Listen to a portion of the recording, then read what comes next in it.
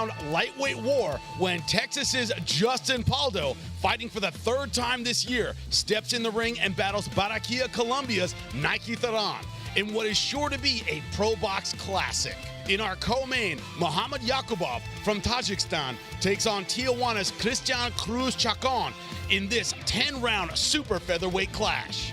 In our feature fight, undefeated Eric Badillo from Mexico City faces a challenge of Mexicali's Elwin La Pulga Soto. It's Saturday, and it's time to see why everyone is watching the Contender Series on ProBox TV, and it starts now.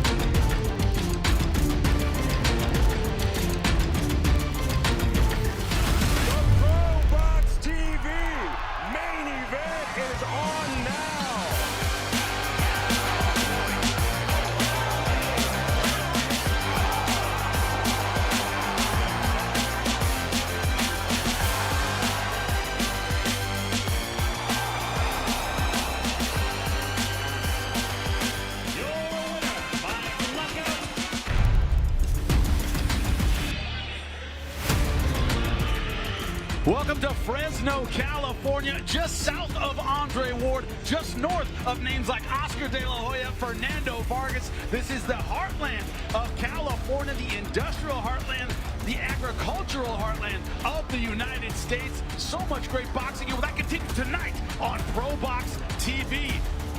Our Contender Series starts off with a fight with serious title implications. Eric Badillo versus Elwin Soto. For people you tracking it with a punch counter, thumbs are going to be tired tonight. Both these guys bring the action in a 10-round light flyweight showdown.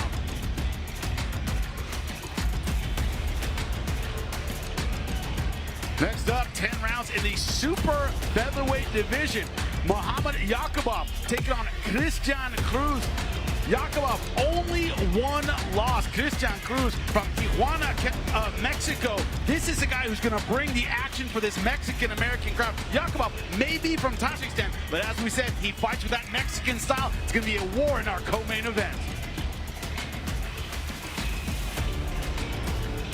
And in our main event, 10 rounds in the lightweight division, Justin Pauldo has looked nothing short of fantastic in his last couple fights. He says, I'm special. I'm going to show it tonight. His opponent, Nike Theran from Barranquilla, Colombia. What does that mean? 20-1. Also, Colombian fighters, Venezuelan fighters. What do they bring? Heavy hands. Will Justin Pauldo be ready? That is the question we are going to answer tonight. But there's no question where we're going to be. Jimmy Smith ringside alongside the champs, Chris Algieri, Paulo Malignaggi. When you talk about our main event, I said it, Chris, Justin Pauldo has looked absolutely fantastic. Great jab, very sharp, good defense. He said, this is my breakout fight tonight. Yeah, I mean, he's looked fantastic on our air, but also he's had some hiccups along the way. This is the kind of fight where consistency matters. If he goes out there and is anything less than that superb elite level championship guy we've had, he could catch a loss tonight. His opponent Theron can really punch.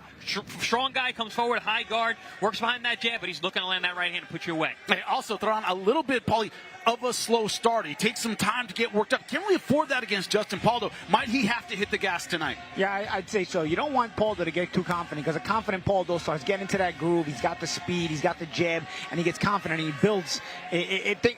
Crap starts rolling downhill from there if you're fighting Pauldo. So you want to get off to a good start. If you have any confidence you can build off of psychologically, if you're Theran, maybe Madueño's performance. You know, Madueño's a bit of a puncher, Theran a bit of a hard hitter himself. I think Madueño's punching power made Pauldo a little bit gun shy. Can you take Pauldo to that place again? Or has Pauldo learned, and then you're just going to have to earn it? I think psychologically, you may want to try that out and stay on that front foot and try to back Pauldo up a little bit. In our co-main event, it is Muhammad Yakubov. Last time we saw him in the DMV against a DMV fighter in William Foster III. Paulie, he never took a backward step. He put the good boxer, the excellent boxer, on his back foot and pressured him the entire time. That's not hard to do. That's hard to do in hostile territory. Yeah, it is hard to do in hostile territory, but this is a guy that understands the psychology of that, being a guy who wants to be the boss in the ring, and he's going to be looking to do that tonight as well. Christian Cruz, all we can say about him, That's a Mexican fighter in a Mexican-American crowd. He's one of those guys who's going to have the crowd behind him, but he's going to have to fight fire with fire at some point, Chris. He's a prototypical ProBox TV fighter. I mean, we don't have B-sides here. He was brought in, quote-unquote, as the underdog in the last fight, ended up getting the win, looked fantastic. I mean, just a hard-nosed, push-forward type guy. Lets both hands fly, really good endurance, but also really classy. If you really look at what he does, there's really nice, nuanced things in there, especially defensively while mixing him with his offense. Very, very tough fighter. That co-main event could easily be a main event on one of our shows another night. And both guys are really going to be set head on at each other. You know, they're both going to have that same mentality. They want to control the ring. They're going to want to get the crowd on their side. It's going to be mentality-wise, it's a fight where they're going to clash. And also, let's add to it, Chris, when you look at the co-main and main, everybody involved in these two fights said, this is it. I'm right there. They've seen so many fighters go from our air to the title opportunity. They all believe they're right there. Yeah, I mean, ProBox TV used to be a proving ground. Now it's basically a jumping pad to get to the next level, to get to the championship level. We're seeing it more and more with the fighters that cut their teeth here on the ProBox TV stage end up on the big show. Well, when you talk about title fights, Paulie, on our Future Stars portion of the show, it's a women's title fight, WBC Super Flyweight World title fight. Adelaida Ruiz versus Alexis Kubiki. Both of these fighters very confident. They have great momentum. They are extremely motivated tonight. Yeah, and the women always know how to put on. You know, they have 2-minute rounds, so they have to really excel at the action a lot faster. That's why a lot of women's fights tend to go to distance, because they don't have that extra minute. But it gives them a lot of a shorter time to throw those punches, and they tend to engage a lot. I think Kubiki, having a loss to Fundora in a title fight, wants to really, you know, show that she can get to that next level and win a championship tonight. And talking to her yesterday, she was telling us, that's behind me, I don't even want to talk about it. You know, so yeah. I was actually, the way she put it, I was intimidated to ask her what she learned about that fight. We all stopped asking about it, by the way. Because usually you want to ask, you know, what did you learn from that fight? I think she learned enough, and then she doesn't want to talk about it anymore. So I'm looking forward to that performance tonight, and we'll see how she puts on. And what I see, Chris, is definitely a case of not the happy to be here. Neither one of these ladies would be happy walking out of here not champion. Oh, I gave it a great shot. They didn't give us that vibe at all. Well, no, and I spoke about how a lot of fighters are using the ProBox TV platform to jump into those championship fights. Well, listen, this is a championship fight here. And that's one thing. When we do the ladies' fights, they're 10 rounds. We can have championship-level fights here. So when we do have these cards, I'm always excited when the ladies are on because it's the highest-level ladies in the world that fight on our air. Yeah, also, as Paulie said, 2-minute rounds. No time to back up. You have to make your impression with the judges every round. You do, and it's also the standard of ProBox TV. You have to make your impression on ProBox TV as well, because knowing that you may be brought back to ProBox if you perform, but if you don't perform, Gary Jonas is no. I don't know if you guys have seen when Gary loses his temper and a fighter is off the gets who's out of the circle of trust, and he's hard to get back in the circle of trust. He's worse than Robert De Niro in Meet the Parents. When you're out of the circle of trust, you're really out of the circle of trust. You're never getting back. There's no Meet the Parents 2 with Gary Jonas. That's it for you. So in that regard, I think you have to be aggressive to impress the judges, but you also have to be aggressive to impress the television audience and make us want to bring you back. Yeah, exactly. You see the fighters walking in behind me. We are getting ready to go with the Future Stars portion of our show. Well, let's see what the numbers have to say about this Future Stars showdown. We talked about the motivation, but be as motivated as you want. You need the numbers and the talent on your side. Let's take a look at the tail of the tape. Charlie Sheehy from San Francisco, California, a couple hours north. He is 27 years old. His opponent from North Carolina at 28 years old. A slight reach advantage for the undefeated Charlie Sheehy. D'Angelo Keys coming in incredibly motivated. He says, I'm looking for the upset tonight. I want to make this a brawl. I know my opponent might be the better boxer. Not looking to box tonight. Looking to get in his grill and throw power punches. Lupe Contreras is ready to go. Future Stars portion of our show underway. We can't wait to get going. Lupe, take it away.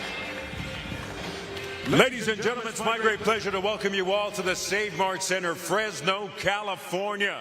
It is another edition of ProBox TV being presented to you by Global Gaming Olympics, coming to Las Vegas Chili Shack, setting your world on fire. Hydro Shot H2 powered hydration, Chuck Chansey Gold Resort and Casino voted #1 in the Central Valley. National Farmers League, growers looking out for growers and farm workers. Farmers and farm workers feed the world. Fresno Dodge Ram, family owned and operated. Chrysler Dodge Jeep Ram Fiat. Jersey Mike's, a sub above. And Killer Grips, champion inspired sports protective tape. Tonight's bouts are being sanctioned by the California State Athletic Commission. Chairman is Peter Villegas. Executive officer is Andy Foster. We kick off the action with this bout set for 8 rounds in the super lightweight division. Arrancamos con este duelo pactado 8 vueltas en la división peso super ligero. Los jueces, the judges, Joe Farbstein, Iván Guillermo, and Marcos Rosales. Presenting first, the fighter standing in the blue corner, presentando la esquina azul, vestido de negro con vivos rojos. He steps in wearing black with red trim. He weighed in at 136 3/4 pounds, su peso oficial, 136 libras y 3/4. Esta noche acepta el reto y se enfrenta a otro rival invicto con un récord de 18 victorias, 6 derrotas, 11 de sus victorias por la vía del knockout. Tonight, he accepts the challenge and takes on another undefeated foe with a record of 18 victories against 6 losses, 11 of those victories coming by way of KO. Fighting out of Houston, Texas, King D'Lo, D'Angelo King. En la esquina roja, in the red corner, vestido de negro con azul marino y blanco. He steps in wearing black with teal and white. He weighed in at 136 1/2 pounds. Detuvo la báscula a un peso oficial de 136 libras y media. Tonight, this 17-time national amateur champion and Olympic alternate looks to continue his success in the pro ranks with an undefeated record of 11 victories. 6 of those victories coming by way of KO esta noche. Este 17 veces campeón nacional. Buscan continuar su éxito a nivel profesional con un récord invicto de 11 victorias. 6 de sus victorias por la vía del knockout. Representing Brisbane, California, Charlie Sheehy. With final instructions, our referee, Cameron Frizzell.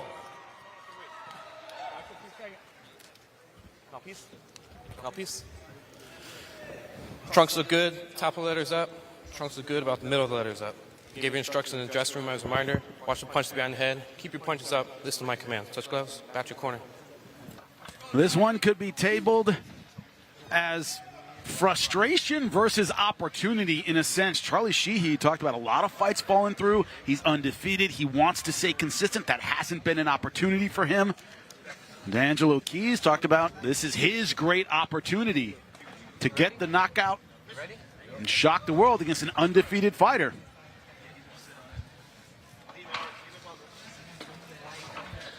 Both these men have fought on our air before.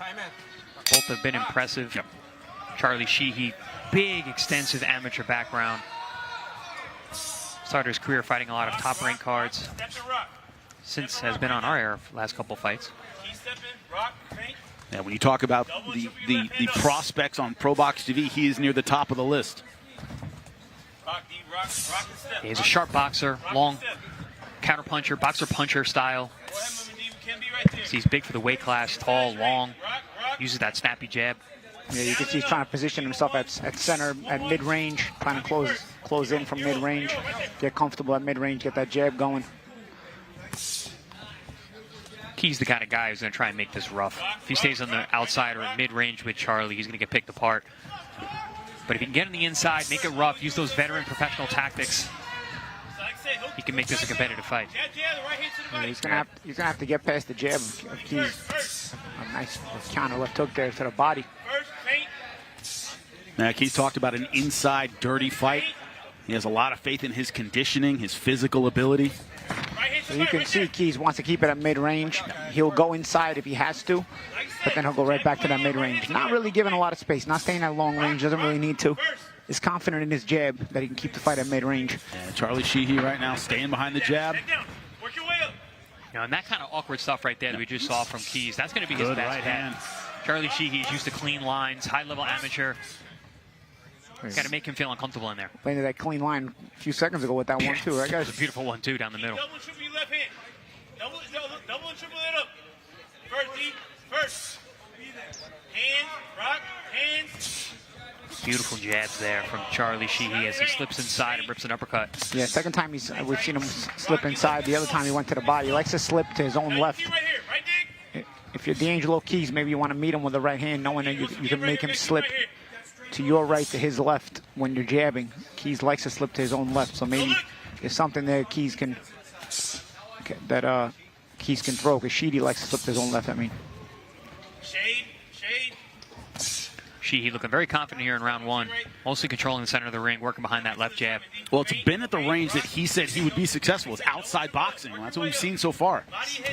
Nice stab jab down low. Picked up the front foot of Keys as it backed him up. and that's been the difference in the round, guys. Has been Sheehy's jab, right? Absolutely. Again, a class in the amateur pedigree. Typically shows off those fundamentals, and a sharp jab is one of those fundamentals. I know we're all eating a lot on Thanksgiving, but Paulie, no fat on these punches so far. No. Maybe a little bit from Keys, but not from Sheehy. Slick jab. Setting up the combinations, those straight punches, guys.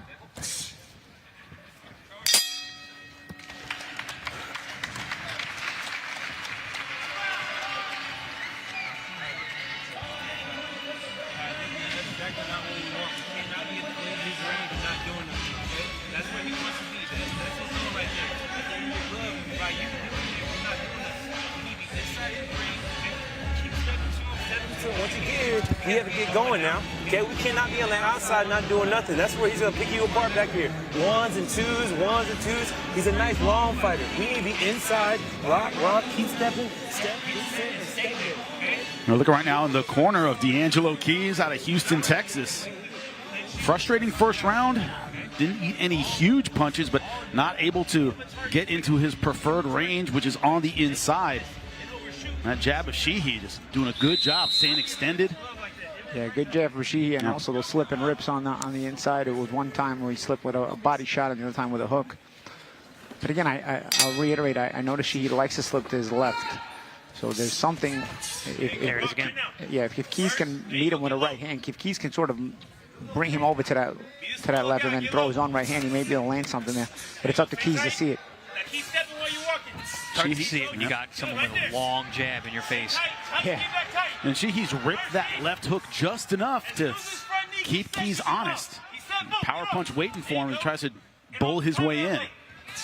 I like how Sheehy, even though he's the taller man, he's going up, he's going down, he's changing levels really nicely with that jab. Saw a couple good stab jabs last round. We saw one a few moments ago. Keeping Keys busy and a little bit on edge with that jab. Sheehy from the Bay Area in California, once again a couple hours north. Says he's got a lot of support coming down. He got a big pop. And his name was announced here at the Save Mart Center.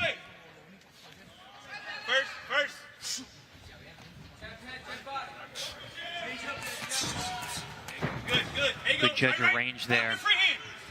That's one thing you see with the high-level amateur guys, man. They just understand the range, how to manipulate. Yeah, that comes from amateur experience. Yep, there's that slip inside. Calmness of the experience in general, right? And a lot of good sparring, too.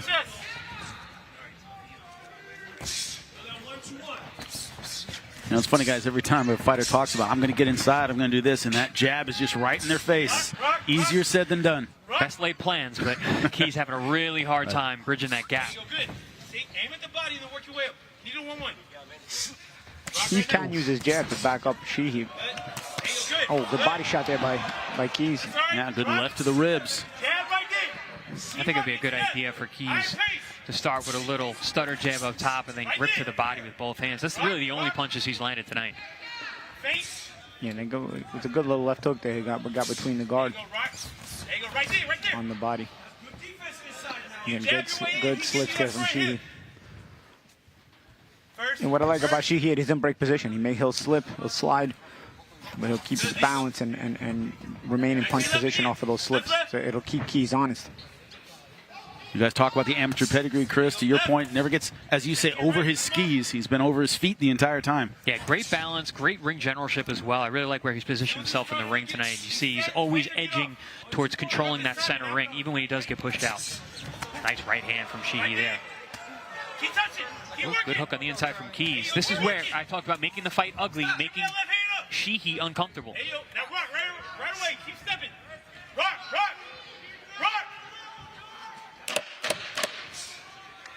10-second clapper, round number 2.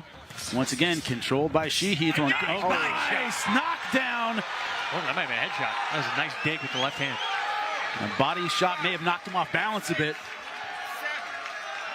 Legs are stiff like it was a headshot, though, Yeah, right? Yeah. It looked like a body shot from the angle we're at, but the way he reacted, it looked like a headshot. Great stuff at the end of the round for Charlie Sheehy. Again, that inside rip again, inside slip and rip again from Sheehy. This time it results in a knockdown. Yeah, we saw the body shot, and it was probably a headshot after that. Or sometimes you go to the body shot and maybe the forearm hits him on the chin or something. You know, Or you just ducked into it and turned into a headshot. We got to see from the replay because his Key's back was to us, so it looked like it was a digging body shot, but the way he went down and reacted certainly seemed like it went to the head. That was Mike Tyson, Michael Spinks. Yep. It looked like a body shot, but Spinks ain't getting up. Nice stiff jab upstairs from Sheehy, the right hand over the top. That was a good little check hook there, and that was when Keys was trying to make it rough. You see, this is early in the round, I think. Sheehy was continuing to keep it classy despite Keys' attempts to make it rough, and this is the shot right here. Again, we can't see it from this angle because it's from the back, but that was the same angle we saw from the desk. It was, yeah. Looked like a body shot to us, but... Yeah. But the way his legs got stiff, if the legs got stiff, maybe it might have clipped him on the chin. Whatever it was, a knockdown is a knockdown, and Sheehy now being very aggressive to start round number 3, scheduled for 8. Sheehy really coming out here, two-fisted attack, looking to get his man out of there. And Keys is still not recovered. He's looking to hold on with 2 hands. Yeah, not reacting well to the pressure from Sheehy. I don't know why there was a break there. It's not like there was not really a need to break there. And saying that he was kind of flung him to the ground. Yeah, because only one guy was trying to hold. It was more like he got his back turned. Oh, good body shot there. Left hand to the body from Sheehy. Keys covering up. Referee looking close at this one, stuck in the corner. Angelo Keys trying to punch his way out. He's a nice little spin there. Was able to that turn get himself out of the corner. Yeah, that turn might have saved him. Well, he said he was a dog. A low blow there from Keys. Keys is in survival mode, but he's fighting like a possum with his back against the wall. Hey, look, you weather the storm now. Get your jab going now. Jab there first. Oh, nice uppercut. There you go. Back to your left. Right, Sheehy lifts Keys' head up. Left. Rocky. Rock. That's all right. Smart there, Keys to get down low on the ropes. You don't want to stay up high on the ropes. Make yourself a small target because you're not going to get the respect of Sheehy. At least make yourself a small target. Yeah, he's doing some savvy stuff here. Surviving the onslaught and finding little holes to counter. A 24-fight veteran. Yeah, and he's fought out there. He's a good fighter.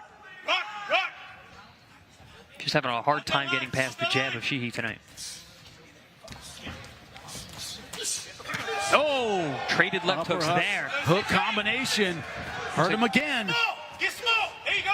That's probably the best punch Keys has landed, but he got caught with a left hook at the same time, which had much more of an effect. Small. Oh, it's back to that stiff jab. See Keys' corner saying stay small, and that's smart. That's what he does. He gets down low, and he makes the target smaller for Sheehy to land the big punch at least. Sheehy lands, and he lands consistently, but the big punch, a lot of times evades him to one to be able to end the fight. Yeah, especially when Sheehy loads up, you see the punches, you mentioned fat on the punches. They get a little fatter when he's loading up like that. So there's opportunities for Keys to slip and slide like that and get underneath those shots. But he has not had an answer for the jab from round number 1. It's always been reliable for Sheehy, and he's always been able to go back to it. Double and triple your left hand up. Now, his bread and butter is definitely that jab. He's been able to control this fight behind that stick, whether it's high or low. Listen for the bell.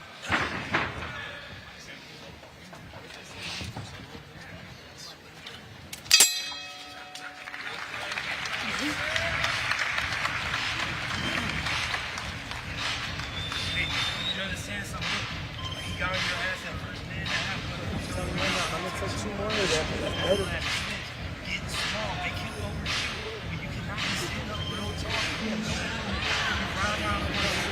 Down here. Don't you overshoot. You saw he stuck, and now you work your way up. Stop. He cannot be standing up real tall and then his range like that, okay? Always doing something. I was better that last minute. Well, we weren't sure we would be seeing this round. As in the last round, Angelo Keys in all kinds of trouble. Any of these replays could show it, gentlemen. Yeah, Sheehy, again, starting everything off with that jab there. They traded shots. One of the better shots that Keys landed all night, but it was the left hook of Sheehy that had more of an effect and looked like it shook up Keys once again. Got those knuckles turned over a little bit better. They say something about hooking with a hooker. Don't do that. Right. Yeah. That doesn't tend to end well. Paulie gives a lot of hooker advice. Just letting you guys know that's how it works. But I'm not a hooker. Knows a lot about the do's and the don'ts. Do's and the don'ts, right? Saying your experience. That's all I'm saying. Sheehy going back to the jab. Oh, good body work there. Shots there, yeah. You see the change of levels by Sheehy too. Right there, right hand to the bite. And when Keys has landed back, they've been slappier punches. They haven't been turned over, haven't been as effective as the punches of Charlie Sheehy. Now Sheehy looking really sharp tonight. Rock, stay right here, Rock. Yeah, winning every round, but Keys keeping them working. The kind of nice work you want, right? Good, there you go. Keys is keeping him honest. He's making sure that he's Now first. dotting the I's, crossing the T's. First. Oof, but man, that jab. There's again. Up the line right now. There you go, good. Stop. Now work your way up. Make him miss. Get small. And Sheehy very smart in round number 3. Went for the finish a couple times, but didn't overextend himself. Went back to the stick, as you guys were saying. He felt he wasn't going to get it. Fighting a mature fight. But even that jab, that's not like just a scoring jab. That's a pounding jab. Yeah. Keep jabbing. That's a ramrod. Yeah, that's a rattle your brain type jab. Keep jabbing. Oh, good right hand, splits the guard. Right hand does some rattling of its own. And he does that really well. He uses that jab to hide the right hand. And he's penetrated the guard a couple times this fight really well between the gloves with that right hand. Yeah, he threads the needle very nicely right between the guard. And he uses that jab as a blinder to sort of set that up. Beautiful jab again. Try with that. Keys got underneath the right hand there at least, but the jab landed and it backed him up. Yeah, you heard the corner reiterate what they were saying in the last one. You got to stay low. You can't be getting tall on this guy. Good advice, but he's got to put some offense together because Charlie's just running away with this. Yeah, you can change the look and change the height, but you got to be able to punch off those different looks. An attempt there, but big swing and miss. It's a little fanfare, right? The body work has been that's been where D'Angelo Keys has had the most success, is when he fires off shots like this. Oh, good body shot by Charlie Sheehy. Cut outside the right eye of Sheehy. Some swelling as well. Would that have been a headbutt, guys, or did Keys land the shot? I haven't seen a clash of heads, and he has landed a couple hooks, as Chris was pointing out, so could be from the hooks. That is where that left hook landed last round, where I think some of that swelling started, but yeah, I agree, Jimmy. I didn't really see the heads come together. There you go, good. And it's one of the things, Paulie, we see all the time in combat sports, period. Certain guys don't wear damage well. They take a couple punches and they look terrible. He's got high cheekbones, he's got lighter skin. A lot of times guys like that will bruise up and mark up more. Ooh, good jab again. Be first. It doesn't have to be hard as touch. Listen for the foul. Rock. Keys definitely came in shape tonight because he's hanging in there.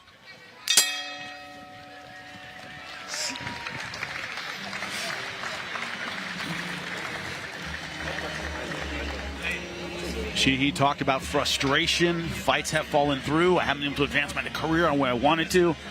And you guys know that. I mean, Paulie, you had an excellent amateur background. Chris, not so much. But this idea that I only got a few years, and I feel like they're slipping away a little bit. You see that frustration tonight. He's boxing like he's got something to prove. Yeah. You know, the window of a professional athlete's career is only so big or so small. So, you know, Sheehy's boxing like he's got something to prove, because when you've had the amateur career of a high-level amateur, you want to make it count in your pro career. And if it hasn't been moving, then you need to get a fast track as soon as possible.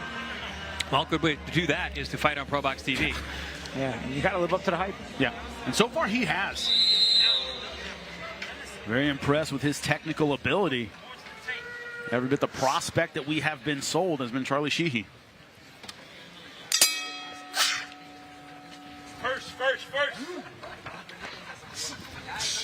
Start round number 5 corner, which is right to my left. Encouraging him to go first. D'Angelo Keys, get out there first. Don't wait on your opponent's jab. Sound advice, but as we keep saying, easier said than done. Yeah, I mean, just getting past that thing has been a real issue for D'Angelo all night long. Sheehy doing a really good job, drawing a line in the sand and saying, hey, come here, get across this jab. Ooh, good right hand. Good left hook there from Keys. To that damaged right eye of Sheehy. Hey, yo, needle 1-1, then stay there, and then once you bring your right hand. One of the things he wanted to emphasize when he talked to us, he goes, I was in great shape. I can go for 8 rounds. I want to make this fight physically grueling. He hasn't been able to really make it grueling for Sheehy, but he hasn't physically gone away either. Still a lot of fight left. Yeah, I mean, we're only halfway through here, so D'Angelo doesn't look tired. He looks good. He hasn't been very effective, but he still looks like his energy levels are good. He doesn't look like he's out of the fight. And he's forcing Sheehy to think every single round. So, you know, that's all you can ask. If you're the management team of Sheehy, you know, you're satisfied. He's winning the fight, but he's getting work, and he's being forced to think every single round. And so Keys is playing his role. And forced to stay sharp. Yeah. I like how Sheehy keeps going back to the jab. Always back to the jab, because that really, like I said, that is his bread and butter. Showing those solid fundamentals. Yeah, negotiating distance here for Keys has been a problem, and it's been mainly because of that jab. See, he's always just a little bit further away. See, this distance that they're at, this is the main distance that they've been at. And it only closes off that jab, that's it. So Keys has been having a lot of trouble closing that distance, because he can't fight at this distance. You know, the jab of Sheehy is going to dominate here, and Keys can't land the punch at this distance. So how is he going to negotiate that? And he hasn't been able to figure out a way to do it. There's that slip inside again. Oh, good right hand. Right hand. Oh, that hurt again. Oh, big right hand. Ref's looking close. Sharp right hand there down the middle again. D'Angelo Keys briefly thinking about clinching. Yeah, Keys was getting very passive on defense, and Sheehy was able to find those holes right down the middle like that. Pez dispenser, straight shots. You see Keys' corner saying stay, get small, and Keys trying to get small again. Make the target small. Referee close to stepping in. There you go. Once again, D'Angelo Keys doing just enough to stay in the fight. Yep. Yeah, he looks like he's going to fold, and then he fires off a combination, is able to push Sheehy back. Yeah, that get small instruction helps him. Yeah, for sure. Helps him survive. He avoids the big shots at least.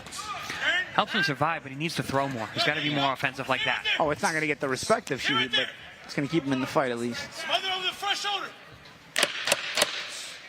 Back on the jab now. 10 seconds left of a round. Like you said, Champ, he never forgets to go back to the jab when it's a reset. That was a bludgeoning jab. We weren't sure we'd see the end of. And there it is.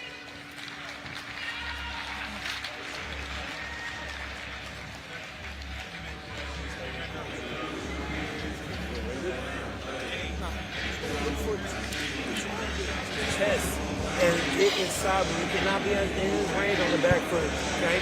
Like, you know, right now, this is going to be a 1 right now. Hey, you know, show me something. I'm going to stop the fight. See, we're down 5-0, okay? But you see, show me something. Can I be in his range? Take a punch. Let's do the 1 round right here. In the corner of D'Angelo Keys, he was just told, show me something or I'm going to stop the fight. This question I was about to ask you, gentlemen. Starting to get into the worrisome part of it. He's taking a lot of punches, just like this. Yeah. Yeah, and that sharp jab again. And then this last round, he actually started using that right uppercut to penetrate the guard with that right uppercut. And you see it led to the beginning of a sharp combination there where Keys had to survive, where Keys had to get small in order to survive that onslaught. Yeah, that passive defense just does not work against Sheehy. He's able to see the openings and fire different kinds of punches and mixes up his shot selection in order to find those holes. Be first. 3 more rounds to go, and this fight's scheduled for 8. First. But D'Angelo Keys so far has not been able to find a way around the jab of the undefeated Charlie Sheehy. It's been on point, it's been quick. And to your point, gentlemen, as you pointed out, it's been thudding. It's been a powerful jab. I mean, it's really been everything, but it doesn't help is the size. You know, Sheehy has fought as high as 140 pounds. D'Angelo Keys generally fights around 130. You know, I think this fight was 137. And it was Keys who was not able to make weight. They had to bump it up a bit. Usually not a good sign that a guy's in shape, but Keys looks like he's in shape. Yeah. He's still pushing hard. Yeah, to get through some of the onslaughts that Sheehy's put on Keys, you got to be in shape. Yeah. If you're not in shape, you're not going to be able to survive those.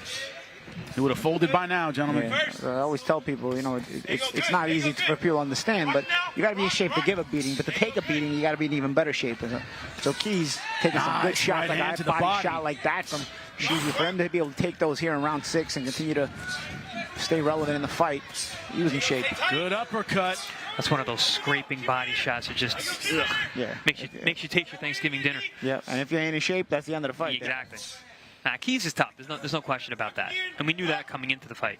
He might be switching strategies a little bit. He's been headhunting throughout this fight. Has some success, but hasn't had a knockdown since round number 2.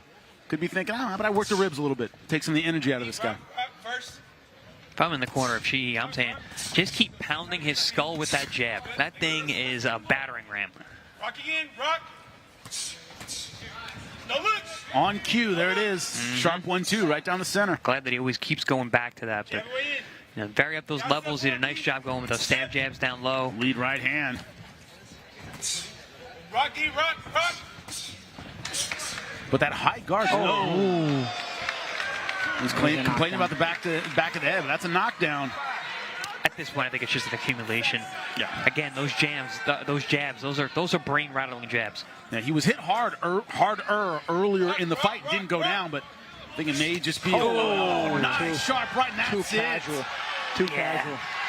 Good stoppage from the referee. Very good stop monster there. right hand. 2 knockdowns in round number 6. And Keys too casual after that first knockdown. Just kind of casually walk forward, and Sheehy met him with a sharp right hand. At this point, you got to be really on your P's and Q's. I think just that fatigue made him not be as sharp as he needed to be off that first knockdown. And he was saying in the back of his head, that was a beautiful shot right in the temple. And again, I think it was just the accumulation of all those shots all night long, especially those hard, stiff jabs. Charlie Sheehy remaining undefeated, goes to 12-0, 7th knockout of his career. Hard to find a lot of issues with his performance tonight.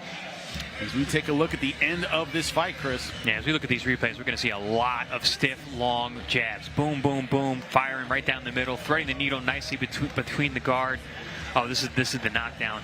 Yeah, I mean, none of those shots were, like you said, as hard as some of the shots he took earlier in the night, but it was just accumulation of those shots adding up. Keys super tough, came in great shape, but I mean, that was a one-sided affair where Charlie Sheehy really showed his class. Yeah, death of 1,000 cuts, where it was that jab that was doing the cutting over and over and over again. Yeah, that thing was an ice pick. Stab, stab, stab, stab. You know, you were a kickboxer, I was a mixed martial artist, we were both wrestlers. Every combat sport has its basic thing. If you can't deal with a leg kick, you have a tough time in a kickboxing match. If you can't deal with a single leg, you have a tough time in a wrestling match.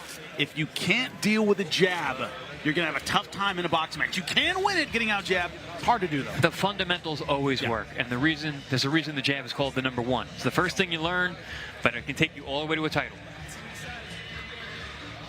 Charlie Sheehy hoping it does. Gives us a quick look. Great stuff, kid. He moves on with his career. Lupe Contreras, make it official. Our first fight of the night.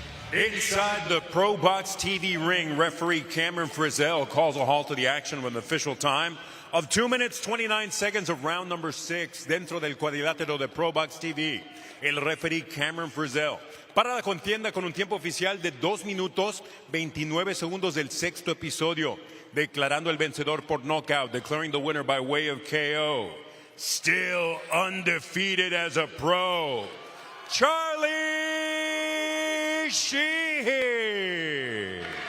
You hear those Northern California cheers? Well, that's where he's from. Charlie Sheehy still undefeated. Chris, still very much the prospect. He looked very sharp tonight. That's one of the best performances of his career. He's fighting a really tough guy. D'Angelo Keys, a guy who's been on our air before, always gives a good account of himself, but he had nothing for Charlie Sheehy tonight.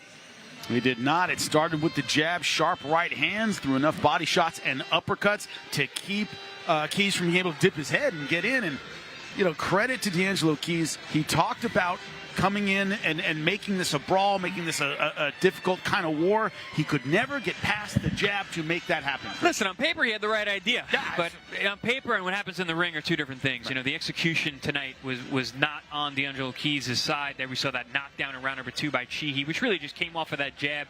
And the champ was mentioning that slip inside counter that Charlie Sheehy was using all night long. And it showed you that Charlie was very confident and comfortable early, that he was able to slip inside that jab and fire those shots. And then as the fight wore on, you see him picking different kinds of punches to get around and in between the guard of D'Angelo Keys that got more and more passive as the rounds wore on. I think a lot of that accumulation of the jabs pounding in between the guard was really where the end was coming from. The Charlie Sheehy jab was sharp, hard, all night long. And also small adjustments, right? He went to the started going down to the body, changing levels, going to the body. Also used the uppercut between the guard when the straight right hand started to not work as much. So a couple of creative adjustments as well. Well, that's going to happen in our next fight as well. The super lightweights, 10 rounds. Carlos Balderas versus Ricardo Quiroz. We roll on. ProBox TV. Stay with us.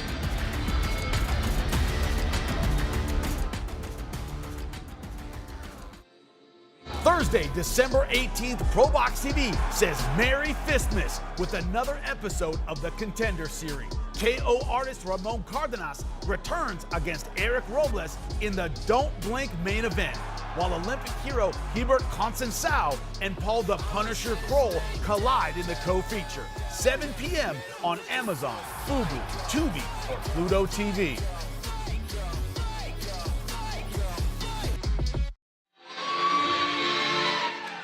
Oh, the return of Ramon Cardenas, December 18th, going to be an amazing night of fights. Also, stay tuned at the end of our show tonight. Exclusive interview with Lamont Roach Jr. Guys, I don't want to toot my own horn here because he's a ProBox TV guy, but Chris, Lamont Roach Jr., since the Tank fight, he's got that star quality. He knows how to talk to a camera. He knows how to lead. He is the unofficial, official head of his gym. So many guys look up to him. He exudes confidence when you talk to him now. Yeah, absolutely. I mean, he's had a trial by fire, coming up through the ranks. Everything that happened around that first fight with Tank, and then everything that's happened since, I think he's handled it like a real mature veteran in the sport. And we've actually seen him grow before our eyes in terms of how to deal with media and how to deal with the business of boxing. Also, when you see the DMV fighters, they all talk, hey, who are you looking up to? Hey, Lamont Roach Jr. Hey, who do you want to be? Lamont. I want to be Lamont. I want to be that kind of family man, boxer, leader, and it shows. Yeah, he's an approachable guy, not just a world-class fighter. So I think fighters, find him to be a guy they can approach, learn from, both by example and by speaking. Let's take a look at the tail of the tape for this super lightweight showdown. Lompoc, California versus Ventura, California. 28 versus 29, just an inch in height, couple inches in reach for Quiroz. Carlos Balderas looking to get back on track tonight. Lupe, get us going for the super lightweight fight. We continue inside the Save Mart Center, Fresno, California. It is another edition of ProBox TV, being presented to you by Global Gaming Olympics, coming to Las Vegas. Chili Shack, setting your world on fire. Hydro Shot H2 powered hydration. Chuck Chansey Gold Resort and Casino voted #1 in the Central Valley. National Farmers League, growers looking out for growers and farm workers. Farmers and farm workers feed the world. Fresno Dodge Ram, family owned and operated. Chrysler Dodge Jeep Ram Fiat. Jersey Mike's a sub above. And Killer Grips, champion inspired sports protective tape. This contest, 10 rounds in the super lightweight division. Este duelo, 10 vueltas, división peso super ligero. Los jueces, the judges, Zachary Young, Joel Farbstein, and Marcos Rosales. Presenting first, the fighter standing in the blue corner. He enters wearing the colors of Mexico, green, white, and red, presentando la esquina azul, vestido del tricolor mexicano, verde, blanco, y rojo. Su peso oficial, 143 libras. He weighed in officially at 143 pounds. Fighting out of one of the hotbeds of professional boxing in California, he enters the ring with 13 victories against 6 losses, 7 of those victories coming by way of KO. Representando una de las cunas del boxeo californiano. Entra con un récord de 13 victorias, 6 derrotas, 7 de sus victorias por la vía del cloroformo. Fighting out of Oxnard, California, El Conejo, Ricardo Quiroz. En la esquina roja, in the red corner, vestido de negro con rojo y dorado. He steps in wearing black with red and gold. Detuvo la báscula, un peso oficial de 142 libras y media. On the scale, he registered an official 142.5 pounds. Esta noche, este ex olímpico estadounidense regresa al cuadrilátero del ProBox TV con un récord de 16 victorias, solo 2 derrotas, 14 de sus victorias por la vía del cloroformo. Tonight, this 2016 U.S. Olympian returns to the ProBox TV ring. with a record of 16 victories. Against 2 losses, 14 of his victories coming by way of KO. Repping the 805 Santa Maria, California, King Carlos Balderas. Our referee, Thomas Taylor.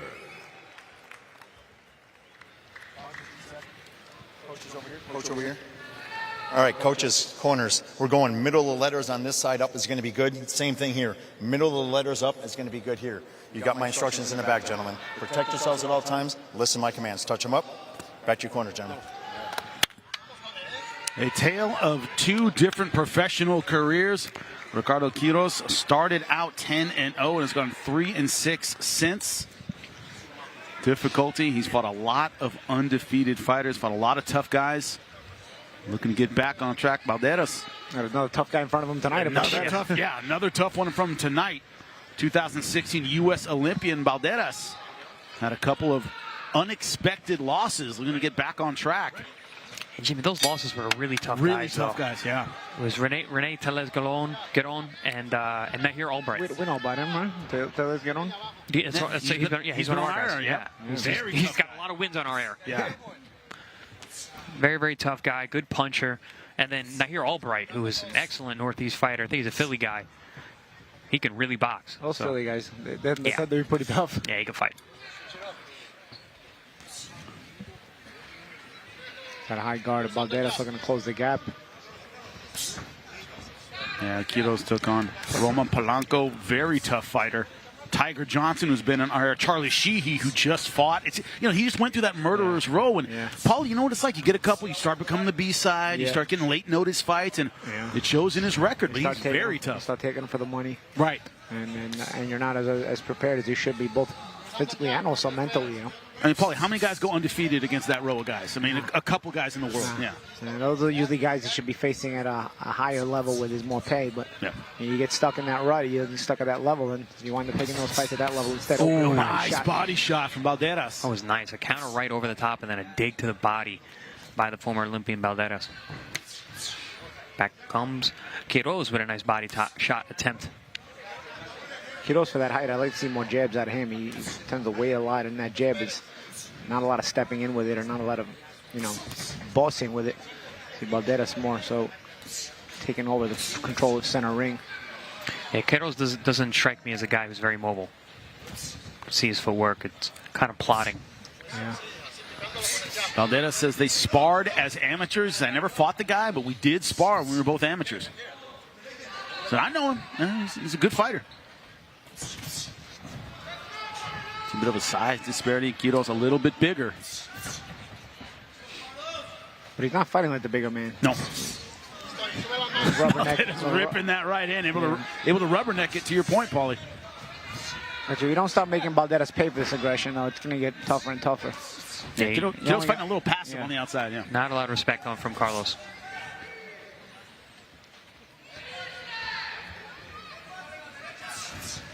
Again, even those jabs, like I said earlier, they're not boss the ring jabs.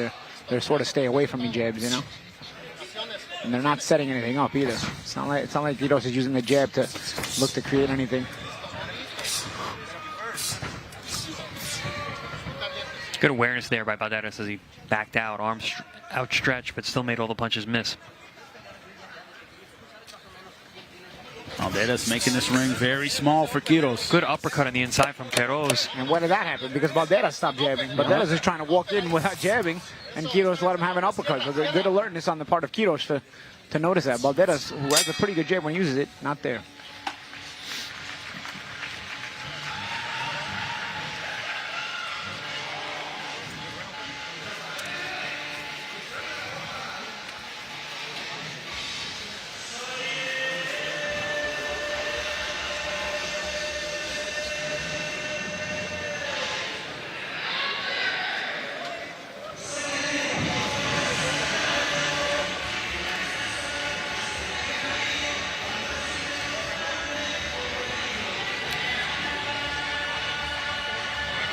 Welcome back. Round number 2 here at the Save Mart Center, starting to fill up here in Fresno, California.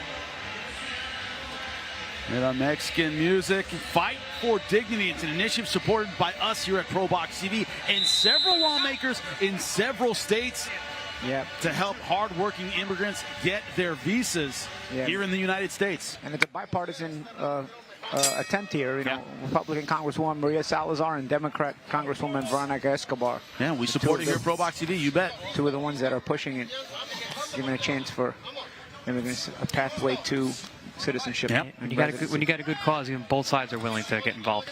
It's a rare thing. We appreciate it here at ProBox TV, for sure. Balderas stepping behind those right hands. You know, I do think that Quiroz did get a little respect in that last round when he ripped that nasty uppercut on the inside. Kept Balderas going back to his corner thinking about something. Yeah, and I think also Balderas brought that on himself. You know, he has a pretty good jab when he's using it, but also he's not as busy with the jab as he should be. He got lax. He got lax because there was not much coming from Quiroz. Started playing with his food a little bit. Playing with his food. Oh, like I said, Quiroz sometimes throws those punches like he's trying to keep you away from him instead of trying to dictate. And I think Balderas got a little mentally lazy seeing those kind of punches. I think it also woke up Quiroz, though, because he's actually getting behind that jab a little bit here, having some exchanges back and forth, where last round it was your turn, my turn. Yeah, it'll create some confidence on the part of a guy who lands that shot, that's for sure. Balderas trying to get back on that stiff jab himself now.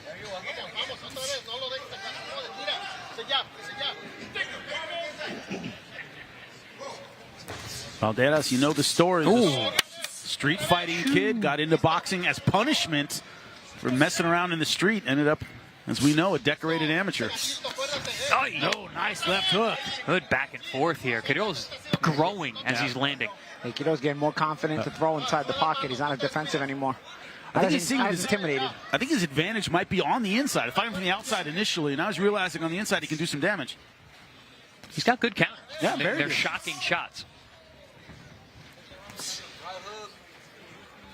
7 KOs and 13 wins. Not a puncher per se, but it's not like he's throwing nothing at you. It don't tickle. Yeah, right? it don't tickle. See, Balderas again. You got to use that jab here at this distance. Quiroz, good body shot. He comes back with a good uppercut. Beautiful uppercut, splits the guard. Quiroz is growing in confidence.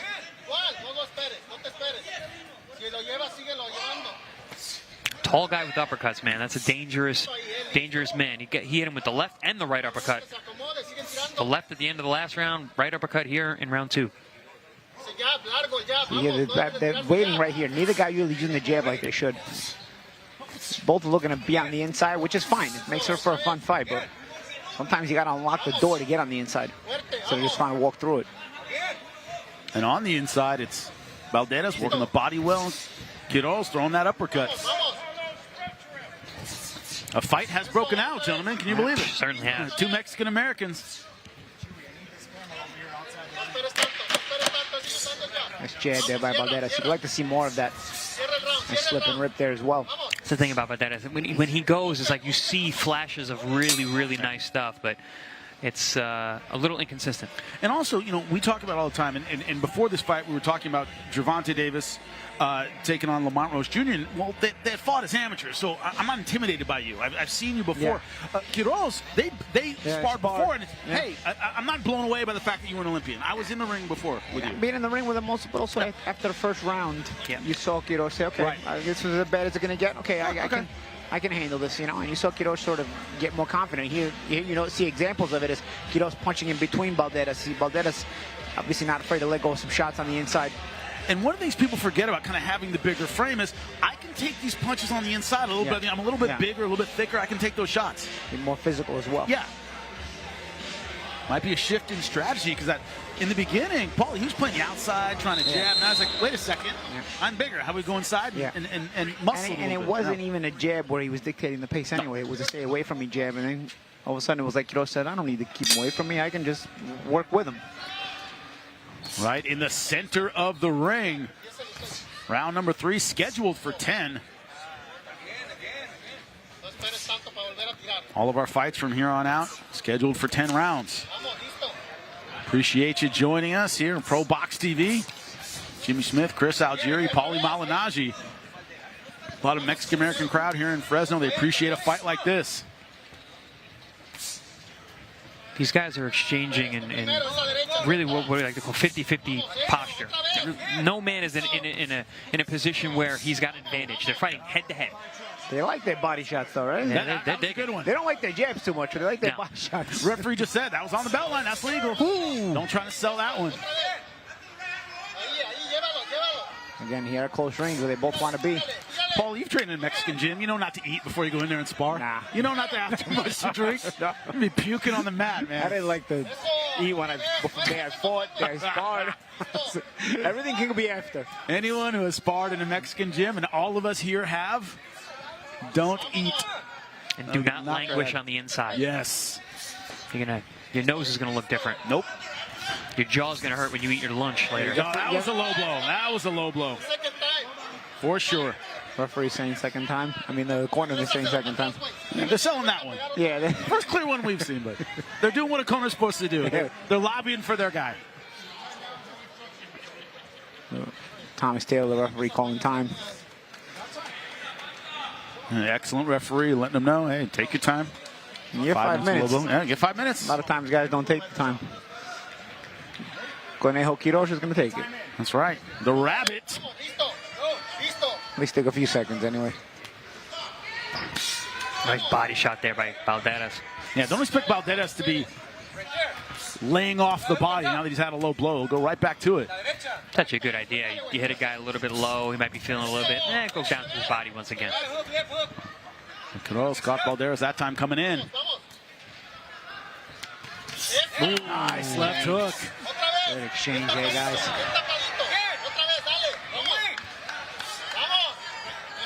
Great back and forth between these two. Yeah, both guys giving as good as they're taking. But again, no jab. You feel like if somebody would use the jab in a dictating way, they might take the advantage in these rounds. Instead, it's leaving these rounds to be rather competitive because nobody's controlling at middle range. It's all two-way exchanges It's on the this inside. flicky stuff and then inside, yeah. And then on the inside, it's like both guys are doing good work, so it becomes sometimes they're difficult rounds to control or decide who won them. From what I see, Balderas has the more authoritative jab. He just isn't busy enough. He just chooses not to use it. Yeah. If you got time, you just got to make the choice. I think if Balderas uses the jab consistently, Quiroz is not going to really be able to work because he wouldn't be able to get past it, really. Nice right hand to punctuate the round, and Quiroz coming right back as expected. Quiroz didn't do much after the low blow.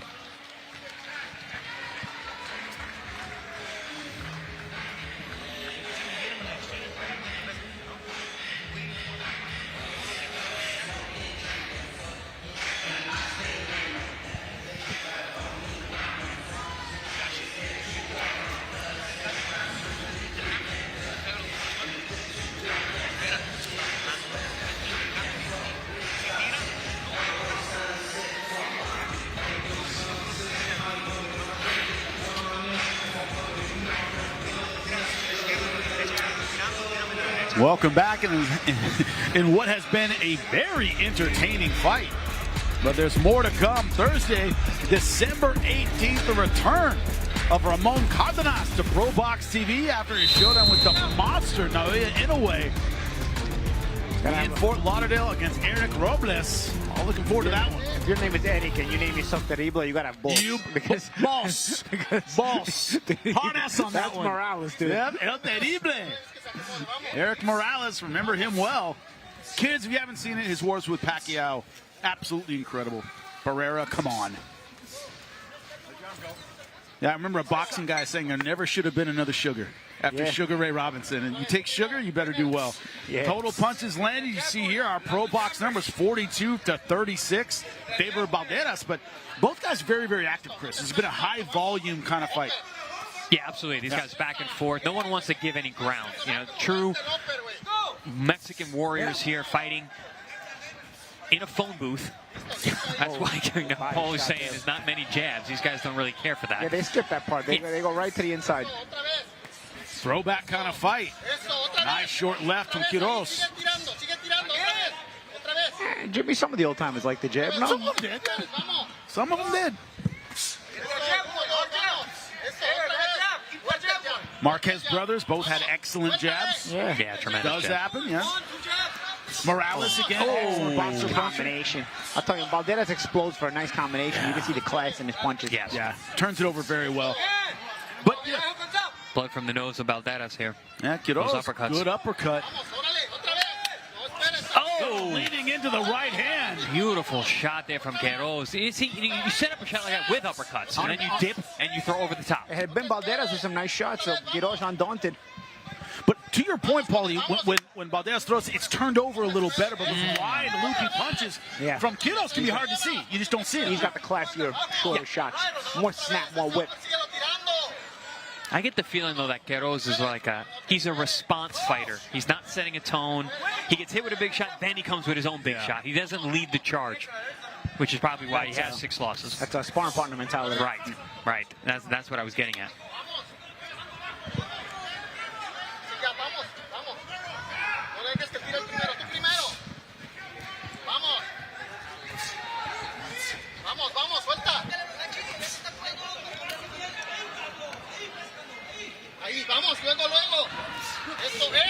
Oh, that's a slip there. Slip on landing his own right hand. Landed a pretty good right hand too. And again, champ, they get right into each other's grill. But at least this time they used a couple of jabs though, to the chagrin of one another. So I was like, yeah, you're gonna jab, all right? I'll throw a couple of jabs myself. Yeah, and I remember Balderas coming up. I believe I called some of his fights. Like, a lot of hype around him, but you see where those holes are, those lapses, because he does such beautiful things at times. But then there's a lot of just hanging out, looking at his work, waiting. And that allows the other guy to work. Yep.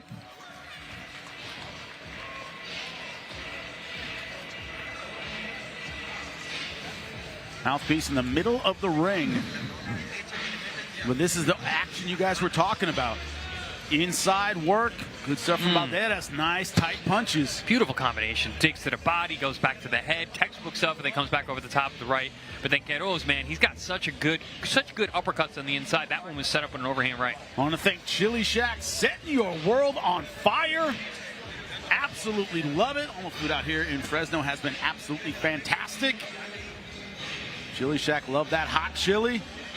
Just what we need for a fight like this, which has been very hot. You talk about Quiroz. You know, if Balderas' punches are more textbook, Quiroz has been kind of making up on the fly, a little bit loopy, a little bit off angle, a little bit unorthodox with his offense. Very hard to see. Which, I think, is a good plan when you got a guy like Balderas with the big amateur background. He's very, very sharp. You see the things he does is very, very classy. Quiroz is more grit. He's rough. He's finding little spots for those uppercuts and those counters. Regardless, really, really nice matchup with these two. Ooh, good overhand right. Just shaves the beard of Quiroz there.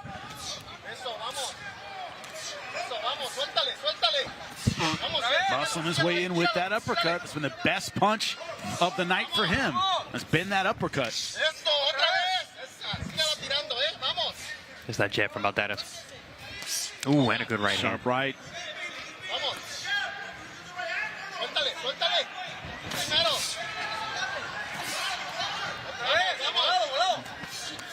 Okay, when Balderas unloads with his offense, it's all textbook.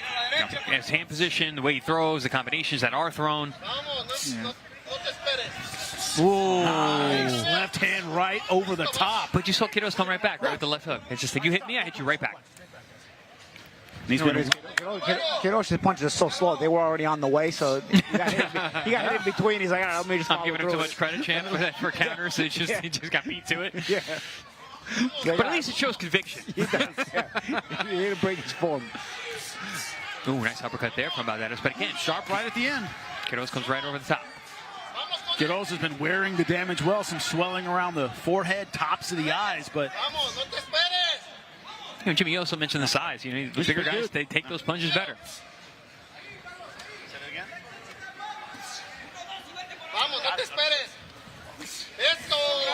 short uppercut. It's been his money punch. Oh, leaning in with the overhand. I mean, that's what I mean about you talking about Balderas sleeping in spots. Yeah. I mean, but Quiroz threw that last week. Yeah.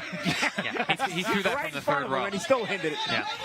But, is it because of the uppercuts been coming that you just don't see that overhand? It shouldn't matter. Shouldn't matter. And even the uppercut, I mean, is it really that disguised? No, backhand uppercut thrown from the outside. Yeah.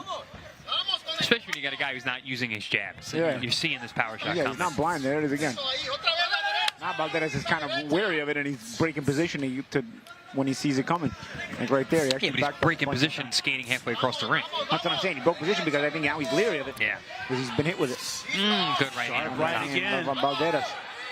Quiroz coming back with the uppercut. It's like his defense is to come back with something to stifle the offense of Balderas. Nice step around there from Balderas.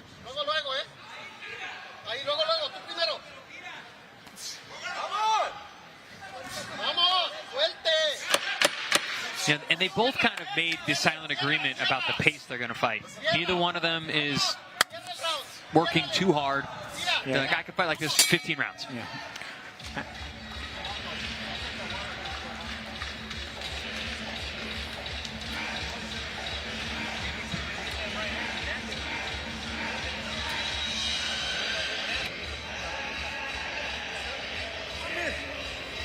Wait, you need to fucking throw more punches, 3 or 4 punch combination, and then roll underweight. Le estás pegando, te levantó, te está pegando.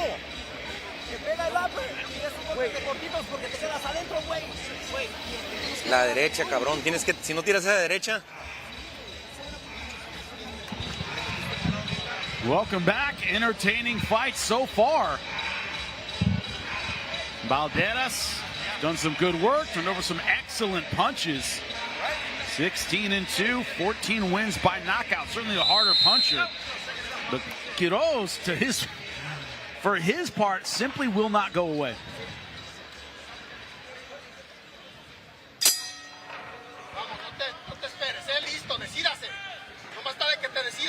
We are halfway through this fight, scheduled for 10 in round number 6. And you said it, Chris. They both said, all right, we're going to set a pretty good pace here. Yeah, but like, let's not go too fast, guys. Let's not go too fast. Let's not go too hard. Let's keep it entertaining. Let's go back and forth. Neither man has really been able to really run away with this or separate themselves. Entertaining nonetheless. I mean, I'm not knocking the fight at all, but both guys are having successes. Good rubberneck there. Took some of it off. Another low blow there from Balderas. And Taylor's saying no. Taylor's saying it's on the line. Referee saying it's a belt line shot. I don't know, that one looked low to me, but I'm not on the same side as the ref.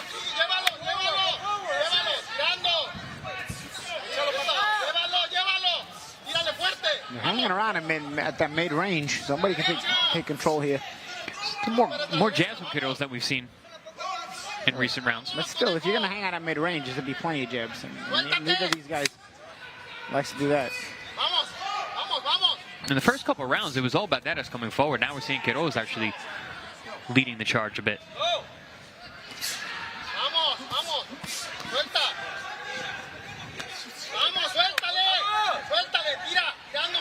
Yeah, these guys have sort of gotten into what is the word I'm looking for when the car goes the same speed all the time? Autopilot or cruise control. These guys have gotten into a bit of a cruise control mode here in this fight where they both kind of agreed, okay, we're going to go at this pace. Yeah, the silent agreement. We're going to do this, yeah, and neither guy is really breaking that now.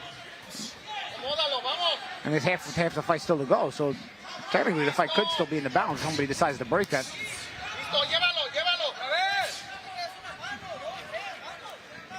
If someone were to decide to take control. Because that's one thing, there's definitely a lack of control. Yeah. Neither man is being dominant.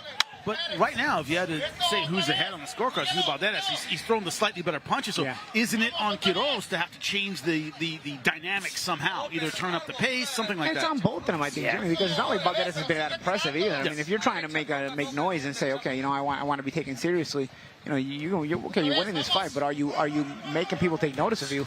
And so far, you've got time to do that, but I think thus far in the fight, he hasn't, you know? And for Balderas, it's not even about, like, you know, trying to take control. It's living up to the hype. There's been a lot of hype around this guy for a long time. He's trying to come back and show that, listen, that wasn't for naught. I'm here. I got these skills.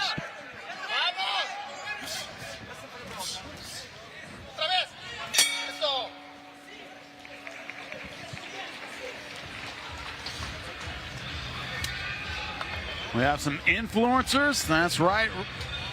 Given the scores, Elijah Kidwell has it 49-46. He's from How Boxing Works. That's on X. Max Calendrio, 48-47. And Remy Johnson, correspondent from Cigar Talk, he has it 48-47. All the scores for Balderas, so it's close. But Balderas is ahead on the Boxing Influencer Scorecard. You guys are the professionals. What do you think of our influencer scorecards? Yeah, they add up. I mean, I would say Balderas is probably slightly ahead, but it's a competitive fight. Yep. And like we were just saying, there's still a chance to make an impact if you're either of these guys, which is why I don't like the sort of silent agreement of going into cruise control at this point in the fight, because we still got 40% of the fight still to go, and the fight's still up for grabs. And Jimmy, you had mentioned at the top that these guys have sparred together. I fought a couple sparring partners in my career. I didn't like it. I didn't like the familiarity, but at the same time, I also was like, all right, I know how to beat you, and I'm going to beat you. These guys look like they're sparring. Oh, nice sharp right hand from Quiroz.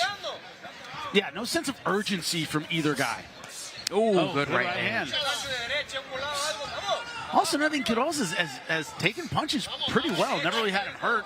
Look at the total punches landed. Balderas ahead by 11 punches over Quiroz through 6 rounds. I would say all of this checks out. The CompuBox scores, count, stats check out to me. Yeah, Balderas slightly ahead. Yeah. The influencer judging, yeah, Balderas slightly ahead. But with what he has, I would like to see more. Yeah. And with what was expected of him at one point in his career, too. He's got some stuff to live up to, like you said. I mentioned it at the top of the fight. An Olympian, 2016. Of course, an outstanding amateur career. Knocked out in round number 6 by Rene Theran, who's been on our air before. Very tough fighter. And is a brutal puncher, by the way. Oh, my God, that guy can hit. Yep. Scored a couple upsets on our air. Yeah. He's not the guy you want to pad your record with. Let's put it that way. No. And that's one of those ones in hindsight you look back and say, yeah, all right, that's a forgivable loss. But also Nahir Albright's another one. He's a complete landmine. And Quiroz's corner, they're not really. When your corner is calling you cabron, they're not too happy with you. Usa esa derecha, cabron. They basically tell like, get your right hand moving, cabron. You know? Yep. Those Quiroz kind of does go into that sparring partner mode. Well, because he could do more too. Yeah. Ooh.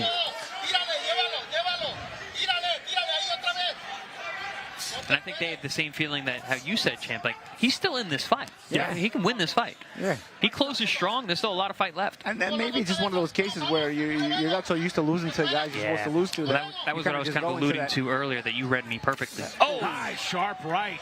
Well, you go into that rut where you're like, all right, yeah, you're going to go through the motions and lose the decision. But it doesn't have to be that way. To your point, too, Jimmy, hell of a chin shown by Quiroz. Yes. Balderas has got 14 KOs in his 16 wins. The guy can punch.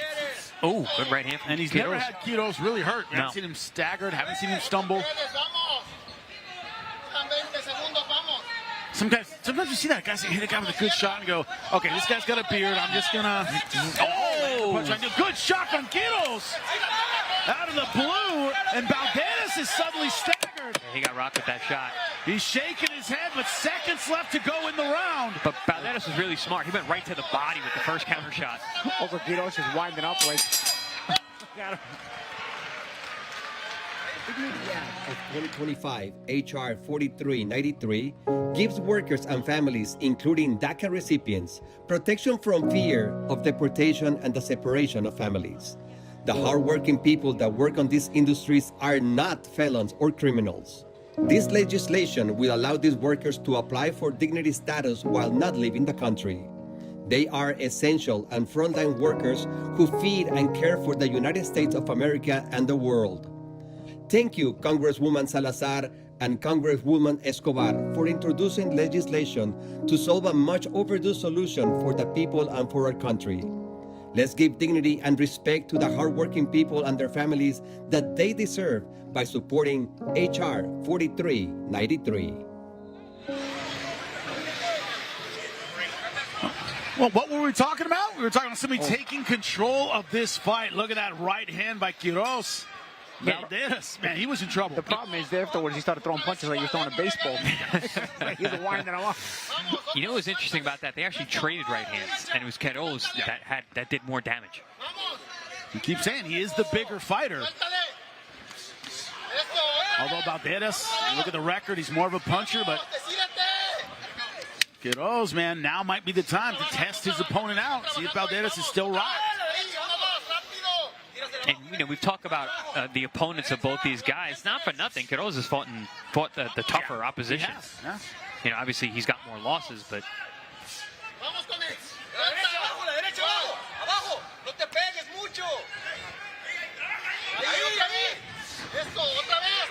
well, check out ProBox TV's matchmakers doing it again, huh? Jeez. Yeah. Incredible, this fight. Been entertaining from round one, gentlemen. Yeah. Huh? Both guys making that agreement we're just going to fight on the inside. We're not going to fight on the outside. We're not going to use very many jabs. Just going to both step in and fight. I'm not mad about it. No complaints here. Depending on who's more motivated, they win the exchange. But at this pace, I don't think conditioning is going to be the deciding factor. And also, you know, Mexican-American fighters, Mexican gyms, their conditioning's off the chart 9 times out of 10. But there's a lot of mental laziness in this fight, though. There's conditioning, physical, a lot of mental. There's a lot of waiting in between. Yeah. When they do get close, they do work, and there is some good fun exchanges, but there's a lot of waiting in between. Quick warning about coming in with the head from Quiroz. And Champ, that's really what I mean about the pace. Like they're not at full gear. You know, you can see there are those lulls. Nice uppercut again. Good counter there. On the counter, on the uppercut there from Balderas. Yeah, Quiroz lands a nice uppercut, and then Balderas gets woken up. And you start seeing some nice slips and counters, and then goes back to standing and waiting. Back to waiting.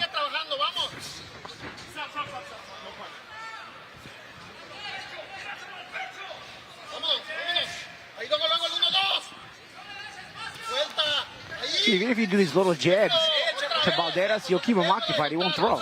See, look at what happens. You think like, oh, Quiroz is don't stay away from me jabs, which is what I called them earlier in the fight. But you know what they do? Balderas doesn't throw when he sees them.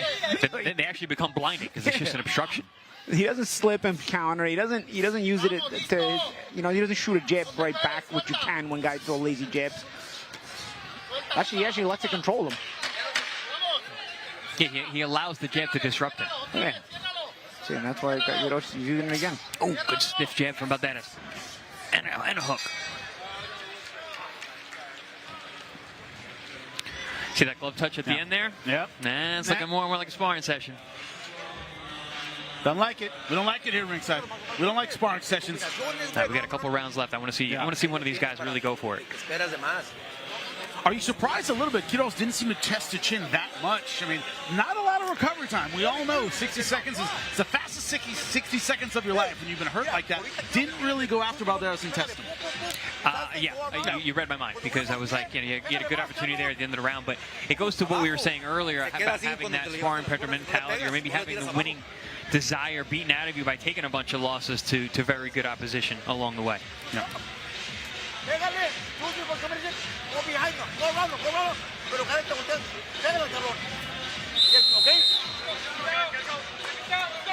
We'll see 2 rounds left in this fight.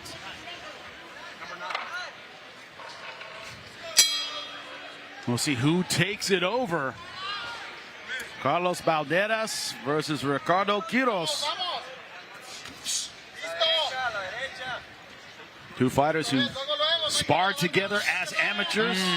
Balderas, good right hand. I was just about to say, Balderas' body language looks like he's coming out serious this round. He lands a beautiful right hand over the top. One of the better shots of the fight for him. But he may be surprised that none of these have really hurt Quiroz. Quiroz has been able to stand and trade and hasn't always landed the better punches, but he's taken them well from Balderas. I'm certainly surprised. Kind of Balderas, I've seen he's got some power, and Quiroz is taking these shots really well.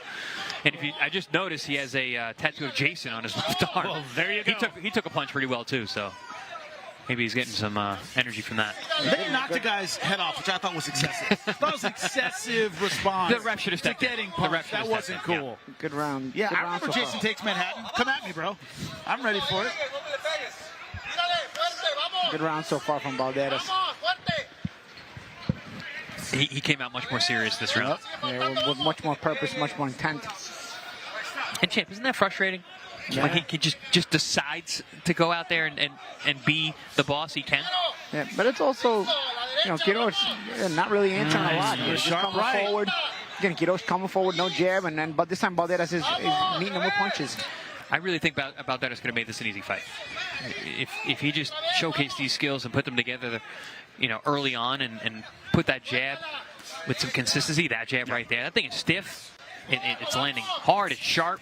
Good uppercut there from Quiroz on the inside. I should say easier, not an easy fight. Yeah. Easier. Remember round number 1, he started out sharp, and then Quiroz kind of came back and made it tough. And well, so Quiroz landed that uppercut at the end of round 1, and then woke up in round 2 like, hey, I can win this fight. Yeah. But to your point, maybe if Balderas had really turned it on rounds 1 and 2, we wouldn't have seen that tide change that has made this competitive. Not only competitive, but it's like they both agreed with one another silently, like, okay, let's just go the distance here. We'll kind of spar it out, you know? That's what the fight has become in large portions. Good right hand. Again, nothing. I mean, Quiroz takes a good shot. That knockout record of Balderas not really showing itself in this fight. He's landing some good shots, turning knuckles over, and Quiroz doesn't go anywhere.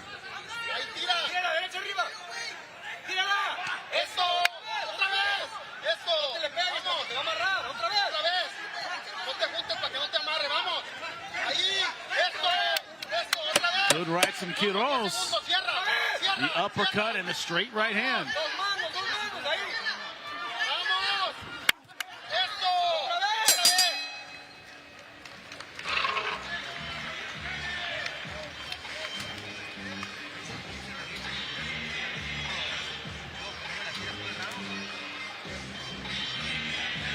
See some of the replays here. It was mostly Balderas all around last round. Yep. Quiroz never really got started. One of the better rounds Balderas has had. Right hand over the top here. But Quiroz took them all well and just kept trying to come forward. He just kind of comes forward like a mummy at times, where he's just kind of plodding forward and not really punching much. But Quiroz did land some good punches at the end of the round. You know, it did start to come on a little bit. He's psychological. He just has a bit of a sparring partner mentality. Maybe the winning mentality's been beaten out of him permanently. Let's see how he comes out in round 10. He has some positives to take out at the end of the last round. Let's see if he tries to close the fight strong. Remember, 2 of our influencer judges had this a 1-round fight through 6, so it could be close.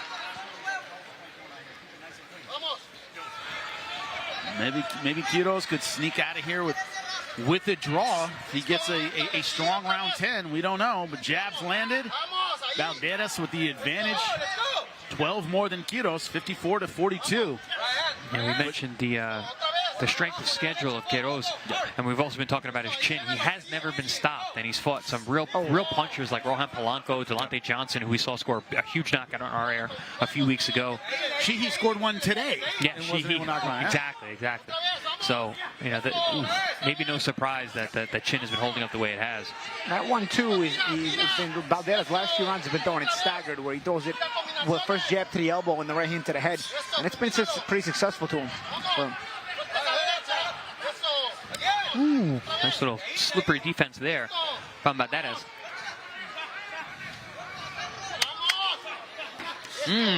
Good shots there nice from hook Quiroz. at the end. Good right hand and a left hook. Yeah, Champ, like you said, when he just keeps that jab out there, it really does shut down Balderas. There's a guy. Ooh, big swing and a miss, but a counter by Balderas. Baseball throw again. Yep.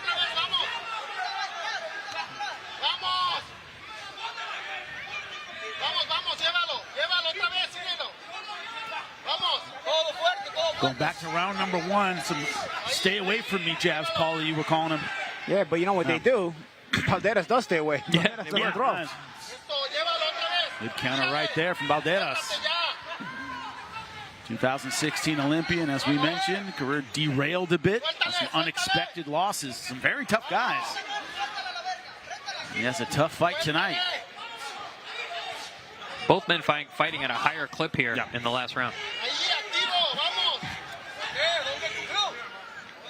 Quiroz's corner calling for activity. So there's nothing else to save it for now. You're in the late round. Jimmy, you always used to use the Emmanuel quote, right? Can't take your punches home. Can't take your punches home with you. So now's the time to throw them. Might as well let some shots go. Gas, not an issue in this round number 10.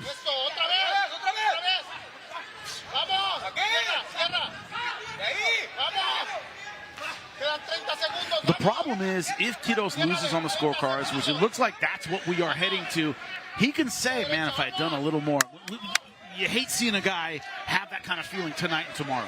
I was literally just thinking that. He may not, because he's probably already in a psychological place in his career where this is what he's used to, right? I mean, he's had the tough losses. Oh, good body shot there by Balderas. I think Quiroz felt that as he backed away quickly. Yeah, no, nice sharp right hand. Unloading at the end of round 10. Great stuff to finish this fight. Fun fight. Yeah, very fun, competitive. A little bit more of an edge from Quiroz. Quiroz would have made this, I don't know, it would have made it a little better. He did have at one point Balderas hurt a bit, but you keep talking about the psychology, Paulie, that Quiroz just wasn't quite, didn't believe he could win enough times. He himself didn't have enough self-belief. Yeah. Just wasn't willing to go for it enough tonight. But still a very entertaining fight. Balderas looking to get back into that rarefied air of possible contender at this point in his career. A guy who started out with a lot of hype. The chat is not happy with the fight either. They weren't happy with the cruise control style of the fight. Yeah. Yep. Which probably on TV probably looked a little more cruisy. Right. Because in here, the action was pretty good, but there was lulls. Well, let's talk about that action, Chris. Yeah, in clips, this fight probably looks great. because when these guys let their hands go, leather was flying. Both were landing at certain times, in and out, up and down. Different kind of style, too. You know, Balderas is very, very sharp, very clean. And Quiroz is just, man, tough and rough and finding home for interesting punches like that. And actually had Balderas a little bit hurt there. Didn't really jump on him like we would like to see. G-Man, you were saying that the next couple of rounds. But they kind of picked the pace up finally in round 10, where both guys really looked like they were going for it more than they were in other rounds. But for the most part, you know, Balderas, I thought, was just slightly ahead all night long. Let's take a look at the CompuBox stats for this one. Overall, Quiroz 126 out of 605. Balderas 150 out of 376.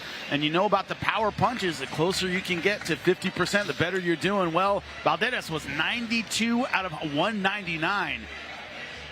Yeah, just slightly ahead on everything. One comment said these guys are still on their turkey hangover. A little too much tryptophan in their system still. Could be, but you see from Quiroz, he threw a lot of punches, but not as accurate as his opponent. After 10 rounds, we go to the scorecard. Después de 10 vueltas, esta es la decisión oficial. El juez Young anotó 97-93 a favor de Balderas. Judge Young scores it 97-93 in favor of Balderas. Judge Farbstein, 96-94 in favor of Quiroz. El juez Farbstein, 96-94 a favor de Quiroz. Y el juez Rosales anotó 97-93. Judge Rosales scores it 97-93. In favor of the winner by way of split decision, a favor del vencedor por decisión dividida, King Carlos Balderas. Well, it really was almost neither of them almost won, you know? Right. The judges almost did see that neither of them deserved to win. Yeah. Oh, they gave Balderas a split decision. Yep. Very close to being a draw. Yes. Very close. 97-93. Twice. Both for Balderas, and 96-94 for Quiroz. Yep. Very close fight. But Balderas ends up getting the split decision win. But Paulo Paulie, this is a guy who wants that next level, wants to remind everybody the kind of amateur and kind of professional, potential he had. Did he do that tonight? No. Yeah, you got to win, but is going to remain at this level. I think there's more to prove here. If you want to get a shot, I mean, don't get me wrong. We live in an era where sometimes not looking so great gets you a shot at a big fight. So you can always sneak in the back door that way. But I wouldn't say Balderas will scare anybody with this performance. I'll put it that way.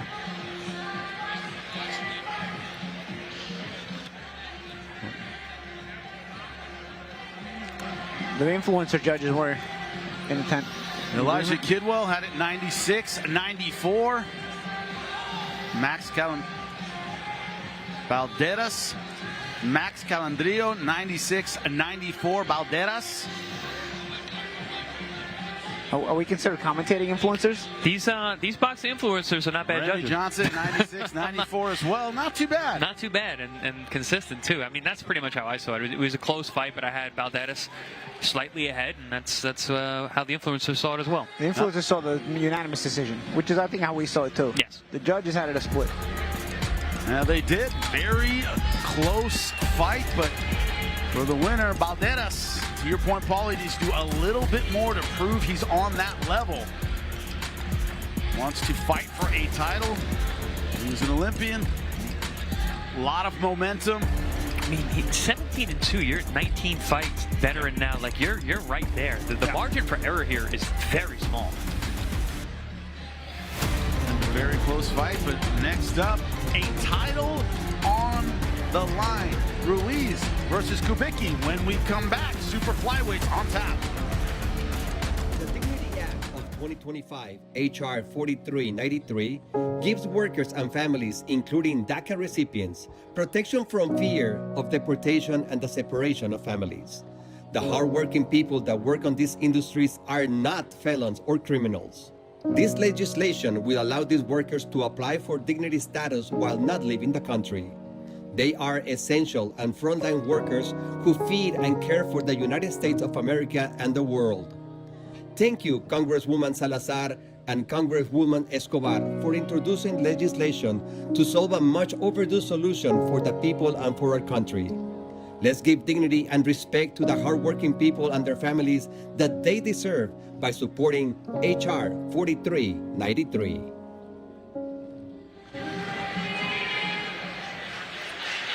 And what does Balderas want? He wants to be in with the same names as Lamont Roach Jr., Ramon Cardenas, Angelo Leo, world champion who fought on ProBox TV's air. Chris, it's what they all aspire to, because you've seen fighters, Lester Martinez, get the big opportunity after showing up here. Yeah, Angelo Leo, another one who's a current world champion who fought on our air, and that's the goal now. It is shifted. A lot of times, a couple years ago, I think people were watching this. I want to get on that show so people see me. Now it's I want to get on ProBox because I want to be a world champion. Right. That's the proving ground that we have developed here. Crowd filling out here, Save Mart Center, Fresno, California.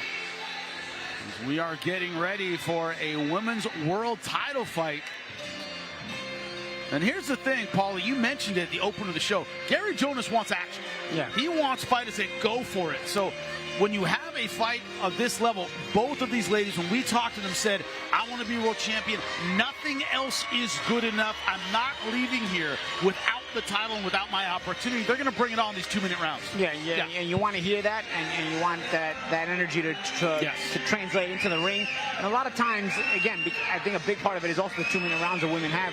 They know they don't have a lot of time to work in there. A lot of times that energy does translate in their fights. And it's a big debate in the boxing community, because there's so many times when we've seen good fights on ProBox TV air between two high-level female boxers. God, if we had that last minute, right? Because, one's starting to separate themselves and time runs out, Chris. So it's one of those things where there's a lot of action for 2 minutes, but against elite athletes, maybe that last minute would really separate, the women from the girls in this sense, right? Yeah, you said the key word, separate. A lot of times you have high-level athletes of any kind, any gender, that extra minute can really be the difference. Adelaida Cruz from Los Angeles, California is 37 years old. Alexis Kubiki from Canada, only 22. 15 years younger than her opponent. She has a height advantage, but the reach advantage belongs to Ruiz. It's all about the attitude here. Both these ladies not satisfied with anything but the WBC title around their waist. Who will get it? Lupe, get us started so we can find out. We continue with the action inside of the Save Mart Center, Fresno, California. This is ProBox TV, being sponsored by Global Gaming Olympics, coming to Las Vegas. Chili Shack, setting your world on fire. Hydro Shot, H2 powered hydration. Chukchansi Gold Resort and Casino, voted #1 in the Central Valley. National Farmers League, growers looking out for growers and farm workers. Farmers and farm workers feed the world. Fresno Dodge Ram, family owned and operated. Chrysler Dodge Jeep Ram Fiat. Jersey Mike's, a sub above, and Killer Grips. Champion Inspired Sports Protective Tape. This contest set for 10 rounds on the line. The vacant WBC Super Flyweight World Title. Este duelo pactado a 10 vueltas en juego. El título vacante, peso Super Mosca Mundial del CMB. President Mauricio Sulaiman. Our supervisor is Deborah Hawkins. Our judges scoring at ringside, we have Zachary Young, along with Ivan Guillermo and Marcos Rosales. Introducing first, the fighter standing in the blue corner. She enters wearing white with pink and blue trim, presentando la esquina azul, vestida de blanco con rosa y azul. Su peso oficial, 114 libras, her official weight, 114 pounds. Esta noche entra en busca de redención en su segundo combate de título mundial, con un récord de 13 victorias. Solo 2 derrotas, 2 de sus victorias por la vía del knockout. Tonight, she enters the ProBox TV ring looking for redemption in her second world title bout, with a record of 13 victories against 2 losses, 2 of her victories coming by way of KO. Representing her homeland of Edmonton, Alberta, Canada, Alexis, the Iron Lady, Kubiki.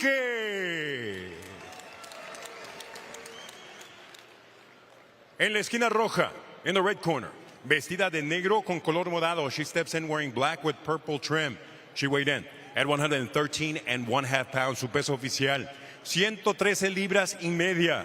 En su primer combate de título mundial, con un récord de 17 victorias, solo 1 derrota, 1 empate, 8 de sus victorias por la vía del knockout. Tonight, she enters the ProBox TV ring in her first world title bout, with a record of 17 victories. 1 defeat, 1 bout even, 8 of those victories coming by way of KO. Rippin' Linwood, California, Adelaida, La Cobra Ruiz. Our referee with final instructions, David Hartman. Mouthpiece. Look at the belt lines. Bottom of the lettering and up is good. Right here in the middle of these letters and up is good. Obey my commands at all times. Protect yourself at all times. And I demand a clean bout. Here we go. Adelaida Cruz, La Cobra, getting a lot of love here in Fresno, California. Her opponent from Canada, Alexis Kubiki, absolutely ready to go. And Paulo, you talked about it. Talk about the one loss of her career. She didn't want to mention that, didn't want to talk about it. That is the past. Right now is the present. And they are going at it right away. Yeah, they came out fire, and that's what we're talking about. Yeah. You know, both girls with a coming out with a purpose here. Ruiz, 8 knockouts in 17 wins. Kubiki, 2 knockouts in 13 wins. 8 KOs is respectable. That's decent. Women's boxing at this weight class, not a lot of knockouts. 8 out of 17. That's a power puncher. Nice left hook. Yeah, the tail of the tape said that Kubiki was 5'9". I was looking at her, I was like, she didn't look 5'9" to me. Nope. And not even close. Now that we see them together, she's certainly not. Closer to 4'9" than 5'9". Yes. Good right hand. La Cobra striking hard. Watch from that left hook from Ruiz, man. Yeah, she whips it nice.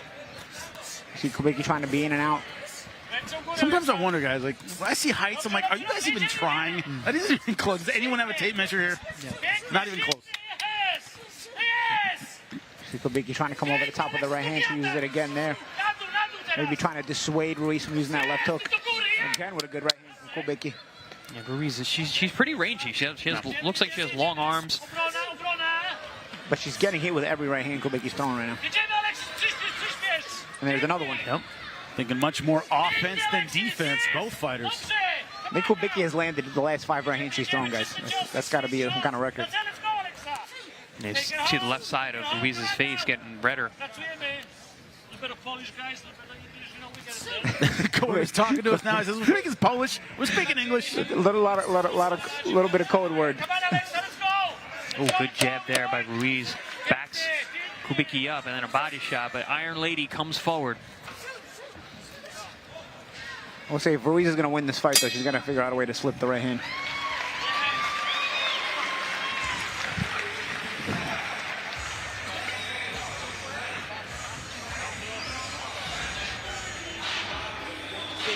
Bardzo dobrze. Jedziemy z tym cały czas. We working steady.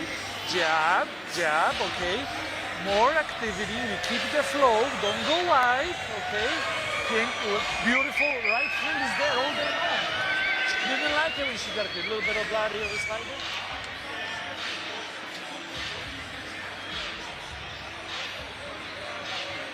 Ringo showing us it is round number 2. Alexis Kubiki, to your point, Paulie, money with that right hand, but she was eating some hooks. Yeah, hit a couple of shots, but I think what she gave was more emphatic than what she took. Both girls probably could be a little sharper defensively, but I think when you compare the cleanliness of the blows that were landed, I think Kubiki's clean right hands carried the round for me. And she made good adjustments. She was eating punches early and then decided the right hand had room there. Throwing it straight. Left hook to go with it. They're starting just where they left off in round number 2.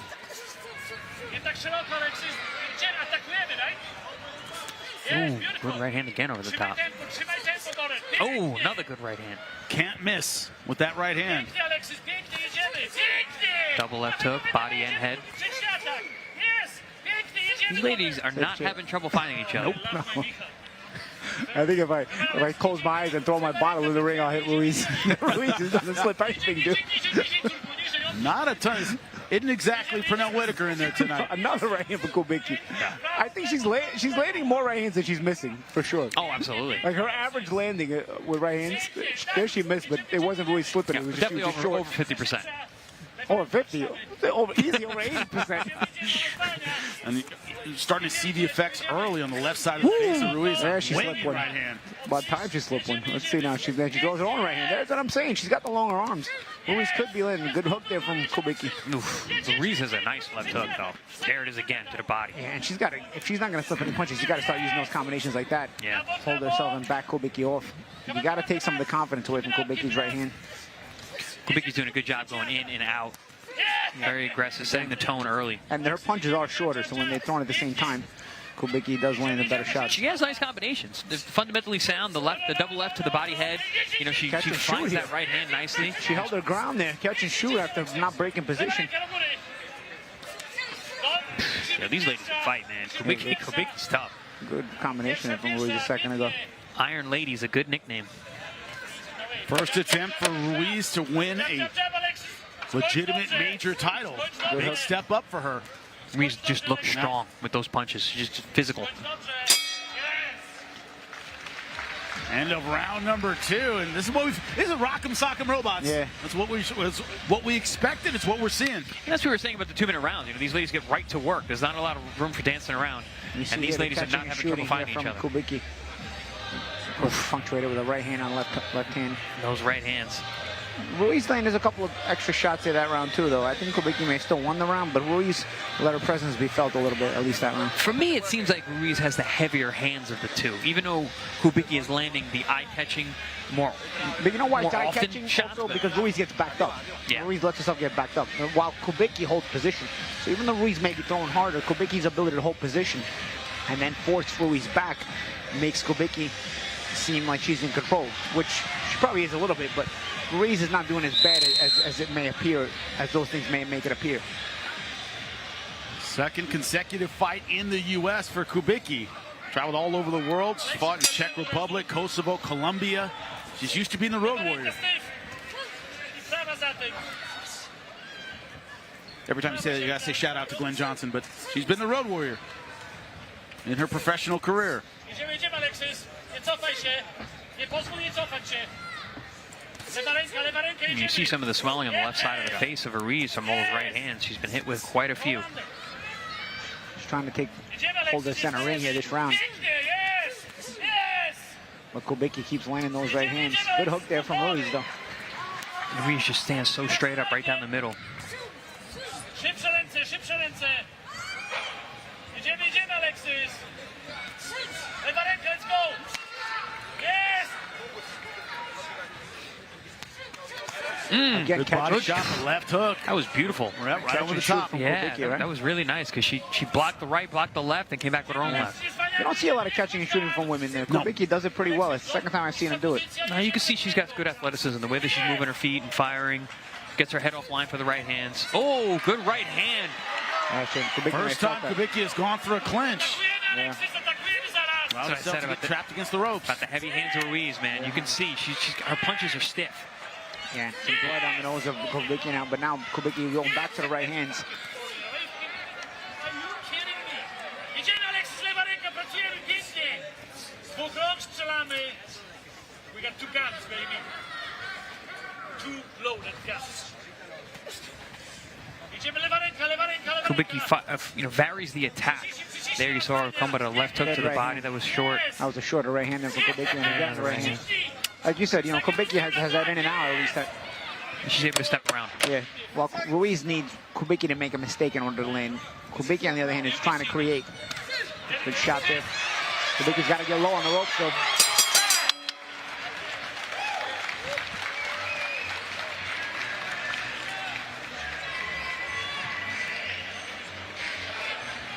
Okay, we can see that. Sorry?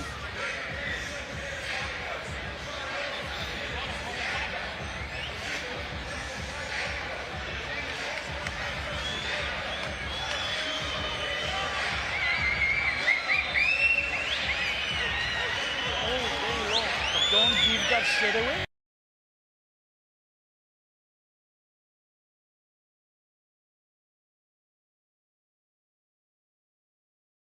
More entertaining corners we've ever heard. Yeah. Talking about we got two guns ready to go. Speaking half Polish, half English. Whatever he's saying, it's working. But Ruiz, when she gets Kubiki against the ropes in the corner, it's tough. Yeah, that was some beautiful work that we saw by Ruiz. She's really strong, physical with the right hand, left hook. It was a nice left hook to the body. She's able to pin Kubiki to the ropes a couple times that round. And you can tell that's where she wants her to be. Maybe in round number 4, scheduled for 10. Don't forget a world title fight, WBC Super Flyweight World Title on the line.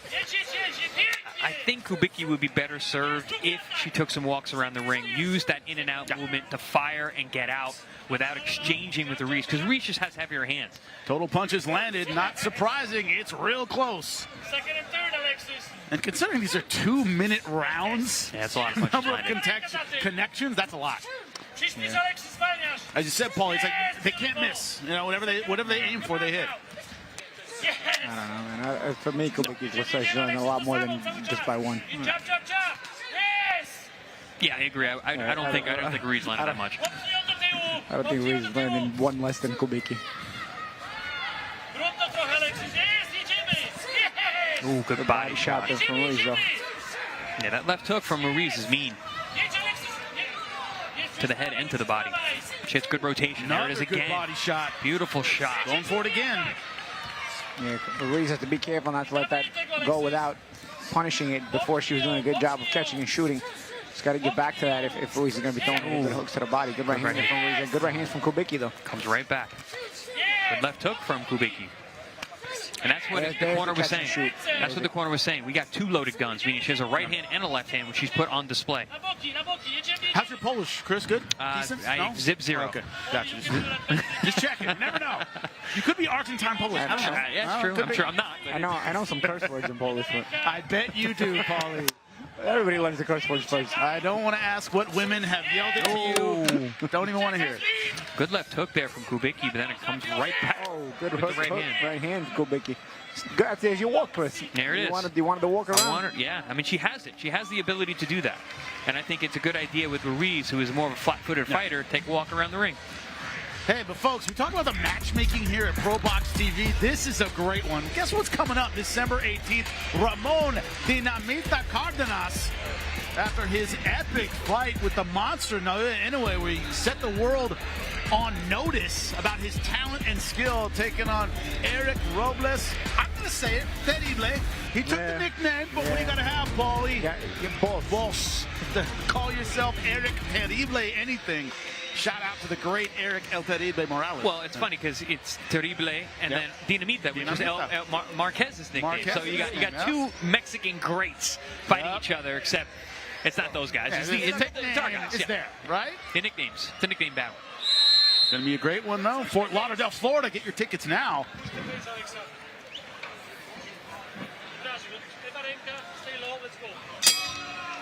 Right back to it.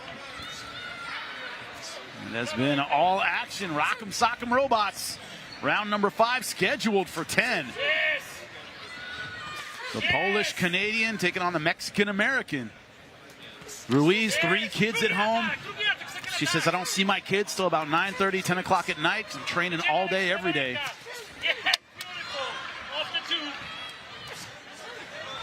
Kubiki is scrappy, man. And she is moving up in weight class for this fight. Yeah, you can see Ruiz is the bigger person. Another good right hand from Kubiki. Yeah, she's using the in and out really good to start this round. She shouldn't be exchanging. She can't match the power.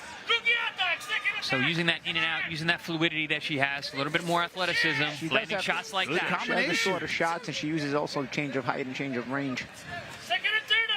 The difference is she needs to be a little more defensively sound. Her offense is great. She's landing a lot of clean punches, but she's getting hit too much. Yeah, sometimes she gets hit on the way in or on the way out. She lands as well, but yeah, I agree, Champ. She could also do a better job avoiding on the way in or out. Because Ruiz needs her to make a mistake. Again, as I said a couple of rounds ago, Ruiz is not really able to create anything. She kind of just stands heavy-footed and waits for Kubiki to make a mistake coming in or going out. There's some good hooks there from Ruiz to the body and a good right hand from Kubiki to the head.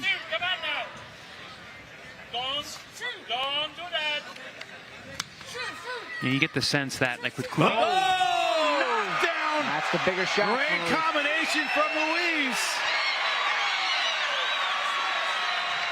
So you don't want to be a standing target if you're Both smaller. of you said it. She cannot trade punches with Ruiz. Been saying it all night. Ruiz is the bigger puncher. Oh, good body shot. Vicious body shot. That hurt her. If she's trying to fight her way out of trouble, I think it's better to hold her way out of trouble here. Just evade the round. Big comeback round for Ruiz here.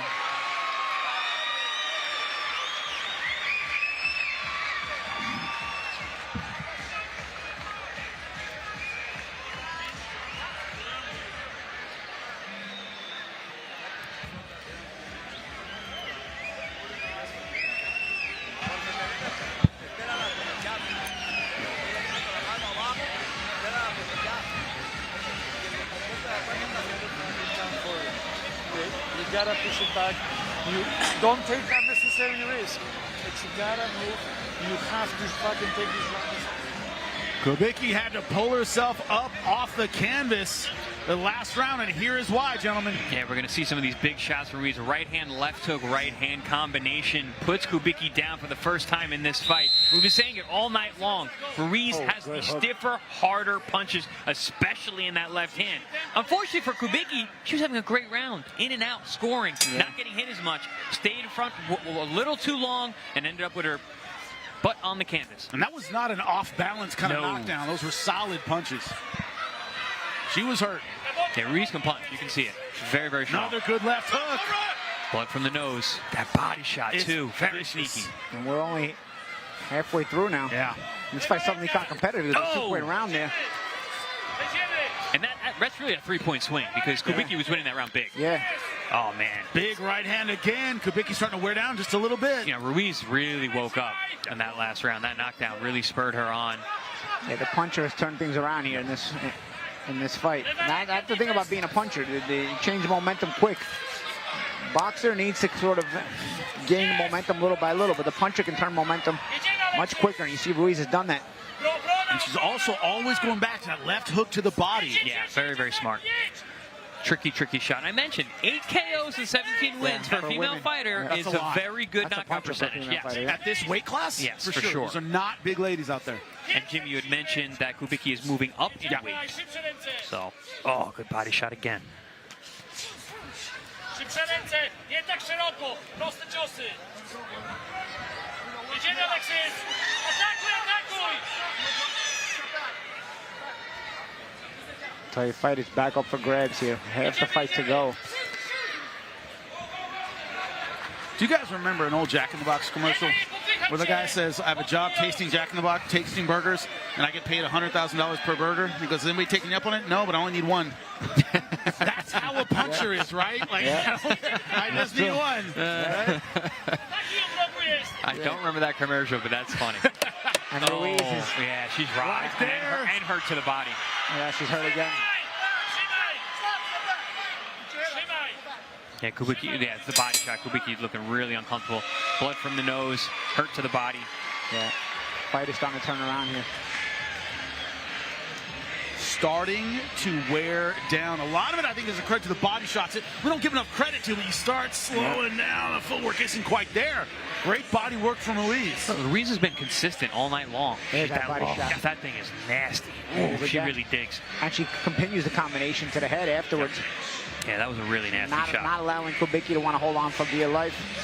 Again, so there's psychology there too. And also, how much does a knockdown make Kubiki think about the power a little more than she was earlier? Yeah. You know, she got knocked down, came back, and went, Stays on your head, of course. Makes you hesitant. Those body shots make you think too. I mean, those are definitely affecting her. Man, what an all-action fight. Adelaida Ruiz. Ruiz is so workman-like or workwoman-like because she just goes out there with her hatchet and just starts chopping away. Yeah, and she's getting results now. Yeah. Yeah, she's a back-end fighter. And that's exactly where we are, the back end of this fight. Round number 7 scheduled for 10. That left hook to the body is consistent. It's gonna, and once you start worn out, that left hook to the body hurts a lot more. Even the ones you block, it digs your ribs, your elbow into your ribs. Let's look at the boxing influence. Elijah Kidwell has it tied, 47-47. Max Calendrillo has it 48-46. Remy Johnson, 48-46 as well. And it shows you how good Kubiki was doing because there's a 2-point round in there for Ruiz. So Kubiki was ahead even on their scorecards. Kubiki needs a feint away on the inside though. She's just walking straight back in and out. And then Ruiz is just waiting for her with punches. You gotta feint. You gotta, at this, if you're gonna be in a championship level, you gotta show a couple of dimensions here. Look, watch Kubiki, just gonna walk straight in. Dude, I mean, you're fighting a world championship fight. You got to be a little bit more deceptive here if this person's starting to hurt you. I mean, champ, she was, but I don't know if she can make those adjustments now. The feint? With the body shots. You're at a championship level. The feint? And also, you see these, what we call some grappling exchanges. She goes in and grabs. Ruiz just pushes her off. Yeah, she's too strong. Bigger, stronger fighter. Hey, it's just going to become a fight of who wants it more now. Yes. Ruiz been consistent all night long. Good right hand there from Kubiki. Not wasting anything. And she just wears the punches well. She takes them better. Kubiki trying to settle the pace again and trying to land those pot shots. She's had a good last few 30 seconds here. Maybe she's trying to get back to the fight on her boxing terms.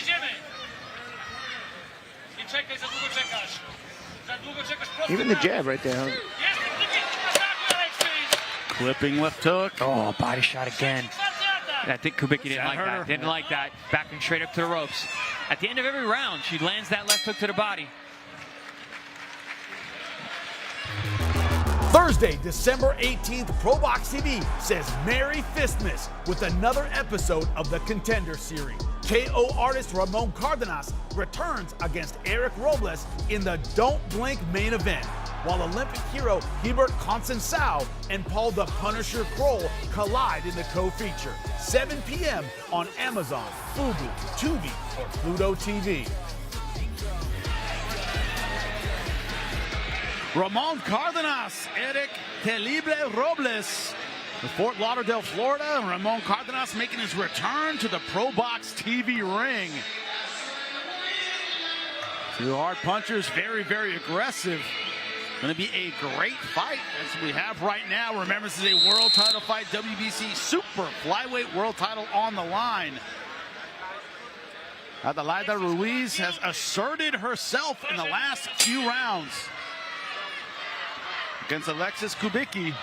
And speaking of hard punchers, Ruiz is a hard puncher. Yeah. Scored a knockdown, I think, what was that, round 5? Yep. And has been hurting Kubiki to the body almost every round since then. She's got a real smooth hook to the body. That really disguises it well. Total punches landed, Kubiki 133 to 125 over Ruiz, but all punches are not created equal. Ruiz has had the harder, more meaningful punches, especially with those body shots and those left hooks. And she's just subtle. She's very subtle with the power shots, especially the left hook to the body. Sneaks it in there, sneaks it in there. Oh, good right hand upstairs. And you see Kubiki really trying to keep that elbow down, which is going to open shots upstairs.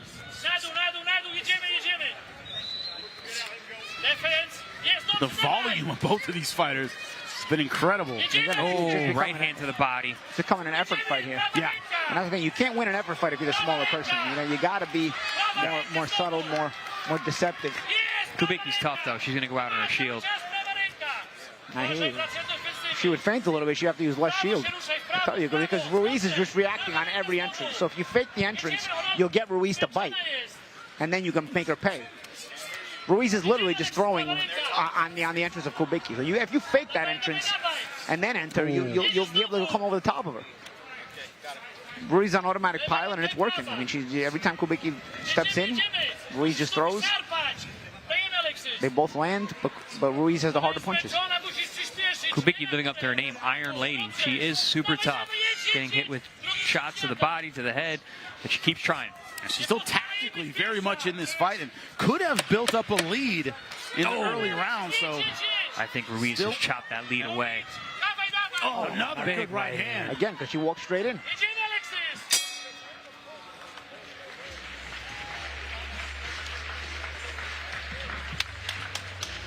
Ruiz bigger, stronger. Jersey Mike's, great subs. Thank you so much for supporting ProBox TV, also hooking us up. Love getting those subs pre-fight. Fresno Chrysler Dodge Jeep Ram here in Fresno, California. Love you guys. Once again, thank you so much for supporting ProBox TV. And our viewers, they're getting their money's worth tonight, gentlemen. Yeah, all action between these two. And Ruiz's power is really starting to show up late. Kubiki being really tough, but not using enough finesse to get in there without getting scraped by these power punches from Ruiz.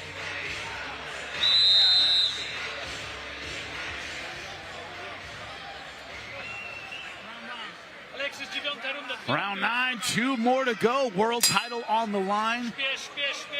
And Paulie, the desire for the title came through the screen. We talked to them on Zoom. You could feel it through the screen how bad both of them wanted it, Paulie. Yeah, championship fight. I mean, this is what you work many years for. And you get to this night, you need everything to come together. But, you know, you got to perform in there. And then there's obviously things you want to work on and adjust to in the fight. I think as the fight is worn on, Kubiki has shown that she's got to make an adjustment now, because Ruiz has fought her way back into the fight and hurt her. Yeah, Ruiz has been boxing since age 12. This is her dream. First time at this level. Major world title on the line. Kubiki is doing what she was doing earlier and being successful once again. A little bit in and out, being a little deceptive on the way in. There's a hook on the way out. Oh, but man, those power shots from Ruiz. But she's done this before. She starts out the round well and then kind of gets into an exchange with the more powerful Ruiz. It's been an issue. That's the difference in power punchers. You know, you only have to make one mistake. Only one. Yep. I'm still going to stick with what I've been saying, guys. She's got to feint on her way. If she feints on her way, and Ruiz will throw, and then you can come over the top of her. Because Ruiz can close her eyes and just time the entrance. Because it's the same every time from Kubiki.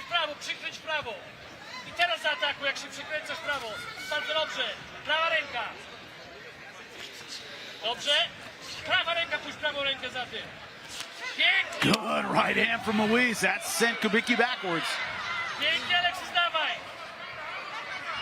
You see Kubiki now giving some angles, trying to come in at different different entries, but it's always the right hand or the left hook from Ruiz. There are 2 power shots that are the difference.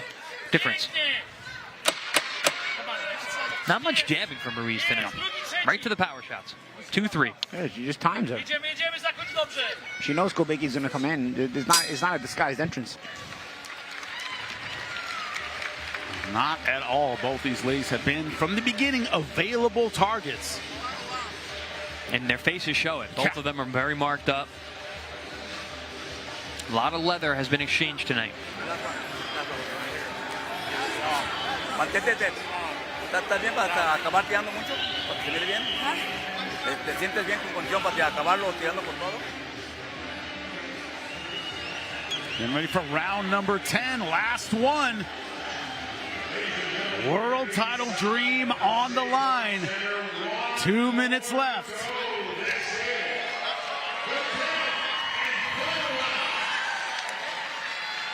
Hear this Fresno crowd, they are filling in.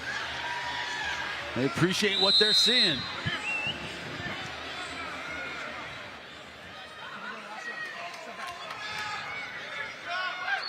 Idziemy, Alex. Przyciśnij wszystko, co masz. Nisko, nisko, nisko. Last round underway. Nisko, nisko. She's got enough juice for 10 to 15 seconds. That's it. La Cobra. Nie cofaj się. Nie cofaj się. Good body shots, good left hook. This fight might be in the balance here, right, guys? It could be. Could be. It could be a very important round in the fight. Dawaj, dawaj, Alexis, atakuj. Kubiki has had success with the right hand. I think Ruiz is ahead. Yeah, at this point, especially with the knockdown. Yeah. And she's just landing cleaner, harder shots. These last couple. Last round was a better round for Kubiki, but I don't even know if it was enough for her to win. Ruiz has been pretty dominant in the second half of the fight. But also, it depends on what your judges like, because there's aggression and then there's the clean, effective punches. Oh, boy. Nice. Like that. Clean, effective like that? Yeah. And also, do they recognize the body shots? A lot of judges don't give credit to body shots. I mean, it's hard not to when you see Kubiki literally hunched over at times going back to her corner. Yeah, Ruiz's body attack, especially that left hook to the body, has been really, really clean. Just like that. Good right hook. Good hook from Kubiki. Yeah. She's throwing her own good shots here, too, going for it. But again, Kubiki making this an effort fight will always make it tough on her because she's the smaller woman in the ring. Look at Ruiz. She just sets her feet. Sets her feet like a tank, ready to throw power. Boom, there it is. And that's why she sets her feet. Exactly why I'm saying that feinting by Kubiki would do wonders for her, because it would force. Once you set your feet and you make a false move, you bite on a feint. You don't recover. And you know, some fighters, like, they have a good left hand, they have a good right hand. Ruiz is both. She's got both hands are hard. Pumps both of those shots. Second and third, Alexis, let's go. 10 seconds left. Come on, Alexis, let's go. Who wants it more? That's the question. These short rounds. Good right hand from Ruiz, backing Kubiki up. And that is it. We're having Alexis Kubiki by split decision or a draw. The corner has made their official prediction. Kubiki by decision or a draw. But that was the Kubiki corner, of course, so they may be a little bit slanted. They might be a little biased. They're a little bit biased. I think it's her dad, by the way, the trainer and corner man. Nothing less would be acceptable, fellas. Okay. Excellent effort from both these ladies. Let us know how you really feel about it. Really fantastic fight. There is no one who can count all the right hands. There is nobody. Too many. She did land a lot of right hands. Did land a lot of right hands. Could that win her the fight? That'll be their argument. That'll be. We shall see. The problem is you also got to count what came back too. Yeah. You know? And a lot did come back. And from Adelaida Ruiz. Kubiki did start early, but I think again, I'm gonna harp on it. I think if there would have been a feinting, changing of rhythm on the entrances, Ruiz would not have been able to time Kubiki's entrances, because Ruiz, like you said, champ, is the kind of girl that sets her feet and then throws. So once you offset that with a feint or deception on the entrance, she commits, and then she's committed to what? To the false move. Then she can be timed. She's missed. She made a mistake. You can make her pay for that. But Kubiki, every time Ruiz set herself, Kubiki was entering, and therefore Ruiz was able to land something or make something, make her pay for something. Good fight. But, but there could have been adjustments made. Very, very entertaining. Oh, And that knockdown could also be the difference. In a very, very close fight, that knockdown could make a big difference here. And one of the reasons why Ruiz is so effective is she doesn't throw one at a time. Her power punches come in combinations. You saw that knockdown. It was a hook, right hand. Almost all punches landed, and that put Kubiki down. But Kubiki was tough, man. Called Iron Lady for a reason. She came back. She fought through the adversity. Blood from the nose, hurt to the body several times. Fighting a woman who just hit much harder than her. But still, ton of scrappy energy and good technique from Kubiki all night long. See what the numbers say. Ruiz 167 out of 599. Kubiki 180 out of 570. Power punches for Kubiki. The right hand, as coach was talking about, 42% of those landed. Ruiz, these numbers are astounding to me because they were closer when Kubiki was dominating, and then Kubiki pulled away more when Ruiz walked away into the fight. I don't know who pressed these buttons, but body shot 48 to 15. Only thing left. How did the judges see it? Only Lupe knows. After going all 10 rounds inside the ProBox TV ring, we consult the official scorecard to determine a winner, damas y caballeros. Después de completar las 10 vueltas, consultamos a la tarjeta oficial para determinar la vencedora. Los jueces Guillermo y Rosales entregan tarjetas idénticas de 97 a 92. Judges Rosales and Guillermo turn in identical scores of 97 to 92. Y el juez Young anotó 99 a 90. Judge Young scores it 99 to 90. All three in favor of the winner by way of unanimous decision. Las tres a favor de la vencedora por decisión unánime. And now, WBC Super Flyweight World Champion, La Cobra, Adelaida Ruiz.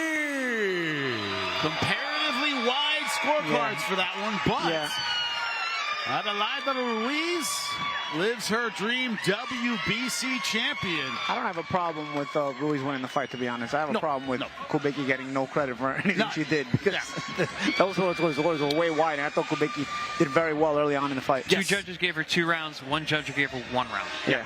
I don't know about that. No. I agree with you, Chap. Ruiz winning the fight, I have no problem with that. I actually did think Ruiz won the fight. I thought she did enough. But, I mean... Easy to give 3 or 4 to Kubiki. I thought she did well earlier. Let's check out our influencers scorecard, see how they side. look at the split decision. One of the scorecards was for Kubiki. Did well for Kubiki. Max Calandrillo, I feel like our 96-93, and Remy Johnson 96-93. Both of those I like our judges better. Yeah. Can we tell the commission we want our judges in there instead? Hey, influencers, if you're listening to me, damn good judges tonight. Even the last fight, I thought they had better scorecards last fight too. Bravo, good stuff. Guys, I gotta be honest. They say, hey, we're gonna have influencer judges. They're like, oh my God, really?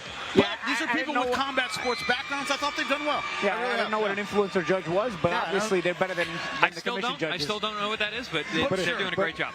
But the kids, the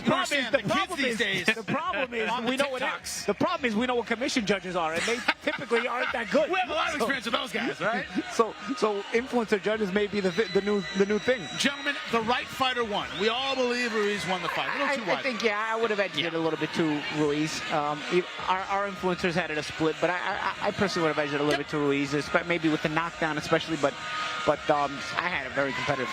But what we love, with the momentum for Ruiz, of course. But what we love is this is a world title fight. And she had to earn it. It wasn't given to her. Kubiki came out, fought very, very hard, fought like she wanted it. What else can you say about it? And it was also very entertaining. It was a good, scrappy, back-and-forth fight. Both of them very different styles. They meshed very well to make a competitive fight. And again, the right woman won, but the scores just they don't sit right with me. Also, when you look at, of course, the boss, Gary Jonas, and the way he puts fights together, he wants all-action fights, and that's what we got in this fight. These two ladies put it all on the line. In 2-minute rounds, they gave it all. Jimmy Smith alongside the champs, Chris Algieri, Paulie Malignaggi. it was nip and tuck in the beginning, but Ruiz, the bigger fighter, and it's almost one of those cases where started fighting like the bigger fighter, landing big hooks, working the body well, imposing her physicality. Bigger's one thing, being a bigger puncher is another. And she was a bigger puncher as well. You know, she's physically bigger. Kubiki was coming up in weight, but also she just had that crack. You know, 8 KOs in a 17 professional career for 17 win professional career for a female is a good puncher, and she showed that tonight. Yeah, and also stepping up in weight class. The idea that Kubiki didn't fight intimidated, Paulo. He went at it, used the right hand early, couldn't miss with it. But it was Ruiz who made the second level adjustments off the right hand. Yeah, I mean, once the knockdown happened, I think the momentum changed and even the psychology of the fight changed. Doing an excellent job. Our next fighter in the ring. This one, if you're one of those people at home, you know, the click makes me sick. It should, both of you guys too, because you both heard it. The punch counter making you sick. Coach making sure you're throwing up punches. If you have one of those in this fight, your thumbs are going to go numb. Yeah, because the old these guys, Nintendo joystick. Dude, a little rectangle. So blisters. Dude, blisters, everything, dude. But this is one of those where if you're keeping track with those, yeah, you got a tough night ahead of you. Both these guys, a ton of volume in the light flyweight division. Chris, are you aged for regular Nintendo or you a Super Nintendo guy? Regular Nintendo. You were with the red buttons. The red buttons, yeah. Red buttons, yeah. The rectangle, and the red A and B. Yeah. That's it. Atari, anybody? And Atari as well. Yeah, I'm the senior citizen here. Go ahead. What about with Mike Tyson's punch out? Where you had to press really fast to get up? You couldn't beat Mike. No one could beat Mike. But you get to press really fast to get up, and by the time you're done playing, your fingers are killing you. My thumbs were bleeding. Soda Popinski, still my guy. All right, so tell me about this fight and the key to victory for Eric Badillo. Tell me what's going on, Paulo. You got to be first, be defensively sound on the exit. A lot of times, you know, guys get lazy after landing some good combinations, get good shots. Got to keep that discipline on the out, especially in a fight like this. Avoid the your turn, my turn exchanges. Meaning you got to punch in between, guys, right, champ? You got to punch in between. Don't just cover up when shots come your way and only look to throw when it's your turn. Got to punch in between. Be the boss late. This could be close late in the fight. It's a very competitive fight. Be the boss late. Make sure you have the mentality to go win this fight in the late part of the fight. Rated first by the WBC and WBO, 8th by the IBF, 12th by the WBA. This is a guy in his undefeated career feels he is right there. Tail of the tape. Both these fighters from, that's right, Mexico. Eric Badillo from DF. Baja for Elwin Soto, similar age, 2 inches in height for Mares, and a 3-inch reach advantage for Eric Badillo. An all-Mexican war. Lupe Contreras, get it started. We continue with the action here inside the Save Mart Center. This is ProBox TV, being sponsored by Global Gaming Olympics, coming to Las Vegas, Chili Shack, setting your world on fire, Hydro Shot, H2 powered hydration, Chuck Chansey Gold Resort and Casino voted #1 in the Central Valley, National Farmers League. Growers looking out for growers and farm workers. Farmers and farm workers feed the world. Fresno Dodge Ram, family owned and operated. Chrysler Dodge Jeep Ram Fiat.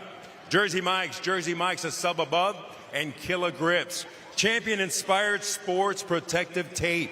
This contest, 10 rounds in the light flyweight division. Este duelo, 10 vueltas en la división peso mosca junior. Los jueces, the judges, Zachary Young, Ivan Guillermo, and Joe Farbstein. Presenting first, the fighter standing in the blue corner, presentando la esquina azul, vestido de negro con color plateado. He steps in wearing black with silver trim. Su peso oficial, 107 libras y 3/4 is his official weight, 107 3/4 pounds. En su 28º combate a nivel profesional, con 23 victorias, 3 derrotas, 1 empate y 13 de sus victorias por la vía del cloroformo. Tonight, he enters the ProBox TV ring in his 28th professional bout with 23 victories against 3 losses, 1 bout even, 13 of those victories coming by way of KO.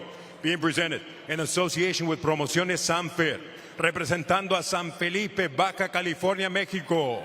Puro San Felo, Elwin, La Pulga Soto. En la esquina roja, vestido de café con blanco in the red corner, wearing brown with white lettering. He weighed in at an identical 107 3/4 pounds de toda la báscula. a un peso idéntico de 107 libras y 3 cuartos. Esta noche, este pequeño gigante con pólvora en los puños entra en la zona del peligro y pone su récord invicto en juego de 18 victorias. 8 de sus victorias por la vía del knockout tonight. This pint-sized power puncher enters the danger zone and puts his undefeated record on the line, consisting of 18 victories. 8 of those victories coming by way of KO. Being presented in association with Samson Boxing and fighting out of la Ciudad de Mexico, Eric Badillo. Our referee, Thomas Taylor. All right, gentlemen, we're going to the bottom of the letters here. Up is going to be good. Same thing here. Bottom of the letters up is going to be good. You got my instructions in the back, guys. Protect yourselves at all times. Listen to my commands. Touch them up. Back to your corner, gentlemen. A fight with serious title implications. A place that Elwin Soto is trying to get back to. Eric Badillo looking for his opportunity to be a world champion.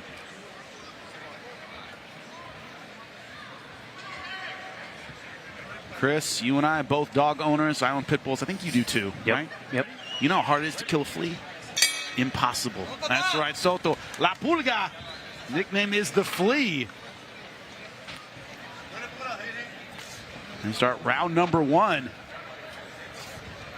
Two guys, once again, known for volume.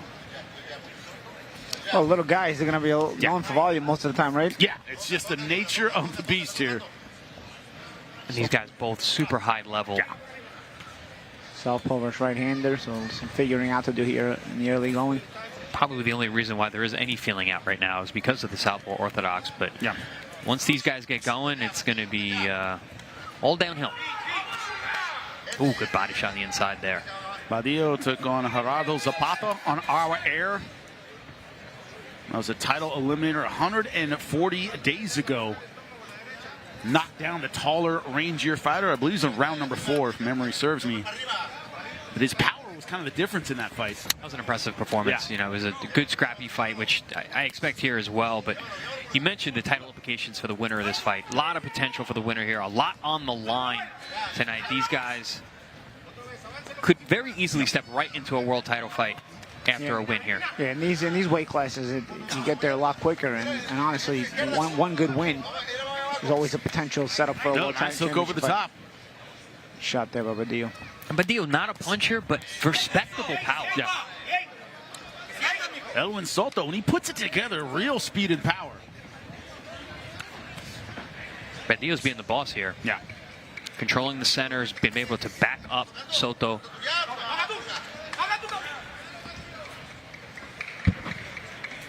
Very, very smooth stuff here from Badillo in round 1. Against Katsunari Takayama, that was in 2021. Scored a knockout in that fight. Very impressive performance. Soto really had power on display then. Hasn't had a knockout since. A little bit of an early stoppage, but man, he was unloading in that fight. That's the thing with these smaller weights. To make money and to get those title fights, you're gonna have to go to Japan. Yeah. And it's just that side of the world dominates these lower weights. And also they pay. They pay to see the smaller weights, which they don't do as much on this side of the world. Yeah.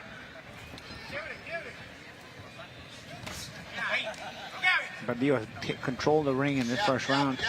Soto's been circling, and neither guy's landed the super clean shots. They both had a very high guard. Still battling and jockeying for position here. Now it's Soto trying to come forward and take control of the ring.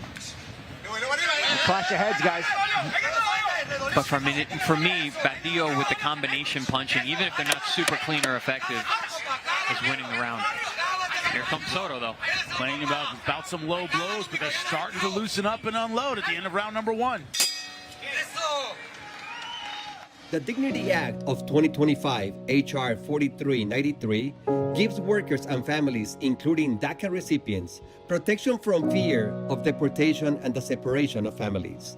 The hardworking people that work on these industries are not felons or criminals.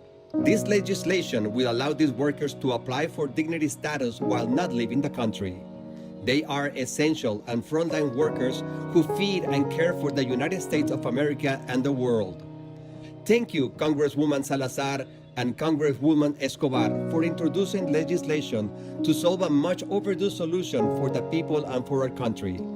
Let's give dignity and respect to the hardworking people and their families that they deserve by supporting H.R. 4393.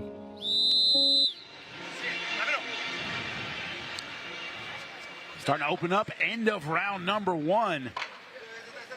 Now look for that to continue in round number 2. Remember, 10 rounders tonight. Just had one to finish off the Future Stars portion of our show. That was a world title fight, WBC Super Flyweight Women's World Title. Now on to the light flyweights, 10 rounds again.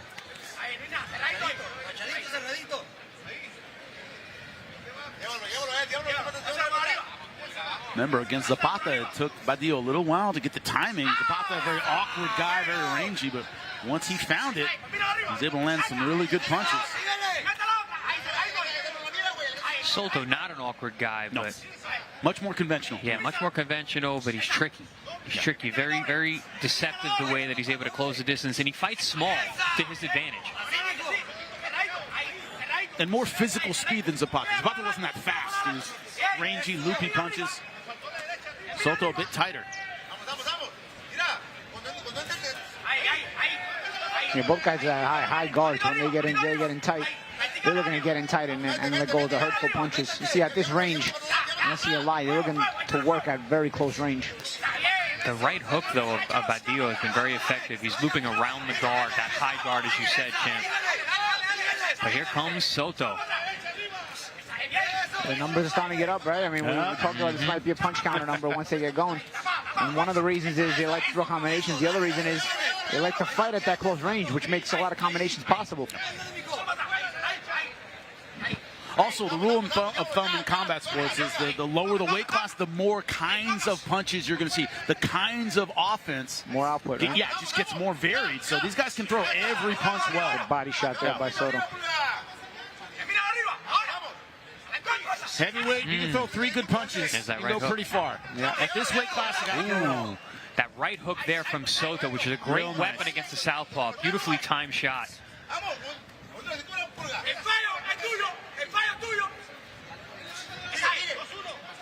Good looking stuff on both these guys. And they're both just so responsible. You know, hands up, chin down, good movement. Well placed, super precise with their punches There's a high being level thrown. stuff. Yeah, very, very high level. But you said it, Chris, on this side of the world, like, it's high level a lot because, these guys don't make the big money, don't make pay-per-view money. You can see high-level guys at this level. And also, Jimmy, the population, the talent pool is so small here. You got to fight real guys early. Real quick. So these guys that are, close to 20 or 20-plus fights, like, they've been in world-class fights for a long time. And Most they of their fought all over career. the world. Right. And no setup punches here or throwaway punches. Everything is hurtful. Another thing about the opposite stances, hard to use the jab, so they step in with power. Back and forth. I would not want to be a judge tonight. You influencer judges, you got your work cut out for you with these guys. And there is no your turn, my turn. They're both looking for their opportunities the whole time. You want to see technique a lot of times. Don't look at the higher guys. Look at these guys. And you'll see it is a more of a need for skill here because you can get away with power to offset the lack of technique in the bigger weight classes. Not bad here. I mean, listen, I remember guys like Michael Carbajal were very good punchers. But, for the most part, he also was an Olympian, so he was also good technique. So the technique will spare you in these weight classes. And also, when you look at, for example, great performance, obviously, a week ago from Bam Rodriguez, you talk about, well, he's got to move up to make the money. Like, you could be as good, you could be great. Yeah. You got to move up. The monster, in a way, same thing. In a way, you got to move up. Well, if you don't have those dance partners, right? I mean, Carbajal had Chiquita, right? So, yes. I was going to say, it's not so much it is to move up. It's just that the dance partners. He doesn't have the talent. Because he's blown them all away. I think it's more of a Roy Jones effect. He's fought a lot of good fighters, but he's beat them so handily. You're like, yeah, but that guy wasn't that good, or that guy was shot. No, Bam is just that good.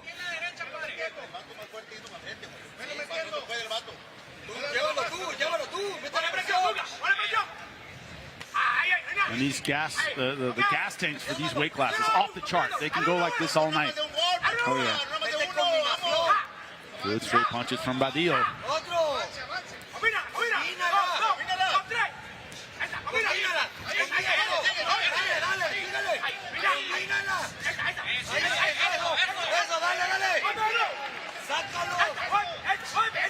shot, that real short right hook on the inside again, Champ. You mentioned that it works on southpaws. Tried it again there. And leave with the lead left. Oh, good body shot. Ripping body shot. Nothing, like I said, no throwaway punches here. Both guys with intent on every single shot. We've been excited for this fight for a while. This had classic written all over it. And you can see the way that these guys are performing tonight. Both came in fantastic shape with great game plans. Woo, big swing and a miss there from Soto, but he's really going for it here in round 3. And Badillo was the bully early on in the fight. Right now, Soto looking like the guy moving his man back.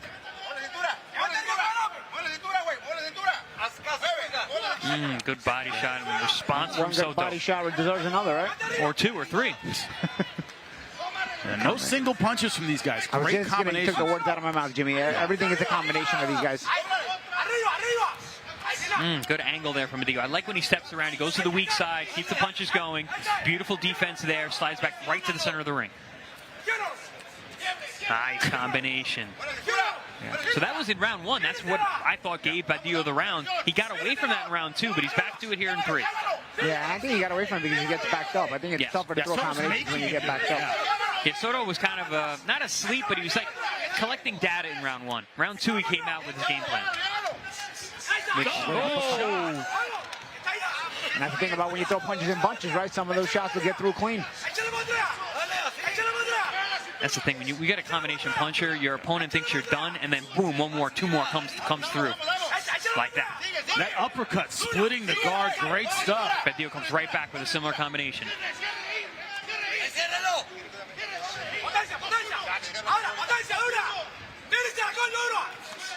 Nice little short uppercut, but a body shot from Soto in response. Yeah, great hand speed from both of these guys.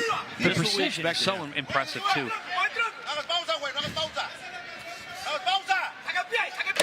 Oh, good shot again. Soto's had himself a good round. I mean, they've both done good work, but I think Soto has done a good job of controlling this fight. So tricky. In this round. It's a bit cleaner from Soto.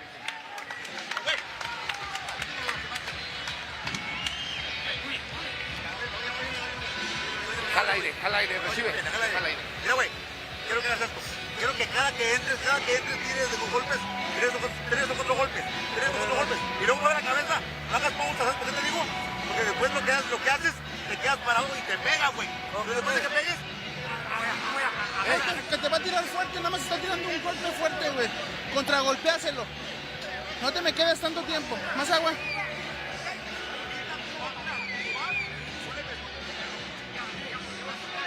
Ready to begin round number 4. Very good round number 3 for Elwin Soto. Yeah, very tricky with his offense in that round. Found some big shots, eye-catching shots that could have been enough to steal the round. Because otherwise, it was a very good back and forth round. Both guys were efficient and successful. And effective. La Pulga, he jumps around a lot. Maybe that's it. It could be. I mean, tough, and then jumps very around. Very bouncy, very hard to kill.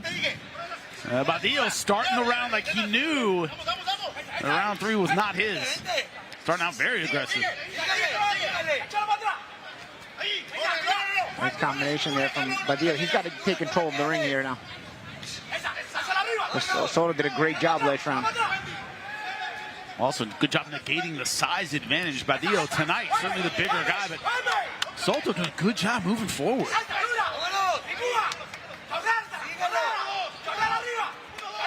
Ooh, nice hook.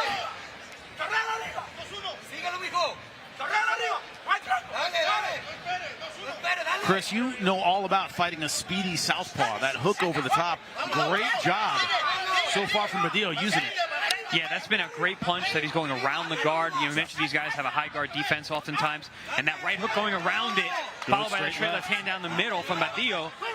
Excellent combination. There it is again. Yeah, Badillo's got a better round this round. He needed it. Some good shots here. And he's building off his offense. Oh, another good hook. Mixing his shots up top. Good counter there as well. No, your turn, my turn here. No, he's hitting you on the way in and the way out.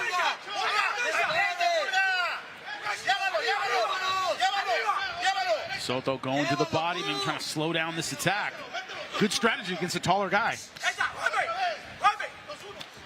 Badillo doing a really nice job of using his offense on the way in and the way out. Very difficult to deal with a guy like that. and much more defensively sound this round.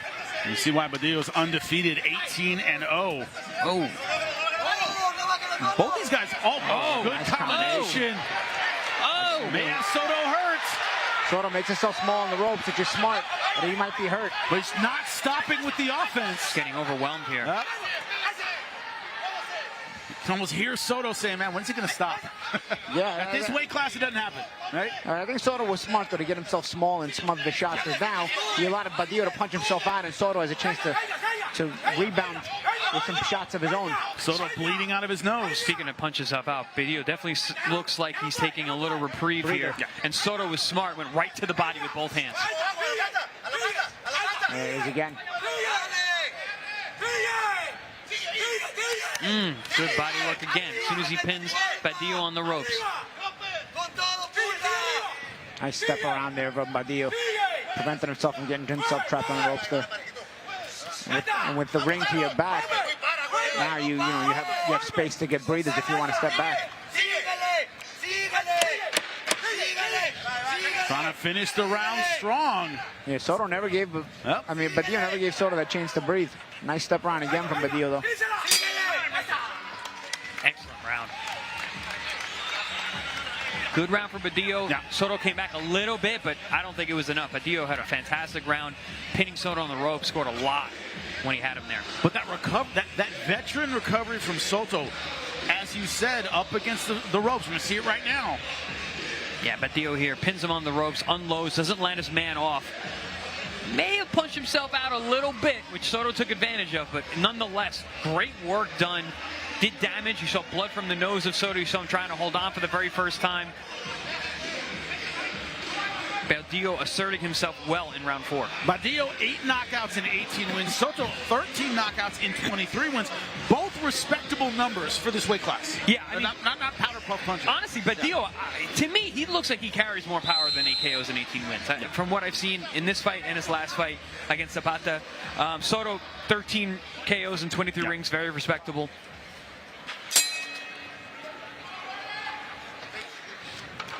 But also, both these guys have been fighting at world-class level for a while, so you don't score knockouts often with those kind of guys. Look at the total punches landed, 75 to 55. Wow. That's in 4 rounds, guys. Well, 34 rounds. This is the weight class. Yeah, 34 to 19 in round 4, which when you pinned him on the ropes, you really racked the numbers up. Well, that's why this weight class, despite the lack of power, can be so entertaining. Nice combination, sharp and inside. 4-3 uppercut hook.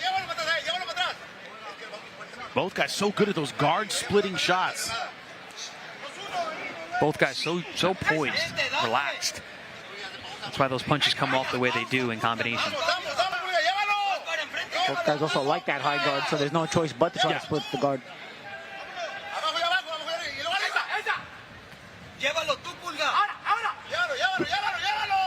Impressed with Badillo's ability to get to the body of Soto. You got a guy who's shorter. He fights in a crouch position. Not a lot of opportunities for those body shots, but Badillo's finding them. Nice body shot from Soto. Soto's trying to use that hook to the body. He realizes Badillo likes to step out that way, and I think he's trying to prevent that by using that hook to the body and make Badillo maybe step the other way. Because Badillo, for a couple of rounds, is using that as a good escape route to go to his right, step around. And the other guy's really allowed to take a breath. As soon as they stop for a second, the other guy's on him.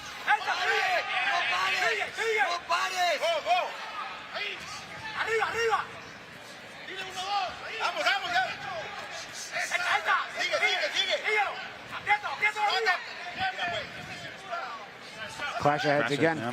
Not the first one, but southpaw right-hander. It can't happen. Looked like he was high in the head, more in the hairline. Doesn't look like there's any blood.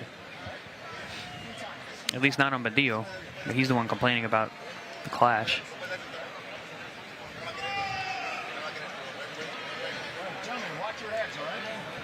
Take a look at it. Oh yeah, that was like two rams. Crown of the head. That was a nice one. Lucky we didn't get a cut there. Yeah. Like 2 rams, right? Yeah.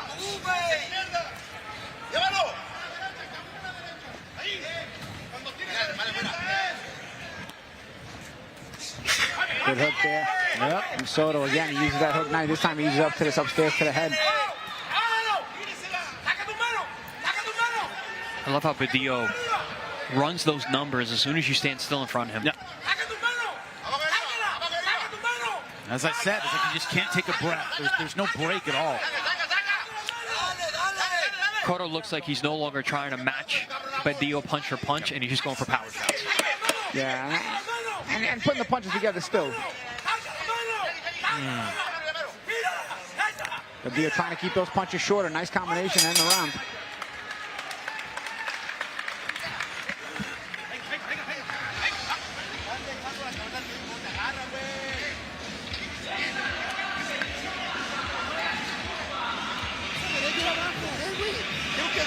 Que lo haga fallar para que cuando usted lo pueda contragolpear. No puede ser. Vámonos pues, cabrón, échale ahí. Güey, vamos bien, pues, la tienes que echarle ganas, güey. Lo único malo que sabes que es malo.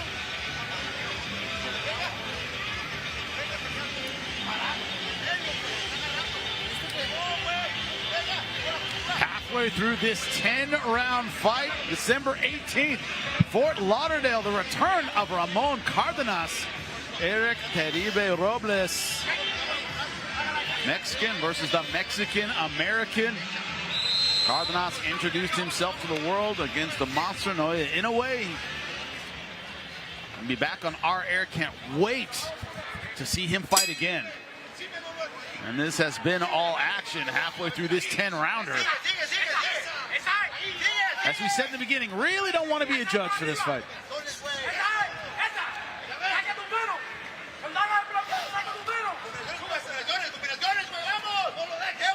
This is one of those fights where we should have reminded everyone at home. Make sure you have your drinks ready. Make sure you got your popcorn ready, because you can't get up at any point during these fights. Just like the fighters, you got 1 minute to recover. Yeah, anything you need, it's not enough time. It's not enough time. Soto starting out aggressive this round.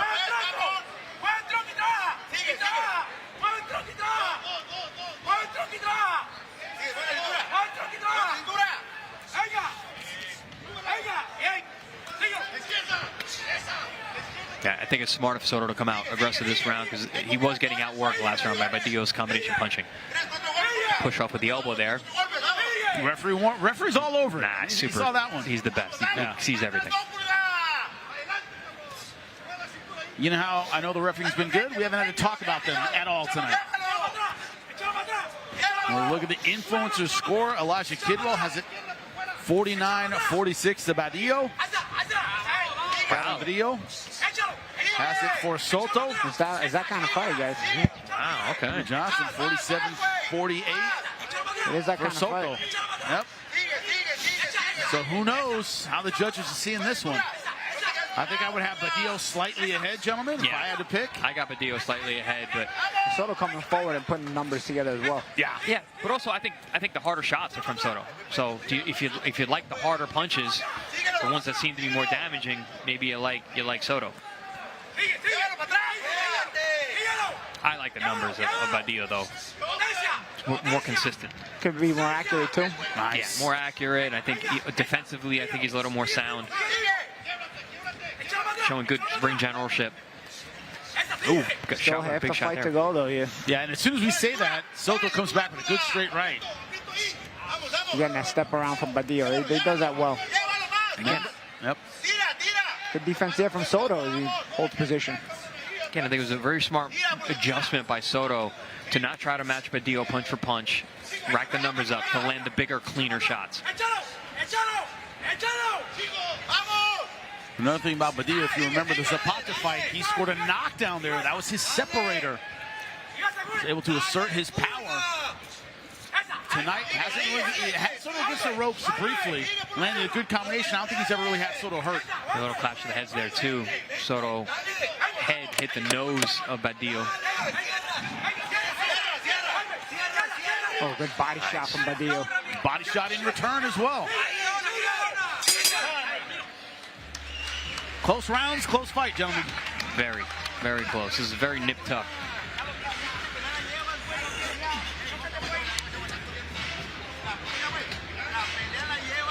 Better round for Soto, but here we see Badillo lifting up the head and then going straight down to the body with that straight left hand down to the pit of the stomach. When he lets those hands go in combination, it's hard not to take note. But Soto always roars back with big power shots.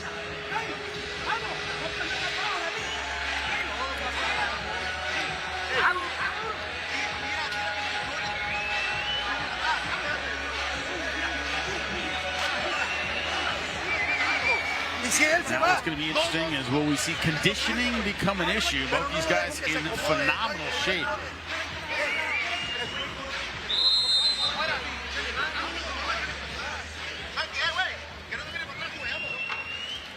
Round 7 scheduled for 10.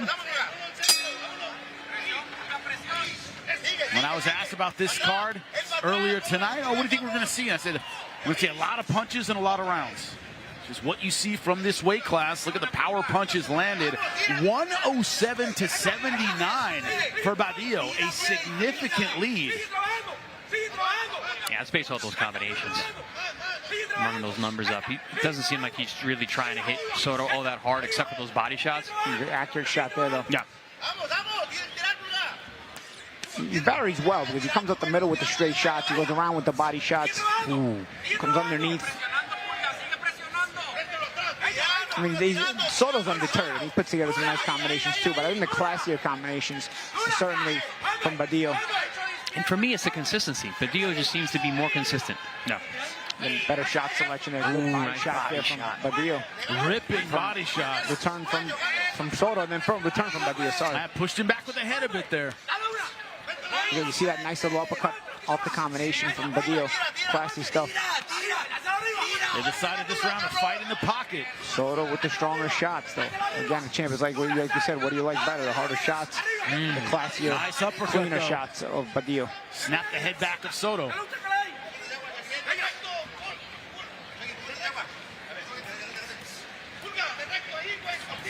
Again, you see, Badillo doesn't throw as hard, but he makes sure he puts some accuracy on these shots.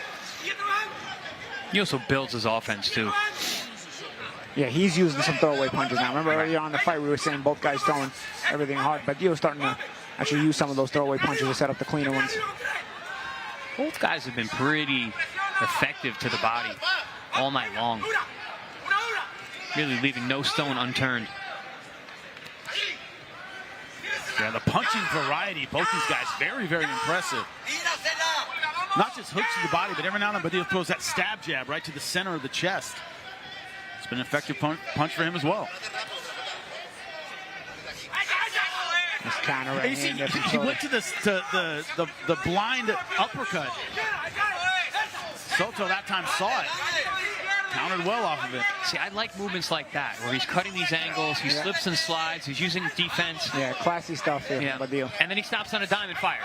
Yeah, He looks more comfortable. And he's the more athletic guy. Yes, That shows.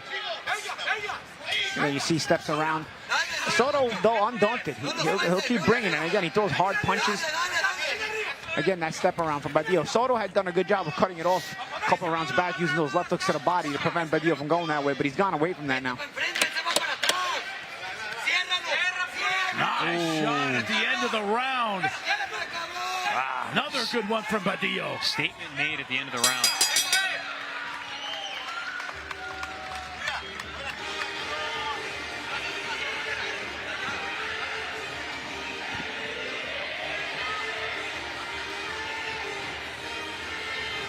Aquí, güey.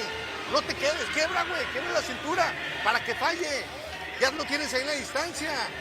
¿Por qué no le tiras a la derecha? Te estás amarrando, güey. Suéltate. Vámonos. Apenas. Bien, güey. No te... Ey, acá. No te me distraigas, güey. Necesitamos que sigas trabajando combinaciones que le estén pegando al cuerpo, güey. Estamos trabajando bien, güey.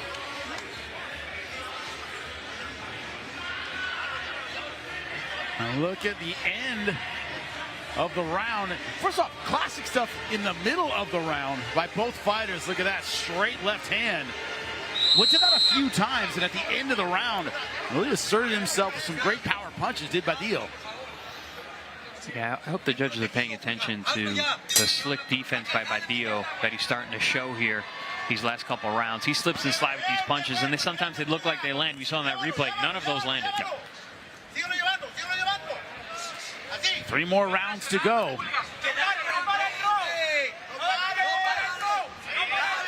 Yeah, but Dio is forced to show his class here tonight because of the opponent in front of him. I didn't think he was this slick. Paulo, you pointed out in previous fights, we're starting to hear the cabron coming from the corners. You know, I start getting upset. That's when it gets urgent. When you start hearing that, getting urgent. Very urgent. Not going to give you the translation. Look it up at home. Oh. I mean, your corner's not happy with what you're doing. Not happy. That's what it means. AKA, need to step on it.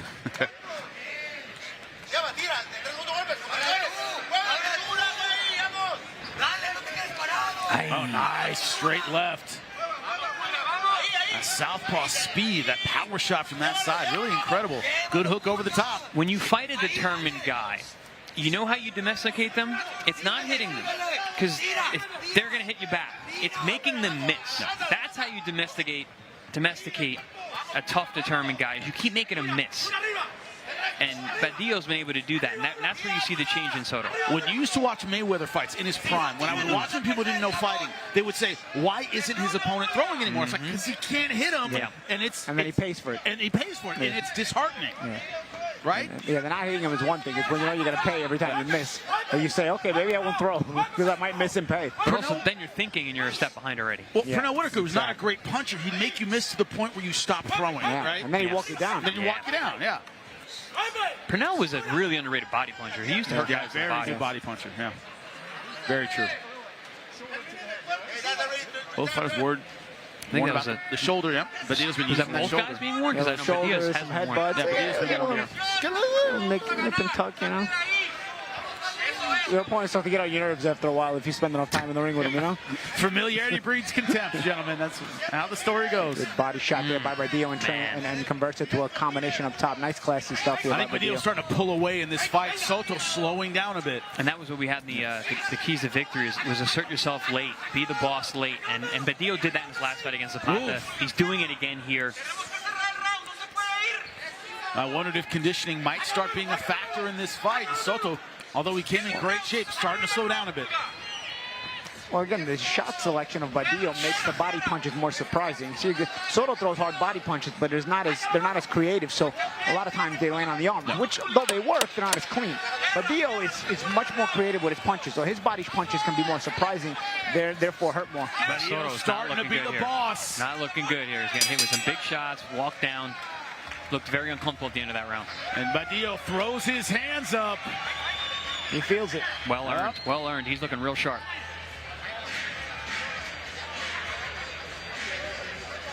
People who don't appreciate these kind of fights at this weight class, I don't know what you want, because the technique is there, the speed is there. Yeah, maybe not the power, but man, incredible stuff so far with 2 rounds to go. Listen, it's one thing to look this good. It's another thing to do it against a solid world-class opponent like Soto. Elwin Soto came here to win, and he's a very good fighter. Badillo is showing his class tonight.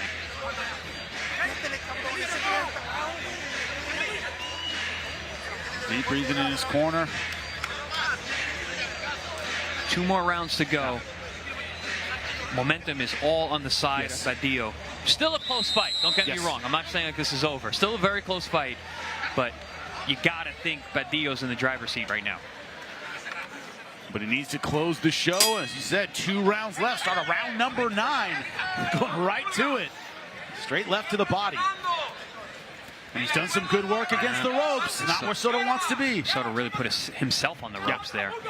Look at the cutoff ring by Badillo. Side step. Ooh, steps around. Yeah, he's done that a lot, that side step, that step around. And a lot of time, not just step around to use the escape. Sometimes stepping around and create new punching angles and punching off it has really, really bothered Soto. Yeah, see that step around and look, he's looking to punch right away. Doesn't forget the body. Sets up the combinations upstairs. Throwaway punches up top. Ooh, good shot there by Soto. Yeah, just that time he chased him a little tall on the weak side. Yep. And that woke Soto up. Now Soto doing work against the ropes.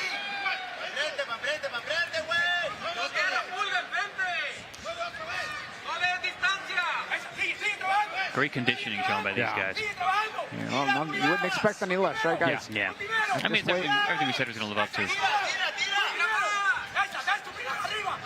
shot there. But you see the difference? Soto lands the shots. He doesn't step around. Badillo will throw some good cut punches and step around to the weak side of Soto. Soto will throw some good punches, but then kind of languish in there. See, that's right there. He threw a right hand, he languished in there, and it's Badillo returning, and then what does Badillo do? Step around. He doesn't admire his work, Paulie. Yep. He steps out to set up the next combination. And it's a little bit more class, and that's what's allowing that little bit of difference in probably likely on the scorecards. Very complete fighter. Very complete. Offense, defense, poise. Great combination from Soto, but again, he's right in front, and Badillo can return fire.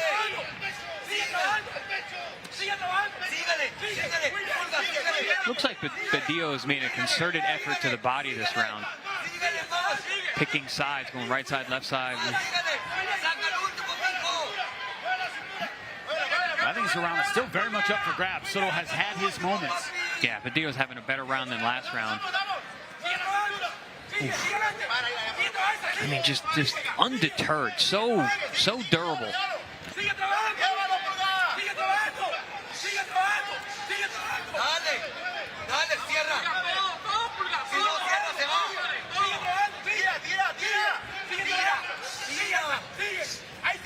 The slickness from Badillo. Slip, slide. And then uses it to fire right back. Doesn't admire the slipping either, Jimmy. Comes right back firing. Look at that triple, quadruple uppercut. And stays on him. Side step, cuts him off. Still keeps defensively sound. Good stuff. No mental breaks for either fighter. Oh, rocked him. Rocked him with a right hook. Strong finish to round number 9 for Badillo. Thursday, December 18th, ProBox TV says Merry Fistmas with another episode of the Contender series. KO artist Ramon Cardenas returns against Eric Robles in the Don't Blink main event, while Olympic hero Hebert Conceição and Paul the Punisher Kroll collide in the co-feature. 7 p.m. on Amazon, Fubo, Tubi, or Pluto TV.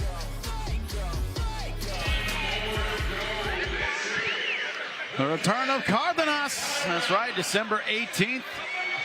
10th and final round. A lot of action in round number 9. They're not slowing down. Yeah, Soto came back with a more concerted effort, looking to reassert himself, I should say. But Badillo, man, right there, rocked Soto back on his heels. First time we've seen either one of these guys really affected by a shot. It was a right hook at the end of the round that put Soto on his heels.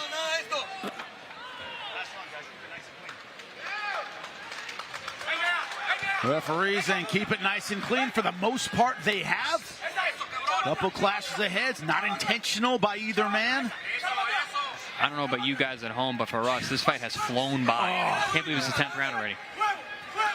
It's entertaining. Oh, man. Badillo is starting to now double and triple and quadruple up on that left uppercut. And Soto's laziness to just bend in is costing him. It's as fast as a jab when he throws that power shot. Because he's not putting a lot on, and he's snapping it. He's using it to set up other punches. Again, it's classy stuff. Oh, he can't miss now. That southpaw right hook has been a real effective weapon tonight. Good body work there from Soto.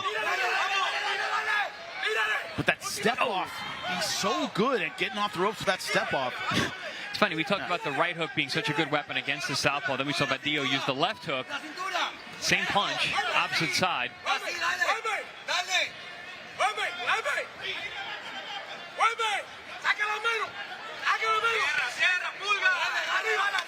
Ooh. Strafing body shot. Neither fighter can afford to let this 10th round go.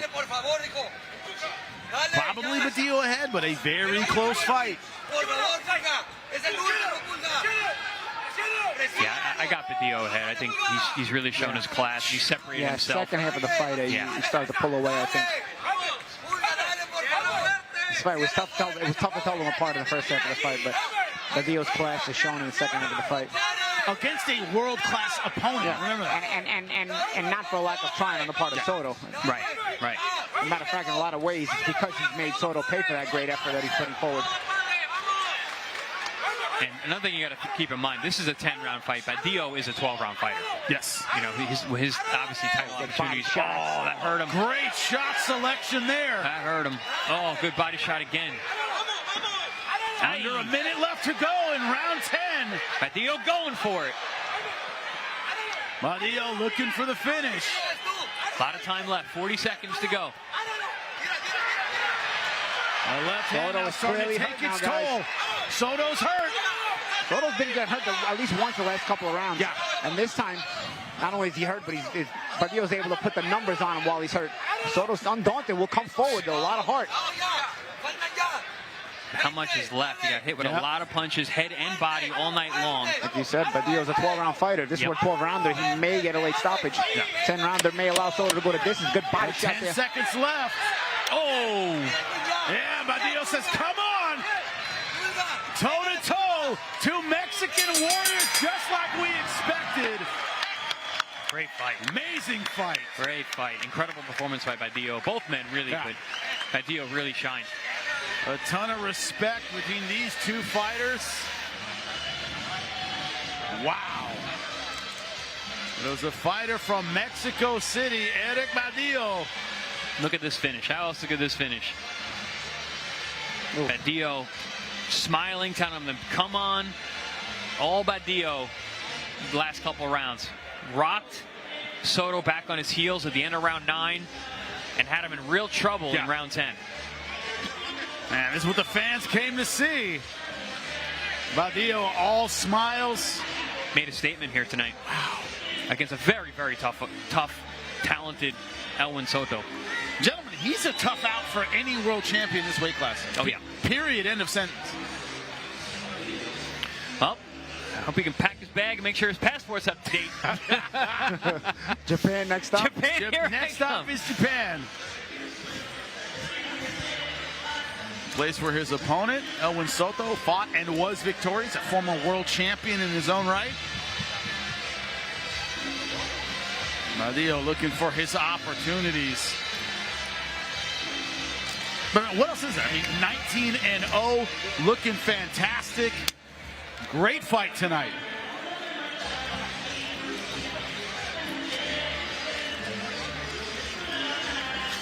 Remember, our influencers, 2 of them, our influencer judges, had Soto ahead. I believe it was the 6th round mark.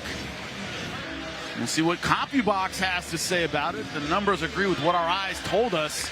I'm sure the numbers are going to be off the charts. Yeah, it was Badillo throwing 787 punches, landing 253 for 32%. Soto 161 out of 618. So low connect percentage for him. Power punches, both roughly the same. A little bit advantage for Badillo again in percentage, but 222. Body shot 71 to 83. He went to those early and often in this fight, but that's what my eyes told me. Badillo just had a slight advantage in terms of the connect percentage and the aggregate numbers. Question is, do the judges pay the kind of attention we hope?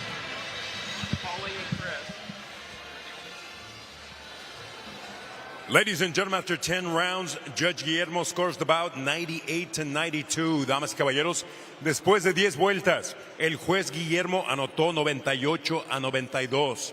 Y los jueces Farbstein y Young entregan tarjetas idénticas de 99 a 91.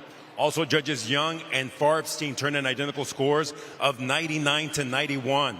In favor of the winner by way of unanimous decision, a favor del ganador por decisión unánime, still undefeated, Eddie Badillo. Once again, wide scorecards, but Eric Badillo winning. Man, there's nothing else but a world title for him. Like, he showed his class tonight. He's there. It's a matter of him getting his opportunity. Am I wrong, Chris? No, you're absolutely right. And we say this all the time on our air. Like, we make these fights 50-50, and then when one guy just stands up and shows himself to be at a different level, you are at a different level. It's time to step up. It's time to move on. Badillo is that guy. Eric Badillo is ready for a world title fight. He's proved it here once again that his class is just on a different level, and it's time for a shot. Love the respect shown by these two Mexican warriors in front of this Mexican-American crowd. All of the scorecards for Badillo. Remember, a couple of them had Soto ahead at the midway point. He asserted himself late. I like this. Kidwell, 98-92. Calandrillo, 97-93. Johnson, 97-93. Once again, good scorecards. Yes. Yeah, essentially, they had him winning all the rest of the fight. I mean, they had because at one point in the early on, they had Soto up, and then for him to win at the end, I mean, he must have swept it. And he kind of did, right? I mean, the second half of the fight, he did kind of sweep it. Man, he looked absolutely fantastic. A punch-counter kind of fight. Badillo, you saw the crazy CompuBox numbers. Damn near 800 punches thrown. But Badillo knew he'd be tested tonight, and he was. Fast, athletic, strong southpaw, great punch selection, great accuracy. As he walks behind us to the victor, go the spoils, gentlemen. Outstanding stuff from Eric Badillo. The next time we see him, I think it will be for a world title. He moves to 19-0, 8 of his wins by knockout. Once again, at this weight class, those numbers comparatively good. When we come back, our co-main event, Muhammad Yakubov versus Christian Cruz. Super featherweights, 10 rounds. When we come back, it's been all action so far. It will continue. Stay with us. If you're in Vegas and you're still eating chili and it tastes like it came out of a can, we need to talk. Most spots are serving you something bland, watered down, and calling it chili. It leaves you full, never satisfied. At Chili Shack, we set the world on fire with flavor, real heat, and real spice, and chili that makes you feel alive. We serve thousands of locals who keep coming back, and the reviews say it all. Once you've got Chili Shack, everything else tastes fake.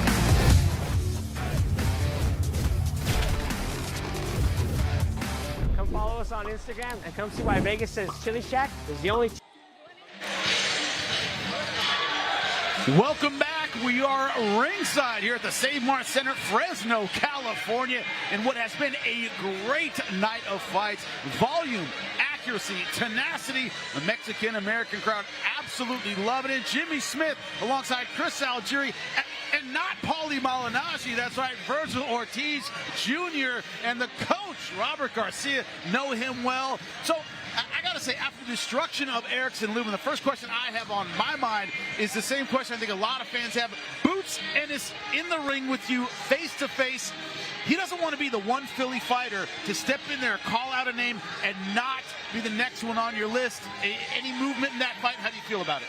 It's a great fight. I think it's one of the fights that boxing needs.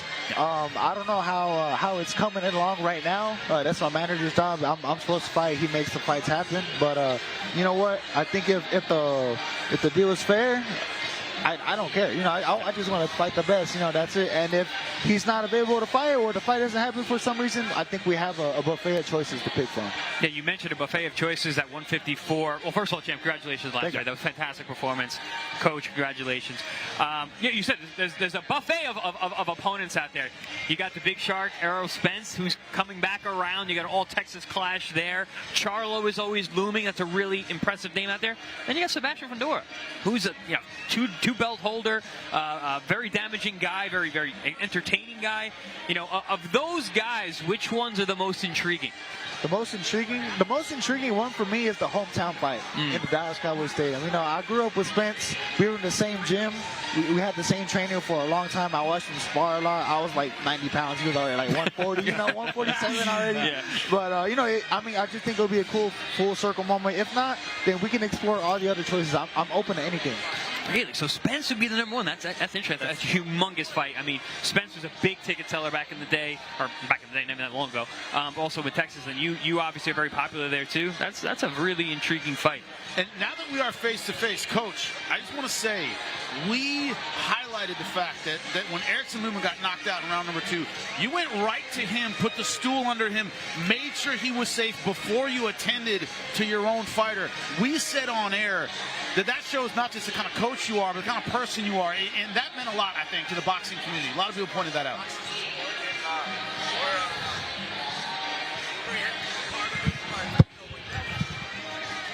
Boxing is a sport, like I was saying, you know, when you have somebody that's hurt, you know, if you guys see, I actually bumped into Virgil because I had to go help before we celebrated.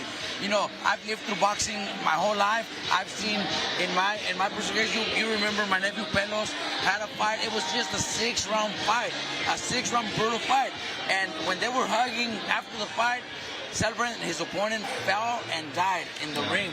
So I've been through all that personally, you know, with so many fighters, and I live in, you know, I love my fighters too, but the first main thing that came to my mind was I want to make sure he's fine, took the stool, make sure he sat down, and then put water in his head, and then obviously he was fine. After that, I walked away, came to celebrate, but my first intention was I wanted to make sure Ruben was okay. Class move by you, Coach, and we appreciate it so much. Now, when you look at that fight, you know, that was a fight that you took, Virgil, very, very seriously. I know your team took it very seriously.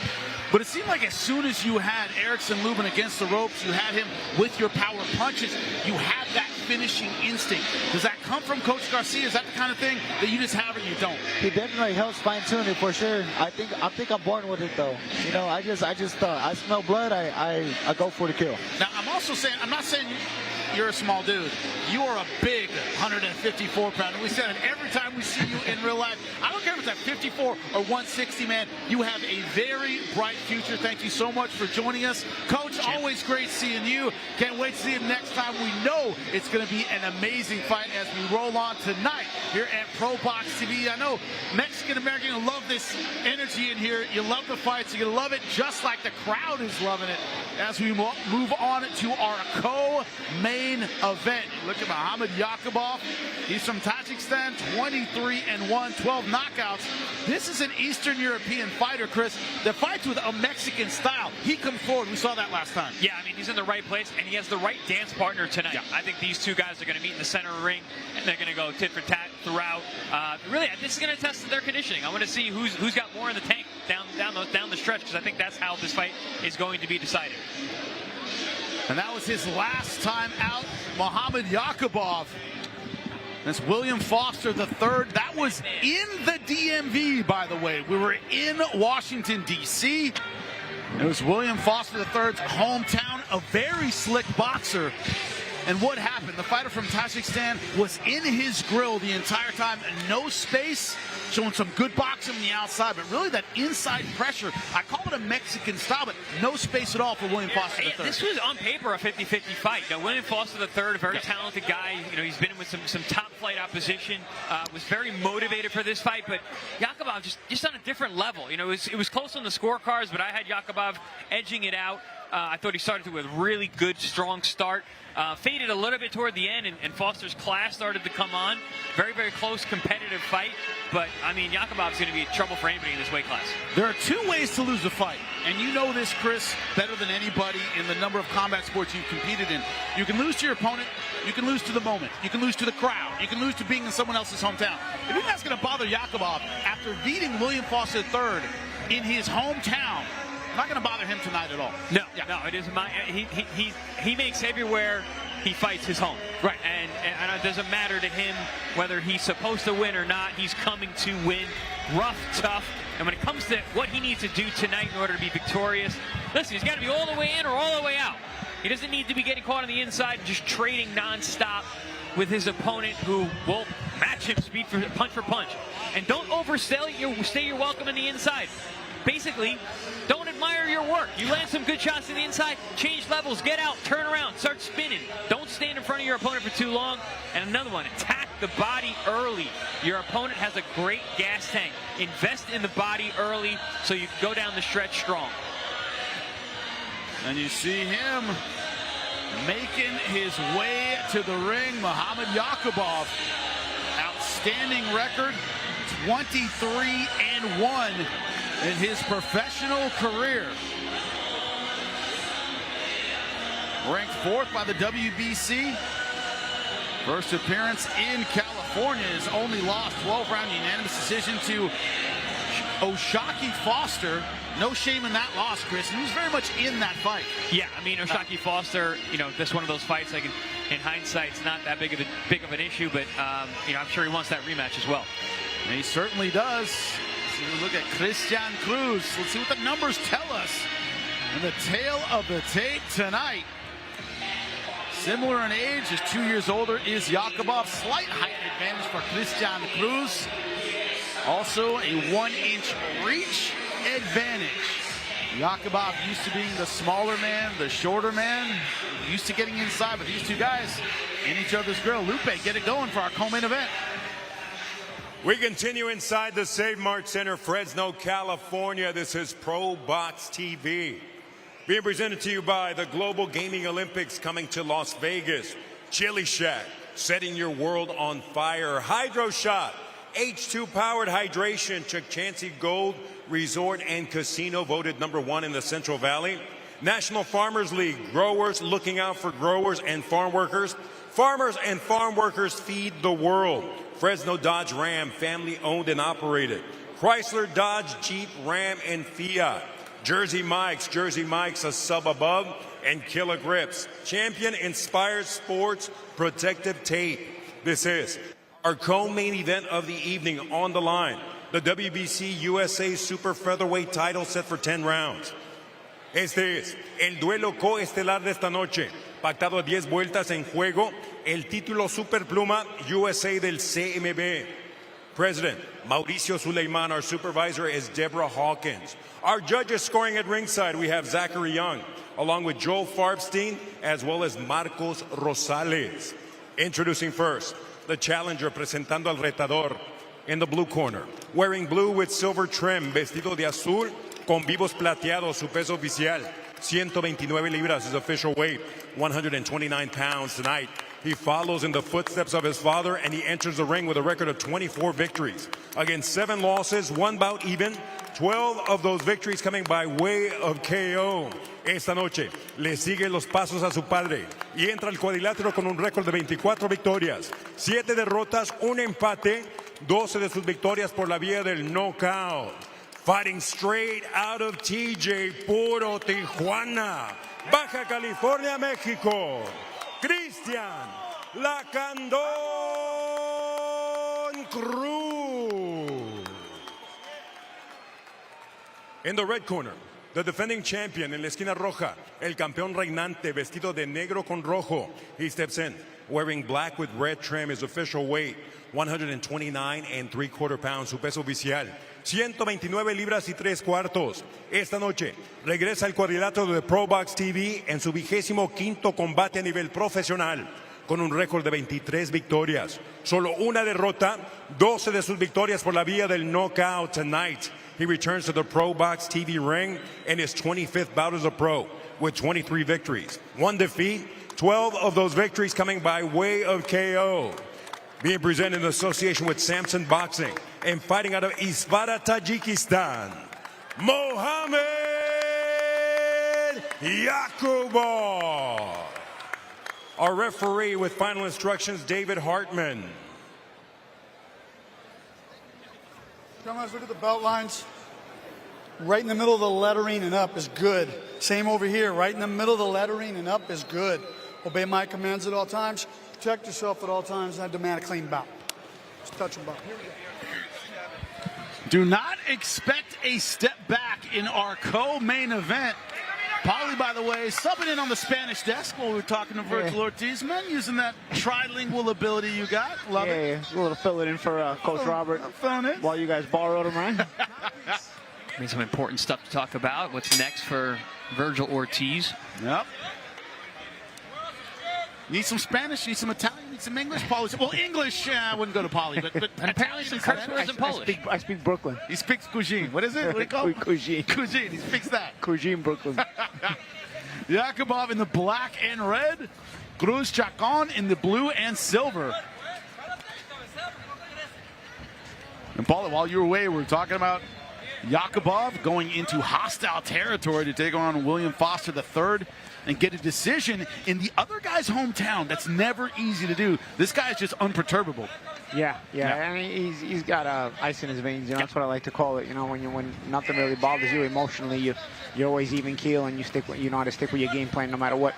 Are you saying an Eastern European guy's ice in his veins? Yeah. I don't believe it. Yeah. But also, I mean, he's from Tajikistan, so he's very far from home. So everywhere is not his home. Yeah. See both men southpaw, the rare southpaw versus southpaw matchup. Yeah, neither southpaw wants to see each other either. So yeah, so they're typically, you know. What do you mean after jab? It's rare for even for the southpaws to see one another.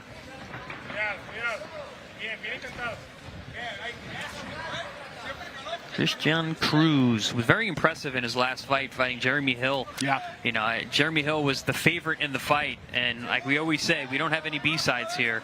No. And Christian Cruz put on a fantastic performance that night and came away with the split decision victory, which I didn't think was that close.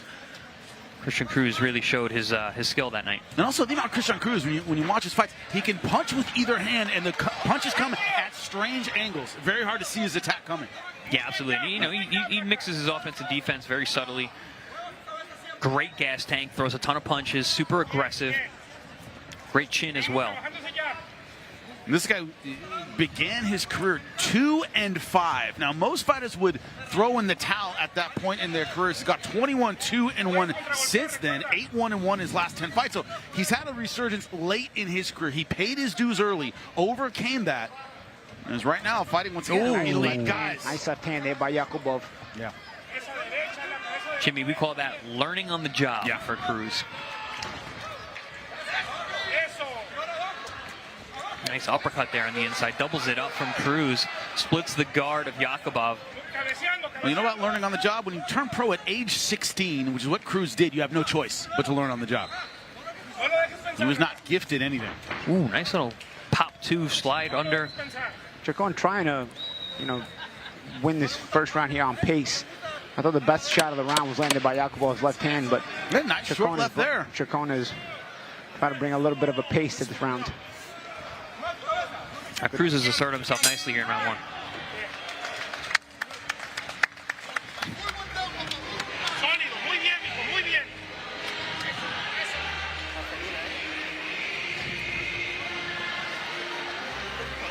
Cuando lo arrinconaste, no le gusta el trabajo en la corta distancia. Está boxeando bien a la media, sigue haciendo lo mismo, pero cuando lo tengas en la corta, trabájalo, machina abajo y sube los otros. You cannot land one punch and pull back. You have to follow up. This is going to be a high volume fight. Muhammad Yakubov getting his instruction in the corner. Very close, very tight round number one. Actually, that lands a shoulder shot. I didn't land as clean as I thought it did, right? No. That's why we have replays. Cruz rolled that nice. Yeah, a rubbernecking roll. That was a good round for Cruz. He came out, showed, like you said, Jim, a lot of pace early on, but also I think he asserted himself really well. And in the William Foster fight, Yakubov was the guy who came out strong and won a lot of early rounds and had to hold on a bit toward the end. Could be very telling what kind of fight this is going to be, because Cruz is putting out a lot of effort. Nice cutting the ring off there. Yep. See? Christian Cruz is, when he's motivated, very dangerous guy. And he's motivated. Yeah, for sure. Oh, good shot underneath. Good uppercut there from Cruz, right? Heavy shot.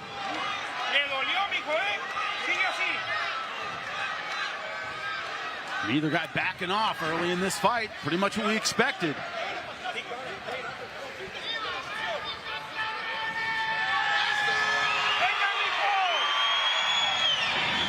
Jimmy, you had mentioned that the crowd is not going to be on the side of Yakubov. You know, not the hometown guy, but he's having more trouble with the guy in the ring than the crowd. Chance of Mexico. There's a good bounce to Cruz Chacon step. Yeah. All right, he's got that in and out bounce. Very nice. Oh, nice catch and shoot there from Chacon as well. On the attempt of the overhand left from Yakubov. Yakubov is breaking position more easily now. Nice short uppercut from Cruz. Cruz needs to be careful, though, not to be too reckless, because he does have a sharp puncher in front of him in Yakubov. Yakubov, 12 knockouts in his 23 wins. Yeah, neither one of these guys huge punchers, but it's also hard to tell. We talk about this all the time, Chris, is you know, Yakubov's been at the high level for so long. Yeah. You just don't touch those guys and they go out. You know? So he's been at high level, and Cruz, who we mentioned has been learning on the job, has also been in very, very tough and has been ever improving. He's probably the B-side for 20 of his fights in his career. I mean, you start off 2-5. You're that one the landed. B-side. That one landed. I had to double check with you this time, Cam. Until we get the replay.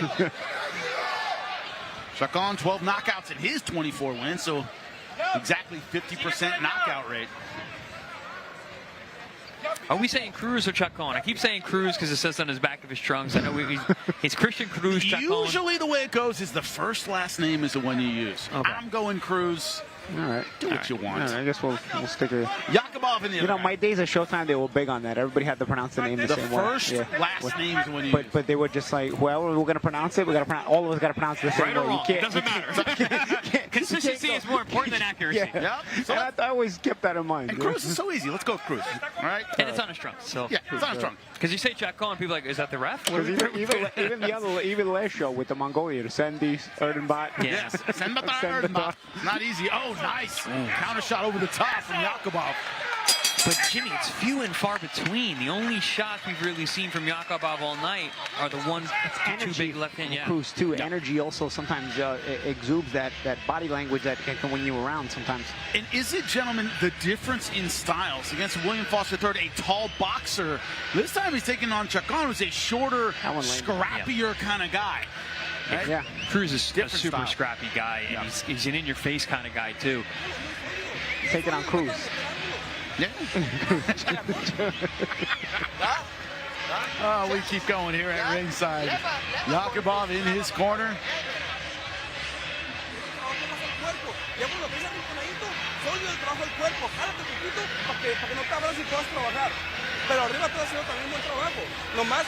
When breaking down this fight, we talked about real estate, gentlemen. Who can control the center? Who can move forward?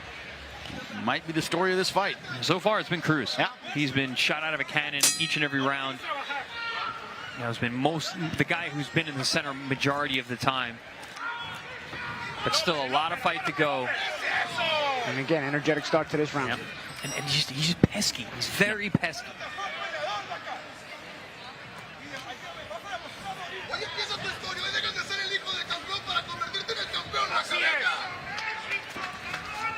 Energetic in that corner too of Cruz, right? Passionate people. Nice feint from Cruz there. Nice left hand there from Yakubov. Cruz has to be careful. He's getting hit with a few clean ones here. Those are the kind of shots that can turn the momentum around. Good left hand over the top from Yakubov. Cruz expending a lot of energy and not landing a lot of punches here. Nice attempt there, just misses with an overhand left. When you wonder about the gas tank, Cruz says he's in better shape this time around than he was against Jeremy Hill. He's like, didn't have a full cam, wasn't quite ready in that Pretty that damn fight. good shape in that fight too, actually. He said the only thing that's similar is I was smart in that last fight. I want to be smart again in this fight. Russian tie. You've seen that before, Chris, on the left side. Controlling the wrist and the elbow. Can't do it in boxing, though. If you can get away with That's it. a wrestling move. A lot of things you can't do in boxing that you can Quote unquote. do on Not fight allowed to, night. not supposed to.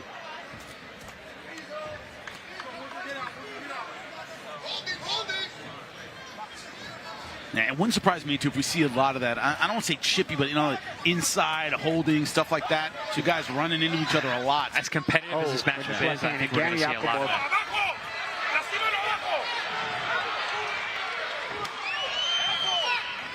There's a shoulder bump right there from Yakubov. Yeah, Yakubov's trying to take control in this round. Yeah, now the body language has changed. He's landed the cleaner shots. Cruz is still energetic, but he's not landed as clean. And Yakubov is starting to walk him down a little bit. I don't want to say frustrated. Yakubov looks agitated. Because again, Cruz is pesky, and he's being very energetic and a little bit awkward. A lot of bit awkward.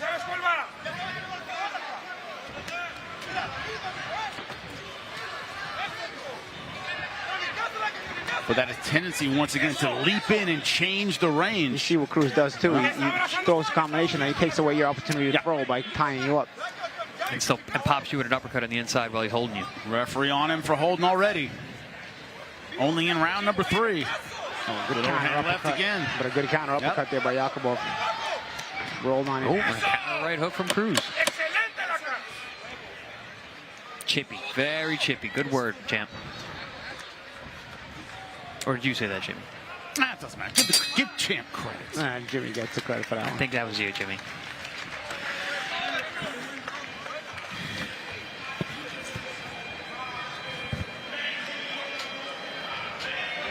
Lo único que yo necesito es que estés trabajando un poquito más activo, que te tienes más, güey. Cuando lo lastimas, Laca, hace 2 peleas, güey, tú pagaste tu pelea.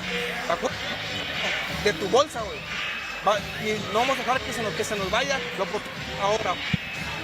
Tú pagaste tu pelea. Push, create room, corpus, sneasel. Yeah, inside. Close. Nazad, sneasel, back away. Where Jerry Tarkanian used to lead the Fresno State Bulldogs in basketball. I remember that when I was a kid. We're in that arena, Save Mart Arena on the campus of Fresno State University. We're seeing a war in the ring in our co-main event. Pretty much what we expected, right? A close-up fight, a little dirty, rough. Yeah. Neither guy really willing to give an inch. Yeah, I think I said this in the open. This fight's going to be decided on the back half. Yep. Oh, good left hand again. Yakubov has landed those left hands. Again, you land enough of those, they start to create damage or even knockdowns.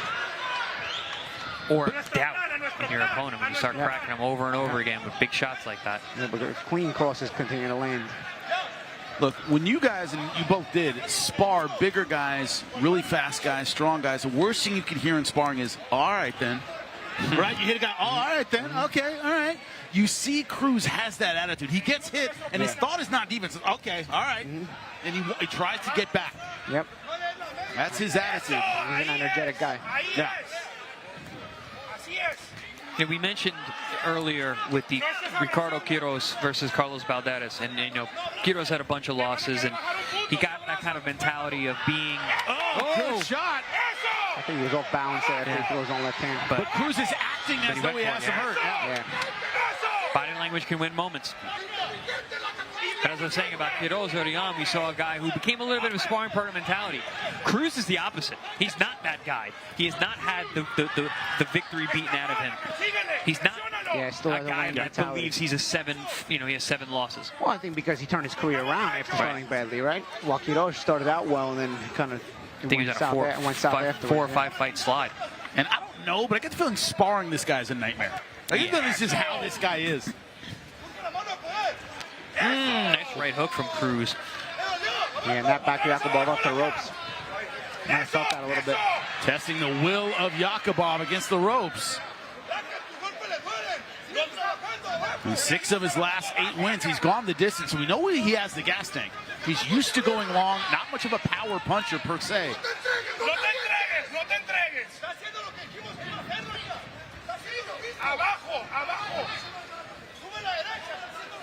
You know, not much of a power puncher, but he throws everything hard. Yeah. And he's got a good gas tank, so he can do it late. So guys like that can hurt you.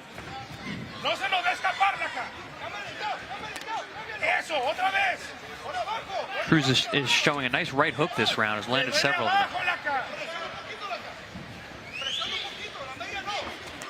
Nice right hand, but Yakubov continues to land that left. You know, Cruz tends to fight with that lead hand down. He hasn't adjusted. He hasn't adjusted to that left hand. Sometimes he's rolled with it, but a lot of them are landing. There was switched up to the body there, did Yakubov. Nice straight left hand, which on this side from a southpaw to southpaw is a liver punch. 10 seconds left to go in round number 4.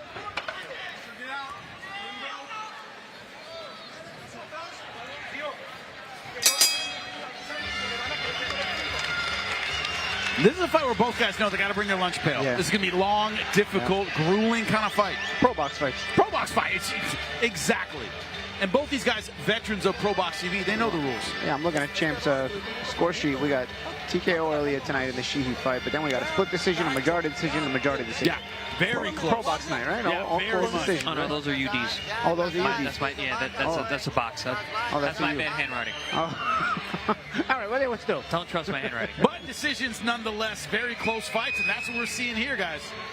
Yeah, there was that kind of balanced shot, right hook, but then Cruz took that as, all right, you're rocked. I'm gonna go for it. And he landed some good follow-up punches there.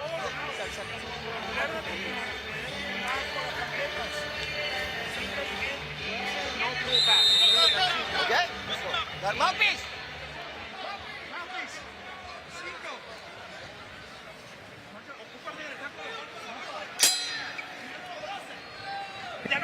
Round 5 already. And time is flying. Round number 5 scheduled for 10. A good counter punching from Yakubov. Straight left, very, very quick. A punch that Cruz really hasn't been able to get away from. You pointed out, Chris, it kind of lets that lead hand float a little bit, and it's cost him. Yeah, Yakubov closes the distance really well, gets explosive, sets that left hand up, taking advantage of that lead hand being floating.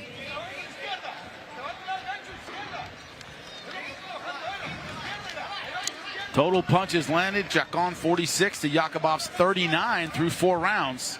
Has been the busier fighter, I would say. But it's about what catches the judge's eyes. And Yakubov, that straight left, it's easy to see. It's a power shot. It's clean. Good jabs. You see the class of Yakubov shows at times. It's up to Cruz to make this more of a dogfight. Yeah, and for him to do that, he's got to stay energetic. Got to take away the time for Yakubov to start picking him apart with those basic shots.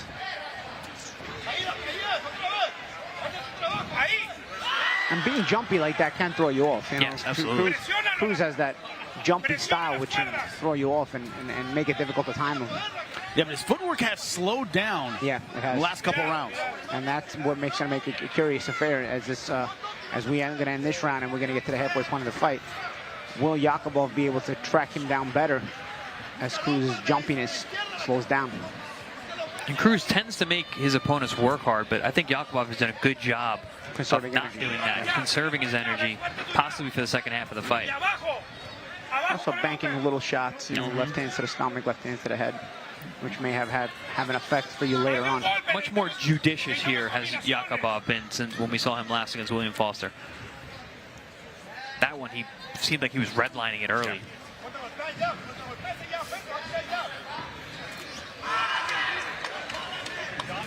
Nice left hand again. Straight left hand to the body. Like you said, Champ, those are all liver shots. Yeah, that's liver shot.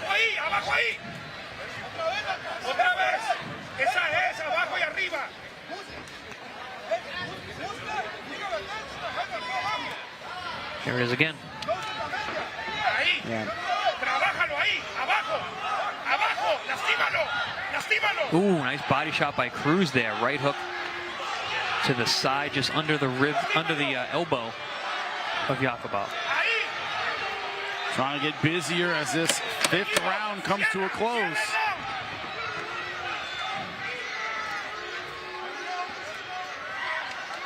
See Cruz try to steal the round at the end. Yeah, the crowd got behind him on that one.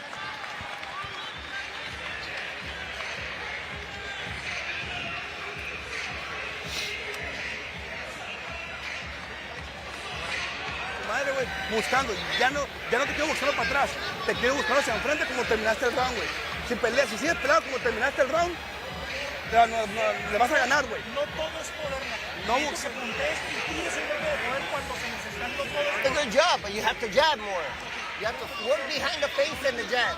The feint, the jab, feint, rasba. Combination, rasba, jab, sligo. On the inside, you got to work. Muhammad Yakubov in his corner gives us a very entertaining fight. Well, that's what we have December 18th. That's right. It's going to be a Thursday in Fort Lauderdale, Florida. The return of Ramon Cardenas to ProBox TV against Eric Terrible Robles. An outstanding fight in the super bantamweight division. Saw Ramon Cardenas's punching power on display against Inoue. It's going to be a great night of fights. Get your tickets now. We're in round number 6 of our co-main event here.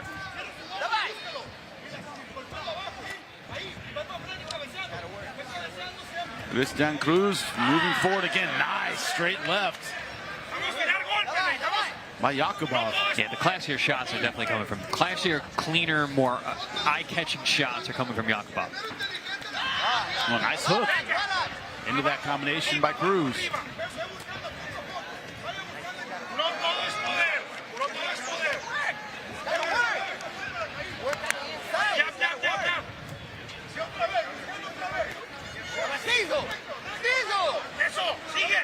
awkward entries.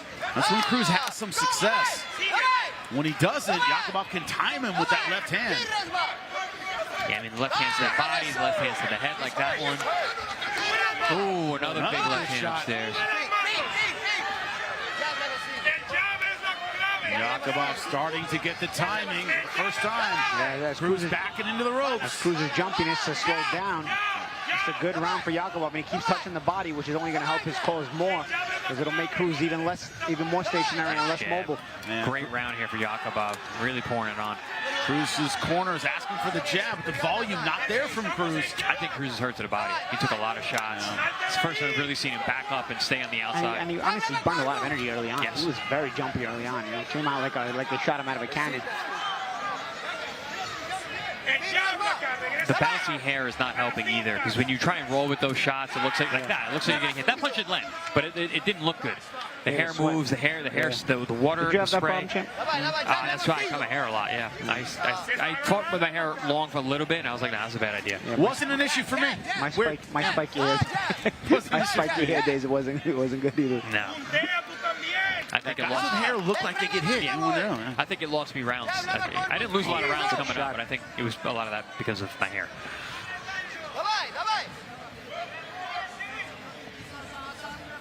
But hair or no hair, Yakubov certainly finding a home for his power shots. It is a good last head of couple hair. rounds. It is a good head of hair. It's a nice head. It's got a nice bounce to it. Really good body. A lot of volume. A lot of volume. Was it Rancis Bartholomew had that like huge mop of hair right on the top? And you can just see when he got hit every time. Cruz is trying to work his way back into the round. But to your point, Paulo, without that jump in and out, he kind of becomes an average more fighter. predictable, more predictable. And Yakubov can pick him off a little bit. You see, again, he's picking out that left hand to the stomach.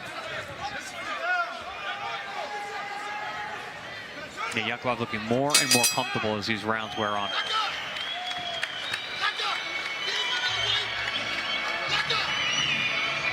That's the difficulty with that style that burns a lot of energy, and it's Elijah Kidwell, 49-46. Max Calandrillo, 40.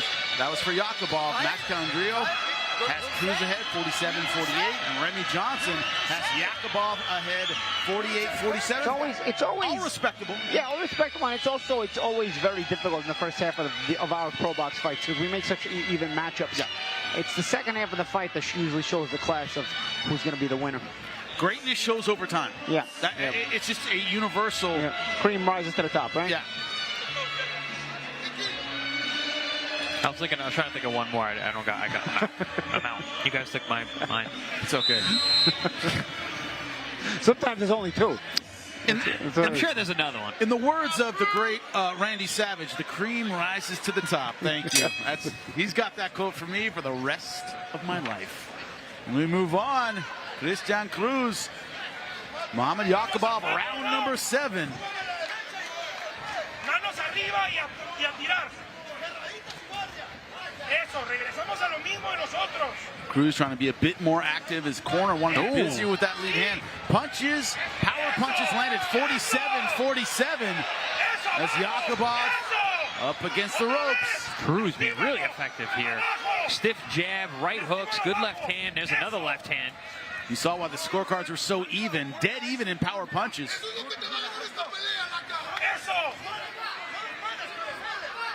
Yeah, this is that kind of fight. Cruz is back on that bounce. Cruz is he's in phenomenal shape. You can just tell. I mean, he was in the corner, barely breathing hard. After a round where he ate a lot of good body shots, and he's been working extremely hard all night long. But he seems to live and die with his footwork. When his footwork is there, his offense is there. When it slows down a bit, he's there to be hit. Yakubov can see it coming. Yakubov's trying to get that left hand closer and closer again. Ooh, good stiff jab there from Yakubov. Another one. And that's where the hair situation comes in. It gets tricky, right? When the hair snap up. Nice job cutting off the ring by Cruz. Nice slipping there by Yakubov, though. And didn't make Yakubov pay. Nice counter uppercut body shot by Yakubov. Nice uppercut combination there. Uppercut to the hook. Yakubov, very, very crafty guy, man. Again, with counter jabs. Yakubov doing some sharp work with these counter jabs and these lead jabs, and he's putting some power behind them. No, and like we said, I mean, the hair of Cruz makes it look worse. Cruz started this round out really good. This round, though, very much still up for grabs. Again with that jab by Yakubov. No, Cruz, a guy who's learned on the job, as we said, really learned how to cut off the ring really well. Sidesteps beautifully. There you see it again. Stays with you, stays on you.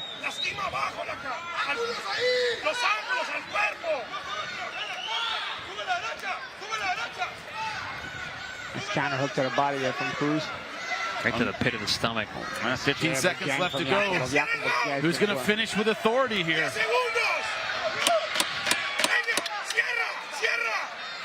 Yakubov holding on there. Cruz trying to work.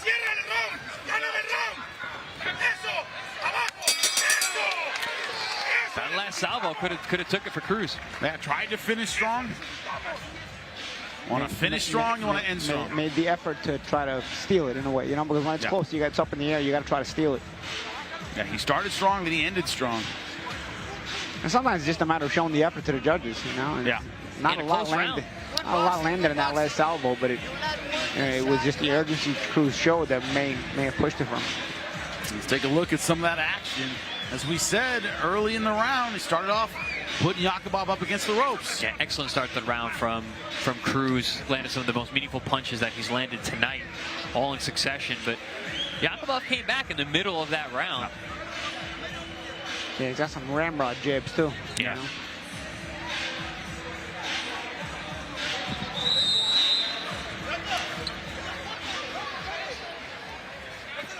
Esa presión, lo que necesitamos. 3 rounds acá. 3 rounds. Corner calling, saying there's 3 more rounds. They want him to fight with passion. No lo dejes pensar. He's certainly trying to begin rounds with a flurry, just like he did in the previous round. Oh, good shot. And back to the uppercut in between. Sneaky shots. Yeah, not a ton of juice on any particular shot, but turning him over inside and short. So this is where the fight breaks out, because Cruz looks like he really wants to pour it on. Yakubov has to lock in here. Good counter jabs like you were talking about last round, champ. Yeah, he throws it very hard, so it's almost, you know, has a power shot effect. He's got a good jab. Yeah, that's the thing. When you're fighting 2 southpaws fighting each other, the jab becomes more important than it would against a guy in the opposite stance.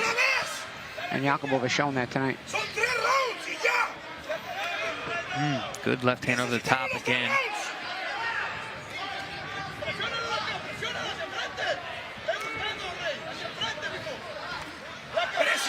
Similar to last round, Cruz came out, opened up really good, but then Yakubov's talent and technique starts to win the middle round. Again with that jab. I tell you, this is not going to be an easy fight to judge, guys. No. Cruz has to like surprise you and maul you in order to be effective. Yeah, take away the space from you to return fire. That's when he does good work. He puts together shots, then he takes away the space from Yakubov to return fire. Yeah, Chris, you say, you know, the display of class. Cruz isn't going to win a boxing match. Not against Yakubov, no. Got to make it a little bit dirty, and when his footwork allows him to do that, that's how he wins rounds. That's how he wins exchanges. Champ, is he one of those guys that came from kickboxing as well, Yakubov, or no? I don't know. I remember he said he didn't have an amateur background, but like he had that some kind of combat career. You know, Jimmy, you mentioned how he's doing those tie-ups. He's very good at that. So there's no question he's done something related to combat, or at least grappling, wrestling, fighting, something like that. A lot of guys in Eastern Europe have at least a little bit of a sambo background, chest clinches and throws. Shots again. Yakubov, good step around as well. And when Yakubov locks in, man, he's really difficult. Super accurate. And once again, will Cruz be able to finish strong in this round like he did the last round? Yeah, this is when fundamentals win the day against awkwardness. Has him against the ropes again. Again, Cruz goes for the round steal at the end of the round. Something he's done consistent. Veteran move. Oh, nice shot. Good uppercut from Yakubov. And headbutt.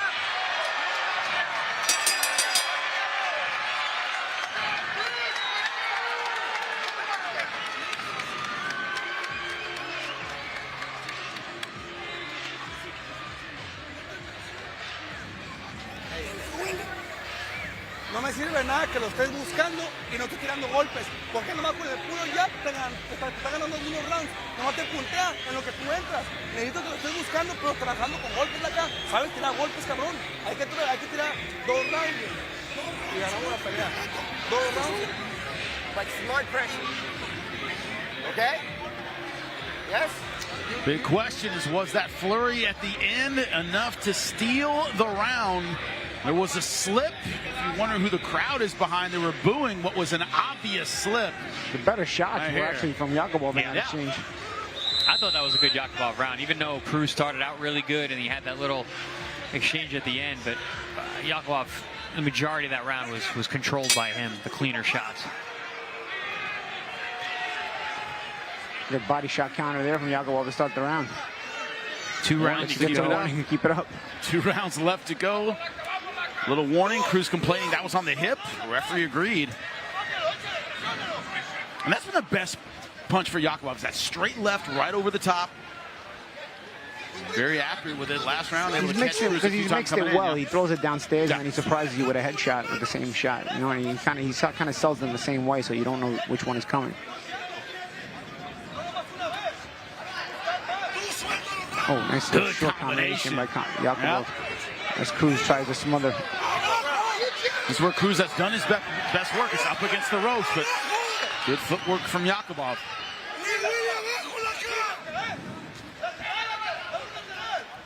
No, it's a close fight. The corner's voice is starting to go out on us. Yeah, I'm just going to say.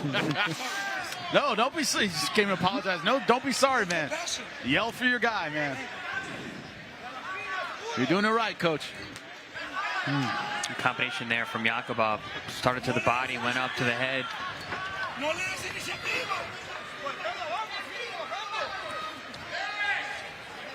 Cruz turning orthodox now. That's a switch. A body shot from Yakubov. Yeah, maybe trying to disguise that power side. Goes back to southpaw. Good jabs from Yakubov. Yakubov found that jab. The less bouncy Cruz has gotten as the fight wore on, the more has allowed Yakubov to get accurate with that jab. Yeah, when Cruz is bouncy, he's difficult to deal with. It's hard to time him. I always say it, though. Fundamentals beat awkwardness. No. But you got to be in shape. And Yakubov showed up in shape tonight. One thing about those Eastern European fighters, which Yakubov is very, very disciplined, almost always in shape, but so are Mexican fighters. So. Yes. It's been a nip and tuck fight, exactly what we have expected. Will Cruz turn it on? 40 seconds left to go. Yeah, I think we expected this to be more of like 2 trains on the same track type of fight, but Yakubov has shown his boxing ability tonight.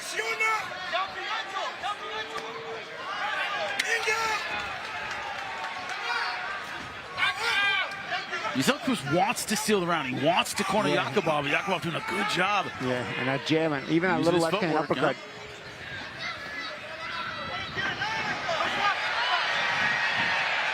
This time Yakubov brought him down. He said, yeah, you want to bring guys down at the end of the round? Oh, we know what the crowd's for, because last round when Yakubov went down, they cheered. Big roar from the crowd there. We know who they're supporting.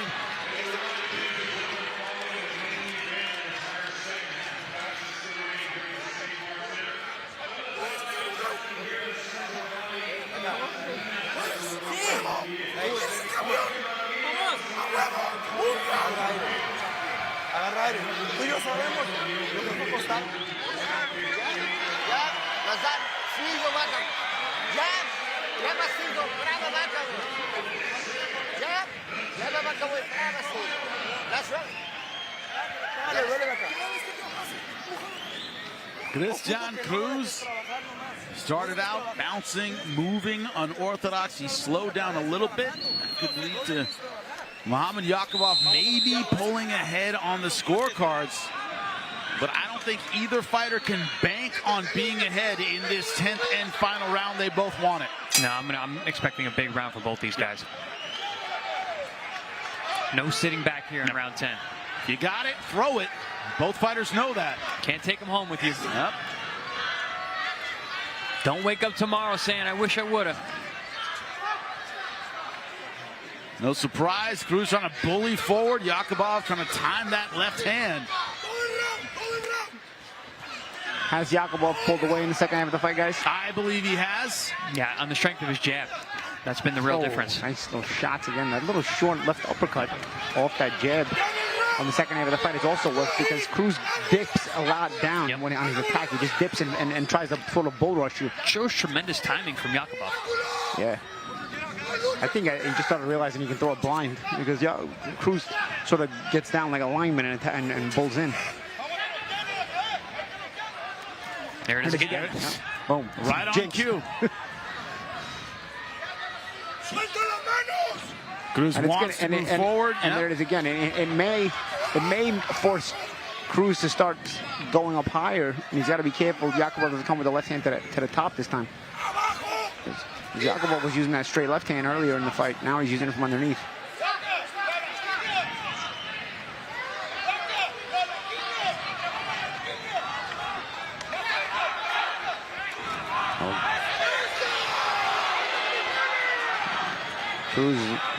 All Cruz has left is the wrestling, guys. Well, he's trying to get in, but his footwork hasn't been there, so he's kind of got to bull in, and Yakubov's able to hold him. I think he's just run out of tools. Yeah.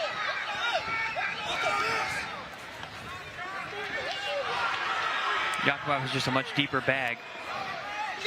You see what he does here? He ties it you up, so you try to smother your work as well. Does Cruz try to frustrate you a little bit? And also, there's been nothing for Cruz to build on. There hasn't been anything that has been consistently working. Tenacity isn't something you can really build off of.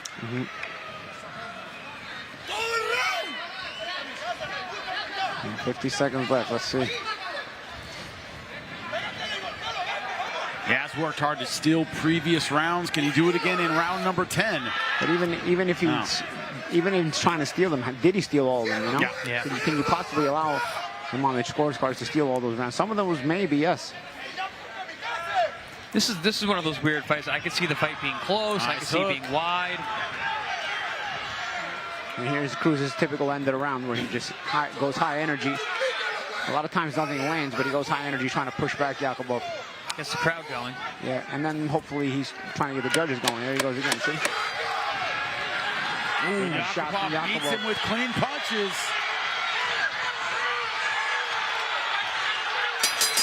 No surprise that is how the round and the fight ended. Cruz trying to push against the ropes, and he is celebrating in the corner. Crowd here in Fresno appreciates it, but was it enough in the eyes of the judges? I'm not even sure it was enough to win the 10th round. I don't think it was. Right. It's one of those things we only need a couple, though, Paulie. In a fight, objectively was comparatively close. But again, it was one of those fights where the first half of the fight, it may have been tough to tell them apart, but I do think Yakubov pulled it away in the second half of the fight. Again, the class starts to show in the second half of the fight, just like in our previous fight. It's been a theme tonight. It's been a theme tonight, yeah. Our women's fight, same thing. We'll do for a minute. And So that's why you have these longer fights as you go up the ladder. You don't stay in 4 and 6 round fights. You move to 10 and 12 round fights for this reason, because the class starts to separate itself as the fight wears on. You have to show character. You have to show ability to adjust. You have to show ability to withstand the discomfort. And the classier fighters, the more world-class fighters, will be able to do that. So, I think that Yakubov showed that in the second half of this fight. Let's take a look at it. Cruz coming out early, guys, with a lot of energy. I think that maybe taken Yakubov by surprise. Maybe you see the class from Yakubov, the counters, the straight left hands, the cleaner shots, but then things like that would happen, and Cruz would capitalize and steal moments, and in rounds that are really close, a lot of times body language can be the difference. And Cruz was very aggressive early on, very energetic. But as the fight wore on, as you said, Champ, the class started to show itself. And not that Cruz didn't have moments.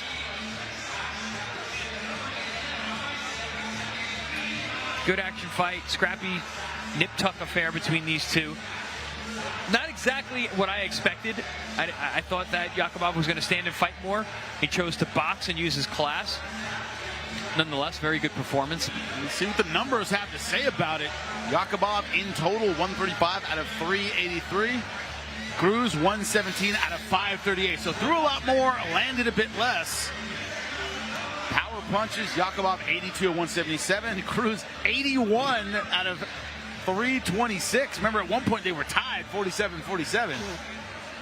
So doesn't surprise me at all that the power punches were very, very even. We'll see what the judges have to say about this one. Glad I'm not one of them.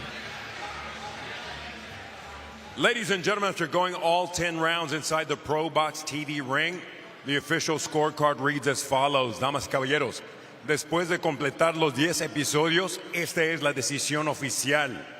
El juez Young anotó 96-94 a favor de Yakubov. Judge Young scores it 96-94 in favor of Yakubov.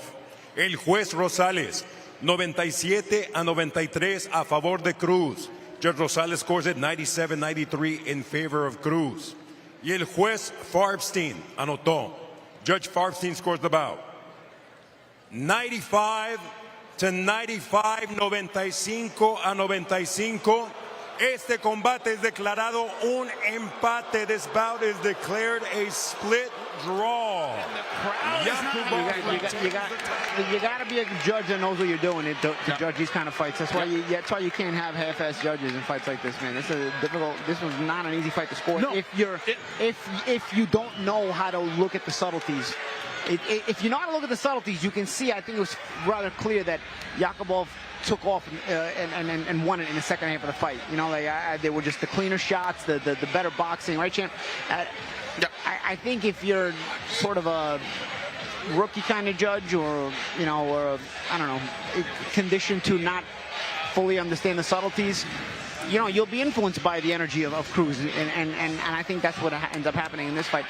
It was close with the real estate at the end of the rounds, the crowd, stuff like that. The X factors favored Cruz. Yeah.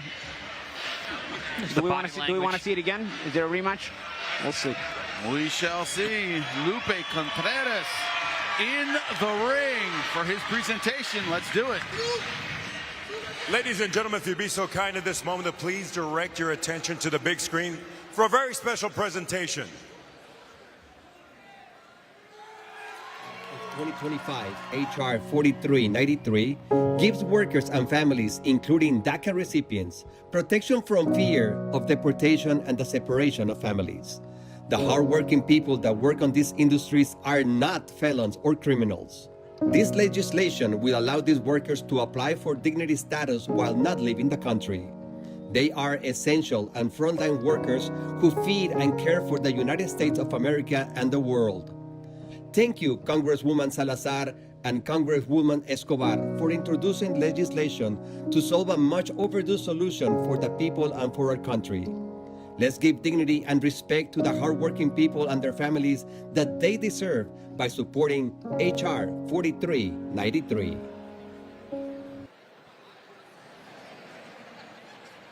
Ladies and gentlemen, at this time, if you'd be so kind to please direct your attention to the big screen for a very special presentation.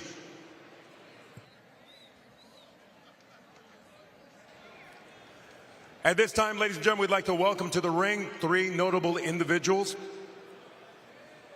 Please join me in welcoming the president of the Nisei Farmers League, Manuel Cunha Jr., along with the vice president of Nisei Farmers League, Ruiz Ramirez, and also a gentleman who sold out this arena numerous times, and he brought the Central Valley boxing to the global level, former U.S. Olympian, former world champion, Jose Ramirez Jr.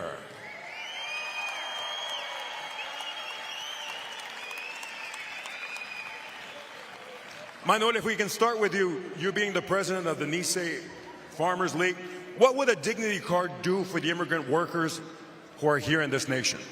They will be able to travel and work without the fear of deportation in all of the industries and their families. They will be safe to be here and never have to worry about being deported with the dignity card.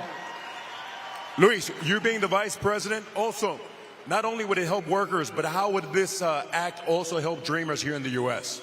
So the dreamers that are currently in the DACA program, they're going to go streamline into permanent residency. Jose, obviously, you're no stranger to this particular arena. You've been championing this cause for quite some time. What does this bill passing mean to you, the fact that over 10 million people would have the ability to work legally here in the U.S.? Oh, that's what we need. You know, here in this country, we need these hardworking people to have the opportunity to go out there and work, and it's time for them to get recognized and give them the dignity that they deserve. This bill is the solution. It's time for people out there, the Democrats, Republicans, to do their thing. You know, it's time to give, you know, all the hardworking people their dignity back to go out there and work and make this country great. Ladies and gentlemen, 3 individuals working for a great cause. Also, before we wrap up this presentation, also joining us ringside, ladies and gentlemen, a round of applause for one of the top fighters in the world. Please welcome Virgil Ortiz to ringside, joining us here at the Save Mart Center. A round of applause for these 3 individuals, as well as Virgil, for promoting this great cause here in Fresno in the Central Valley.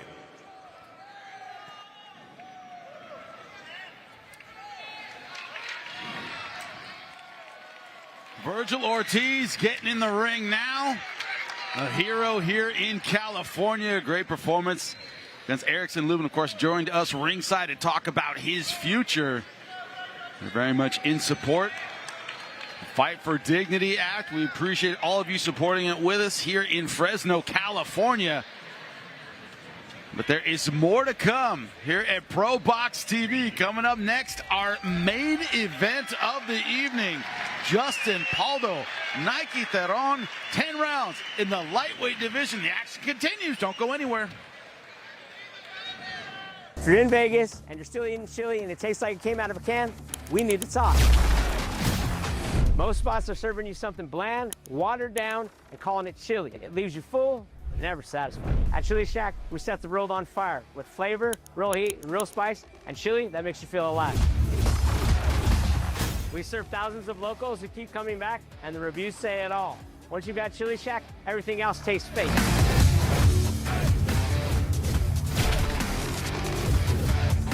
Come follow us on Instagram and come see why Vegas says Chili Shack is the only chili that...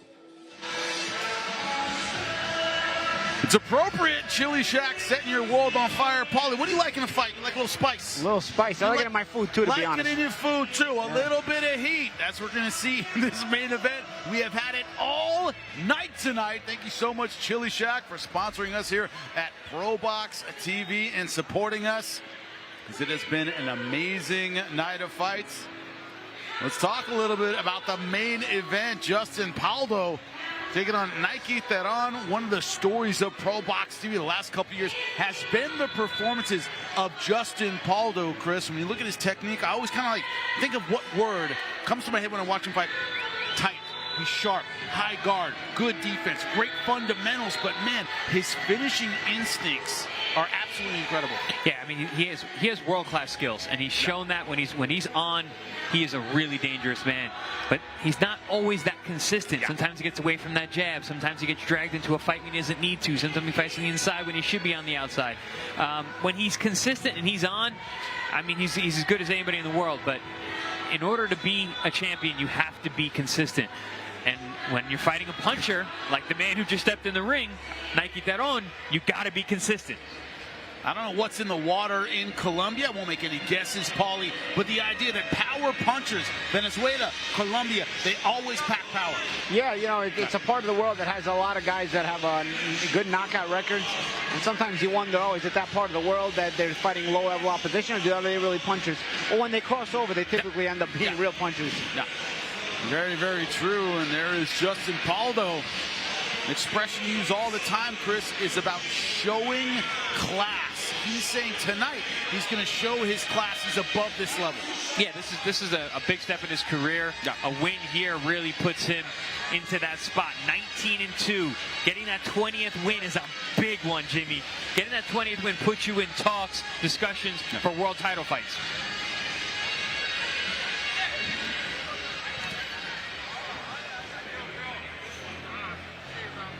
Take a look at the numbers here in our tail of the tape. Justin Pauldo, 3 years older than his opponent from Barranquilla, Colombia. 1 inch height advantage for Theran. 1 inch reach advantage for Justin Pauldo. For people that aren't used to doing the math, that's a 6-foot wingspan. Let's get it going. Ladies and gentlemen, we continue inside of the Save Mart Center. This is ProBox TV, the action being brought to you by Global Gaming Olympics coming to Las Vegas, Chili Shack, setting your world on fire. Hydro Shot, H2 powered hydration. Chukchansi Gold Resort and Casino voted #1 in the Central Valley. National Farmers League. Growers looking out for growers and farm workers. Farmers and farm workers feed the world. Fresno Dodge Ram, family owned and operated. Chrysler, Dodge, Jeep, Ram, and Fiat. Jersey Mike's, a sub above, as well as Killer Grips, champion inspired sports protective tape. This contest, set for 10 rounds in the lightweight division. Este duelo, a un límite de 10 vueltas en la división peso ligero. The officials at ringside, judging the action, Zachary Young, Ivan Guillermo, and Marcos Rosales. And now, Fresno, California, Colombia, and the USA, we're going to find out quién es el más macho. The ProBox main event is on now. Presenting first, the fighter standing in the blue corner, presentando en la esquina azul, vestido de blanco con dorado, steps in wearing white with gold trim. He weighed in at the lightweight limit of 35 pounds. Detuvo la báscula al límite de 135 libras. Esta noche, este suramericano con la mano pesada entra con un récord de 20 victorias. Solo una derrota, 14 de sus victorias por la vía del cloroformo. Tonight, this heavy-handed South American enters the ring with a record of 20 victories. 1 lone defeat, 14 of those victories coming by way of knockout. Representando a la zona Cachacal, Barranquilla, Colombia, Nike, la promesa Theran. En la esquina opuesta, vestido de negro in the opposite corner, wearing black, he weighed in at an identical 135 pounds. Detuvo la báscula a un peso idéntico de 135 libras. Esta noche busca continuar su racha ganadora con 19 victorias. Solo 2 derrotas, 9 de sus victorias por la vía del knockout. Tonight, he returns to the ProBox TV ring, looking to continue his winning streak with 19 victories against only 2 losses, 9 of those victories coming by way of KO. Reppin' H-Town, Houston, Texas, the $1 Million Man, Justin Pauldo. Our referee, Thomas Taylor, with final instructions. Coach, can I have you on this side? Right there, guys. Okay, real quick. Coaches, fighters, we're going to the bottom of the yellow here. Up is going to be good. Right in the middle of the gray, up is going to be good. You got my instructions in the back, gentlemen. Protect yourselves at all times. Listen to my commands. Touch them up. Back to your corner, gentlemen. Nike Theran's nickname is The Promise. He promised a breakout performance tonight, but Justin Pauldo sees this as his ticket to a world title opportunity. A lot on the line.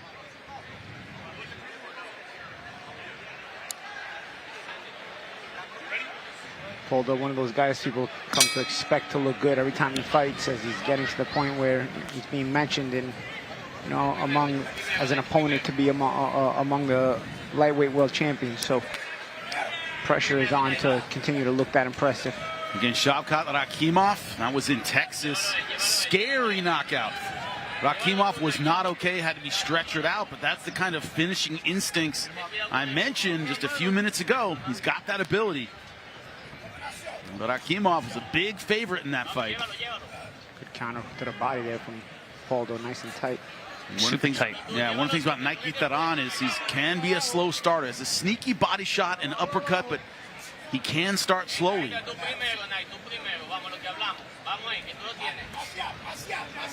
Pauldo using that snappy jab. He has a reach advantage. These guys are big lightweights. Crazy thing is that Theran fought at 130 because the Magnesi was a 126, 130 pounder and he only lost. You know, so it was an even bigger 130 pounder. You know, and that was against an Italian fighter in Italy, Paulie. Maybe a little cooking. I'll say, you know, a lot of times that you could say that, and I'm not sure. I didn't see the fight, but Magnesi is actually a decent fighter. You know, I'll be on the first one to tell you. A lot of times, guys in Italy are a little overrated, but Magnesi is actually a pretty decent fighter. But Theran, you know, started out slow in that fight, came back late, but started a little too late. Something you cannot afford to do tonight, Chris. No, not at all. Because Pauldo's looking really sharp here in round one. That jab is snappy. It's quick. It's coming out early and often. Oh, good right hand then from Theran. He came out of nowhere, right? He started slow, and then he comes out whipping the overhand rights. Now, Theran can punch, man. What do you think at this weight? Does his knockout record translate? Punchers are punchers. I mean, I've seen guys, you know, that could punch at 26 and being able to punch at 135. Oh, yeah. Some guys. Some guys.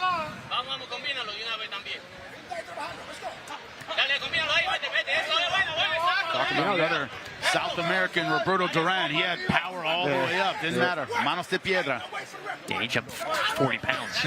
I'll tell you what, Duran got his respect. You know, it wasn't as devastating at a higher weight, but he certainly get you to respect him.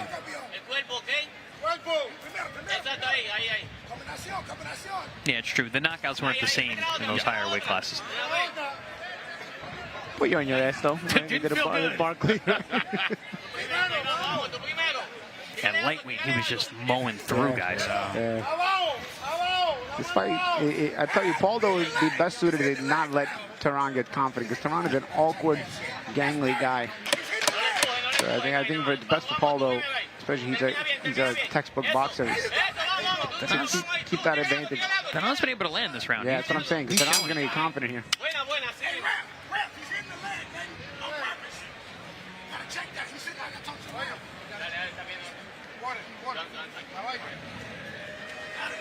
The Dignity Act of 2025, H.R. 4393, gives workers and families, including DACA recipients, protection from fear of deportation and the separation of families.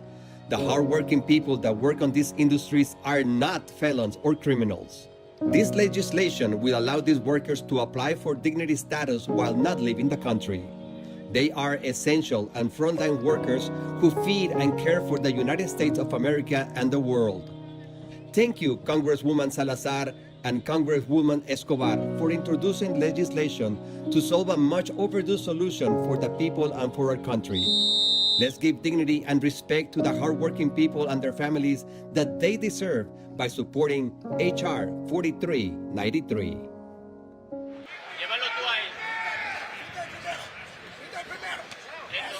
We're back. Round number 2. Justin Pauldo taking on Nike Theran. Both guys showing their style in round number 1. Justin Pauldo, you know, hands up, chin down, good fundamentals. Theran, awkward, sneaky, but has some power shots. You can see he's got some snap, some thud to those shots. Looks physically strong even on the inside. This is going to be a very chippy fight. When you talk about the inconsistency sometimes with Justin Pauldo, you're talking about Miguel Madueño, a fight he had on ProBox TV, and a fight he was supposed to win and look good, and ended up losing a close decision on that one. Yeah, in that fight, it was another puncher, shorter guy though, but he was there to catch and shoot and didn't fill the gaps with the jab, and that was the difference in a very, very close fight. Seems like he's having trouble finding the distance on his jab here now, too. Coming up short. Yeah, Theran's actually tall. Madueño was a shorter guy. Theran has height and he can punch. Paulo sees himself as one fight away from what he calls the big call. Coached by Ronnie Shields, of course, legendary coach. You know, Jimmy, that's the issue with fighting on ProBox TV. when you're one fight away from the big call. There's no easy fights here, so it's not like you're going to be protected so you get to that easy call. And this guy throws weird punches, man. Weird, hard. And he believes in his power. And you can see Pauldo looks a little bit, his body language is a little bit uncomfortable. The referee on it about the holding. And that he's not as reactive. Nice little counter shots there on the inside from Pauldo, but again, has to stay tight. Good body shots from Pauldo.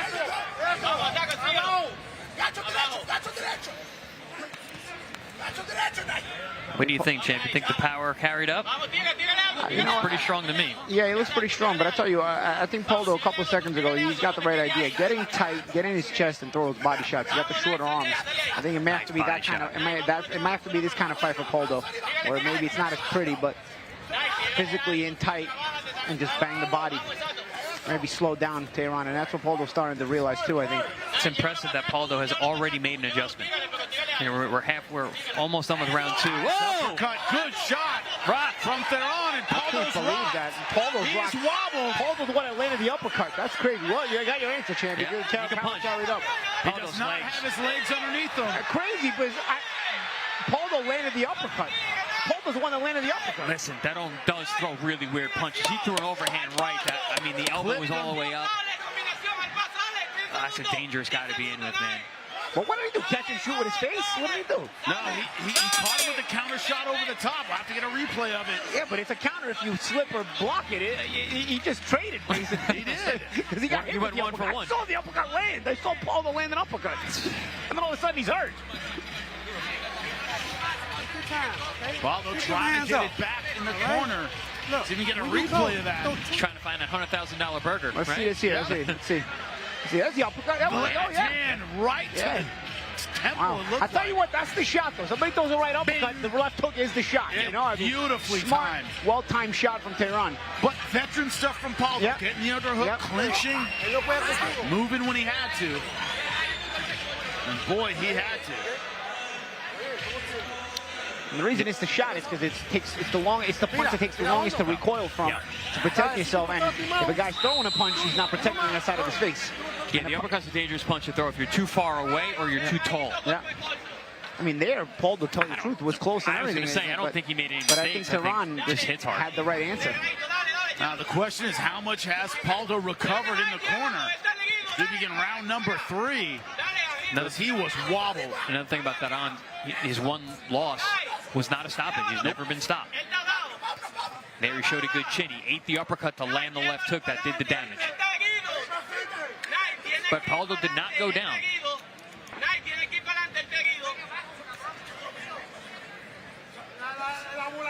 And right now, well, Nike, his corner wants him to keep pushing forward, but you know, he has respect for Pauldo. He's not being reckless right now. No, not at all. And will that being hurt dissuade Pauldo from going into the body? I thought he was onto something when he made the adjustment to go get inside and stay inside, stay tight, and go to the body.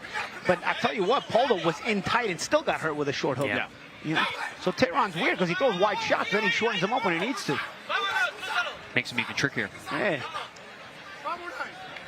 You're expecting a wide shot to catch and shoot, and then you get clipped.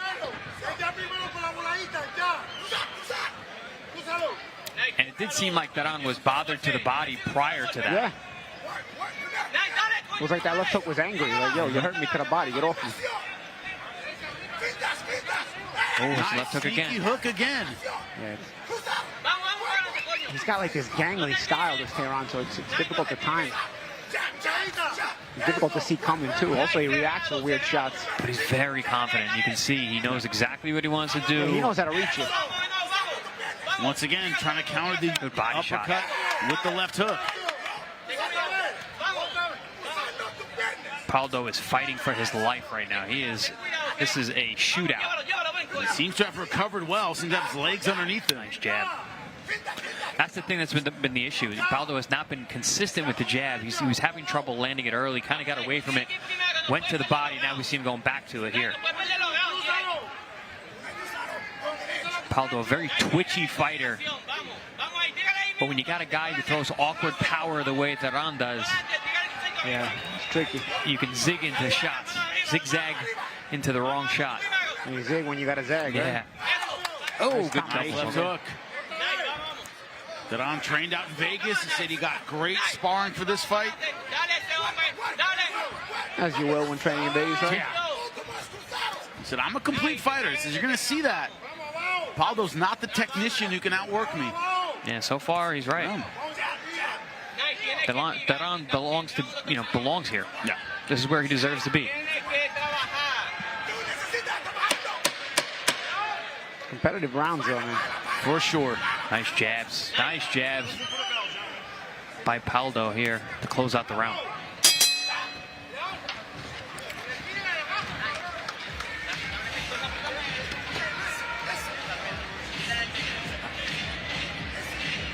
Listen, stop. No, mira. No espera. No esperes.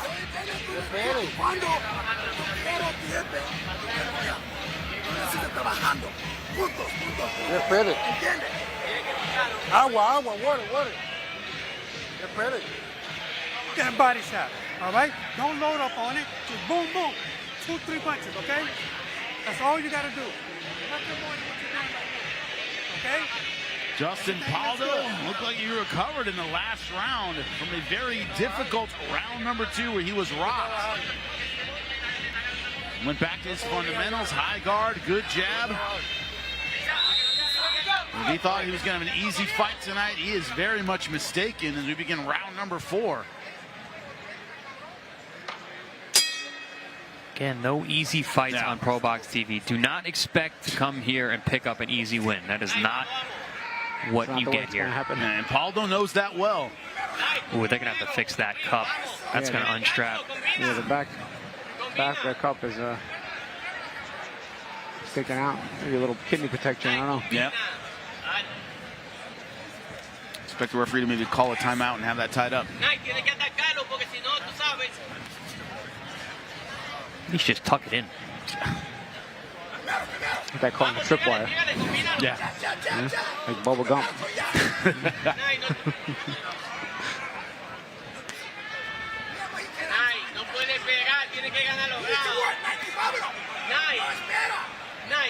Theran's have a little trouble on the outside getting in past the jab.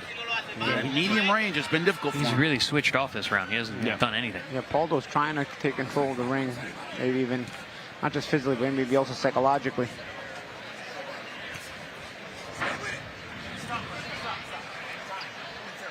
Yeah, he's going to have that. No coaching. No coaching. Easy fix. There you go. Pull up the shorts a little bit. Now, will that change the activity level? That's the question. And his corner just told him in Spanish, yo, you got to work. Yeah. So they see Nike's turned off.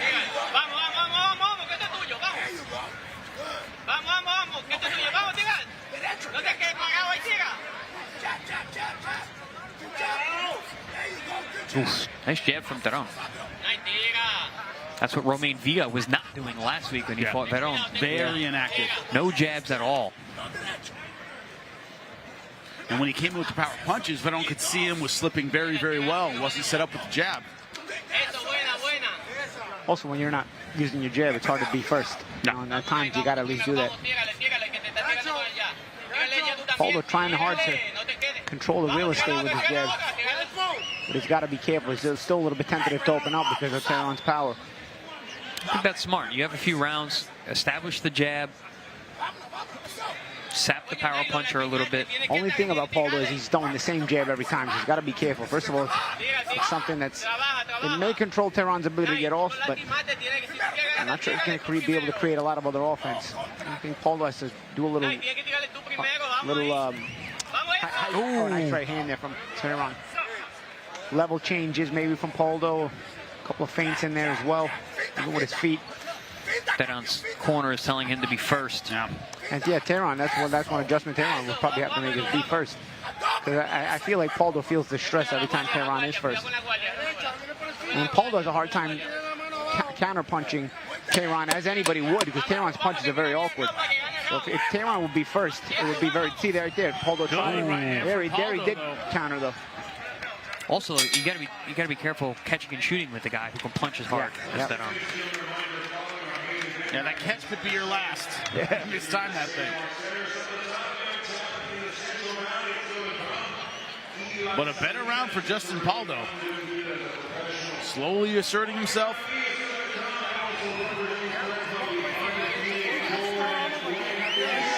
Take a look at that round number 4.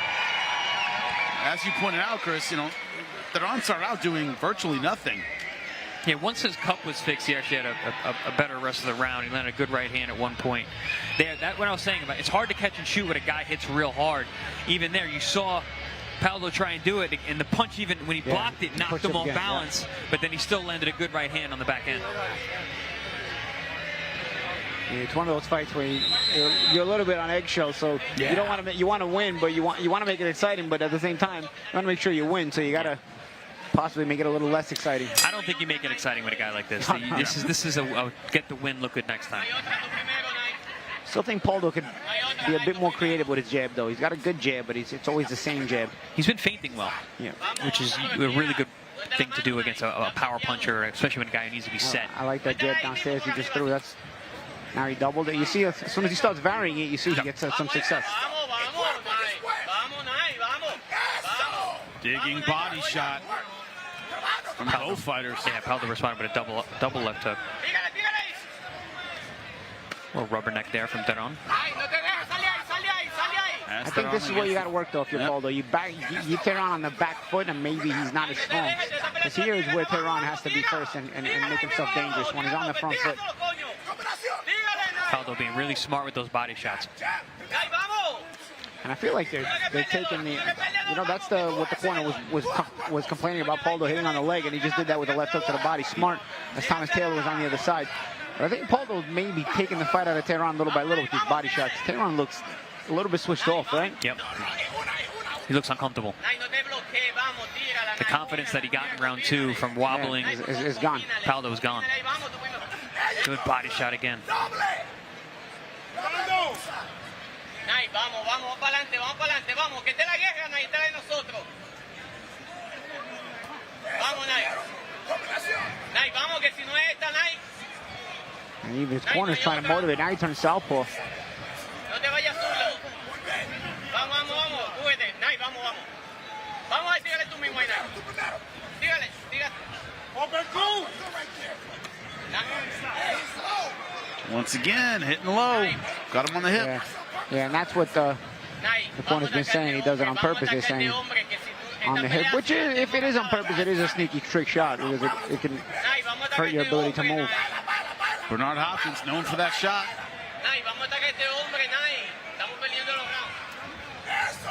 Your quarter was doing it to me too.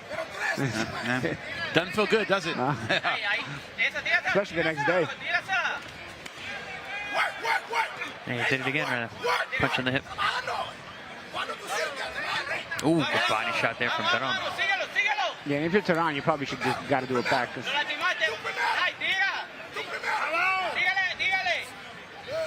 Nice jab there from Pauldo again.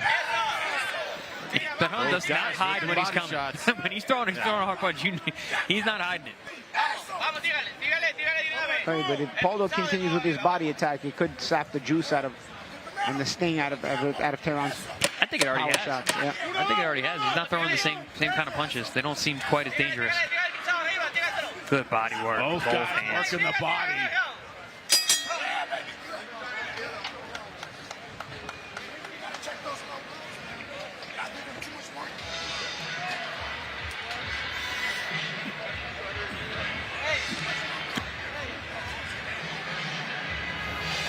Este está muy apretado. Nada más que pasa ahí. ¿Está apretado? Está muy apretado. Levántate.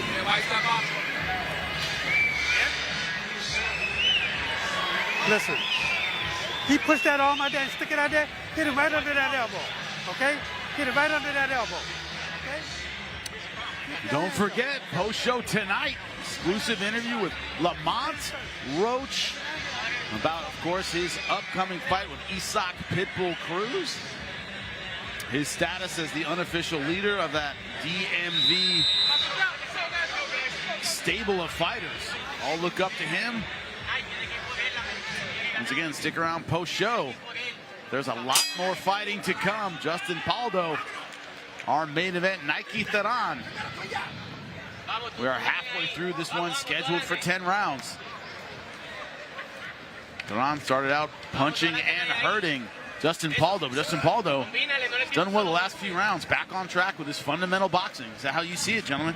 Yeah, he's been boxing really well since then. He got on his jab the next round. The body work has really been the story of the fight, though. That's been the game changer. Nice right hand over the top.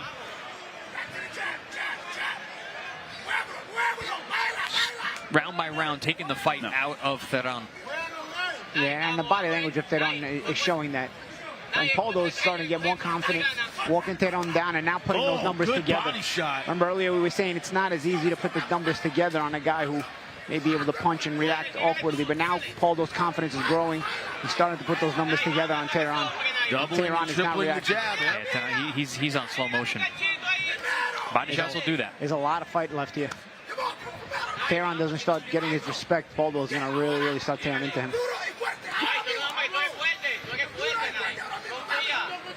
Punchers tend to shrink as the fight wears on. Well, especially if some you're still there, right? Yeah. Very concerted body attack by Pauldo. There it is again. The great Jose Torres said it. When an intimidator fails to intimidate, he becomes intimidated. And that could be the ebb and flow of this fight so far. It's the story of Mike Tyson's career. That's what he was talking about. That's a good right hand. Theran lets himself be noticed there, and actually he's got to land some shots like that to get Pauldo's respect. Also, for the shots that Pauldo's landing on the belt line, they are not low because Theran's belly button is covered by the cup. Usually that's the line. If the cup is covering the belly button, then the top of the cup is legal. And every time that head-snapping jab, he's been doubling it and tripling it this round.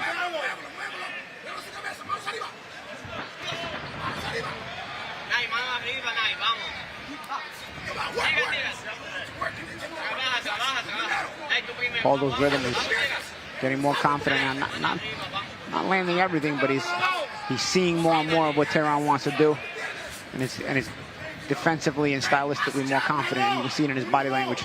And Theran, under duress, tends to go straight back. He hasn't been angling a whole lot, just like that. Yeah, he breaks position a lot. Yeah.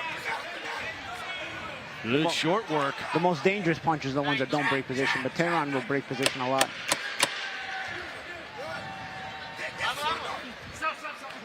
Yeah, and he's not deceptive anymore. He was deceptive early on. Now you know when he's coming. Yeah, now he's not even throwing punches.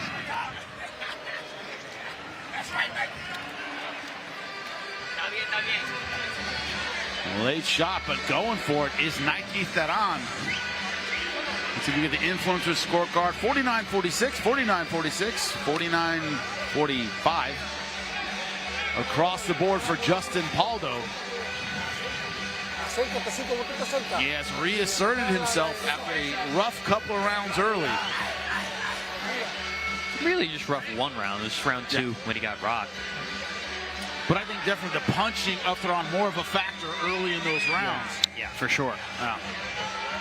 Pauldo's done a good job of asserting himself through body work, consistent jabs. Yeah, and you can see he's putting more numbers together on the combinations, which shows you that he's willing to be in the pocket for the longer duration of punches.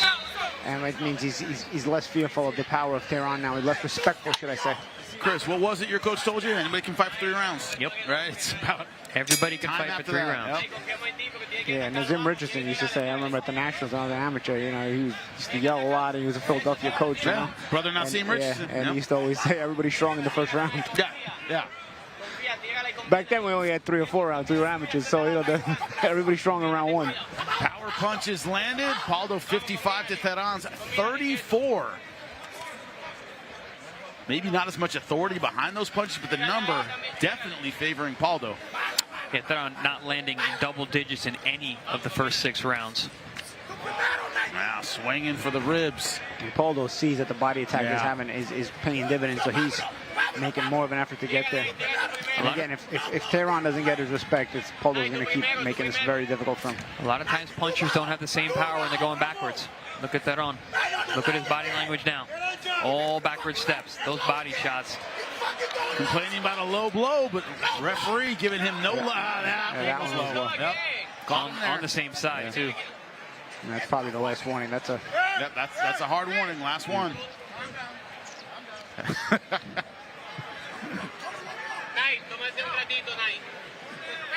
This one was obvious. We're gonna see it again below the belt. See, that was on. That's on. That was in the hip. And that's on the hip. Those hurt. Leg. Those hurt.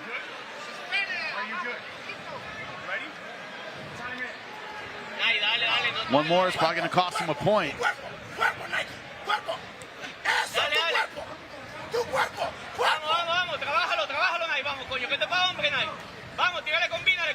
Yeah, now he's punching very hesitantly. Yeah. Once you got a puncher being hesitant with the power, you can take over. And then the corner's telling him throw combinations, but it's easy to say from the corner. He's not confident enough to do that.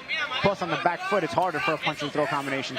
He's also getting touched to the body every time he does anything. And Pauldo's going to the body in between punches, so he's punching in between Theran now.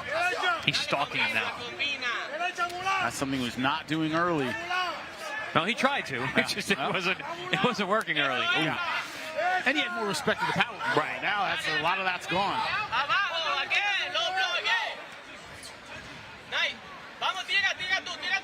Nice short uppercut.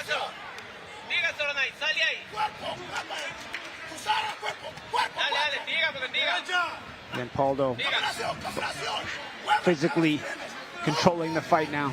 He's being the bully. He needs to cut off the ring a little better, though. I think he's maybe a little hesitant because he got hurt with a left hook, maybe cutting off the ring on that side. Well, you don't have to cut off the ring with your feet. You cut off the ring with the punches. I'm so surprised the guys don't throw punches to where their opponent's going. At times, you don't just have to walk in front of them. There's some shots there to the body again. Pauldo, both hands to the body, both sides. Really concerted body attack. Taking the fight, the desire out of Theran, really. Yeah. Underrated. Oh. Underrated tactically, George Foreman. Great at moving fighters around with his punches. One of the best ever. Did that with Michael Moore. Yep.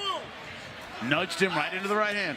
I don't know if Theran's going to last these 3 rounds. He doesn't look like nice uppercut. He doesn't look like he wants to be there. 10 seconds left. Talk about beating the fight out of a man. Yeah, those body shots, man. Look, he's always pushing the cup down. Oh, another good body shot. I don't know if he has 3 rounds. He might stay in his corner right here.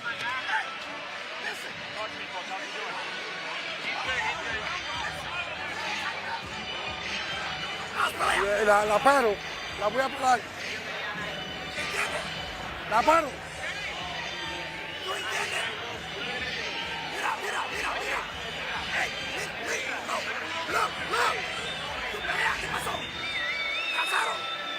Busca aire, busca aire.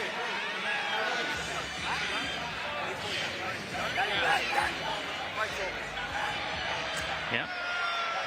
Like I said, I think he's going to make it out of the corner. Looks like he does not. Fight is over. Justin Pauldo gets the stoppage at the end of round number 7. This crowd giving its due to Justin Pauldo. I think the scattered boos are for the performance of his opponent, Nike Theran. They're a little disappointed that the crowd doesn't like quitters. Yeah, didn't seem to be that hurt. Just didn't want to keep going. Didn't want to be uncomfortable, really. Yeah. But still, a good performance from Pauldo. Showed some resilience. He did get hurt genuinely and legitimately in round 2, and to show the resilience to not only rebound from that, but take control of the fight after that. That was very impressive on his part, and a well-earned victory for him. But you guys called it. The body language was there in the last round. Like, we didn't know he quit on the stool here, but we thought, man, maybe one more round. Yeah, and that's he didn't look like he wanted to be there. His body language was clear.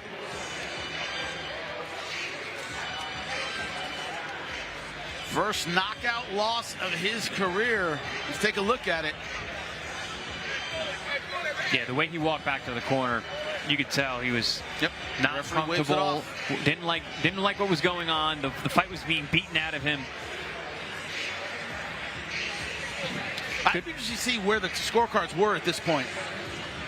I think it'd be very interesting. Now, again, I didn't give any rounds other than round 2 to Theran. It's hard to give any other rounds to Theran, in my opinion. I thought Pauldo was comprehensive.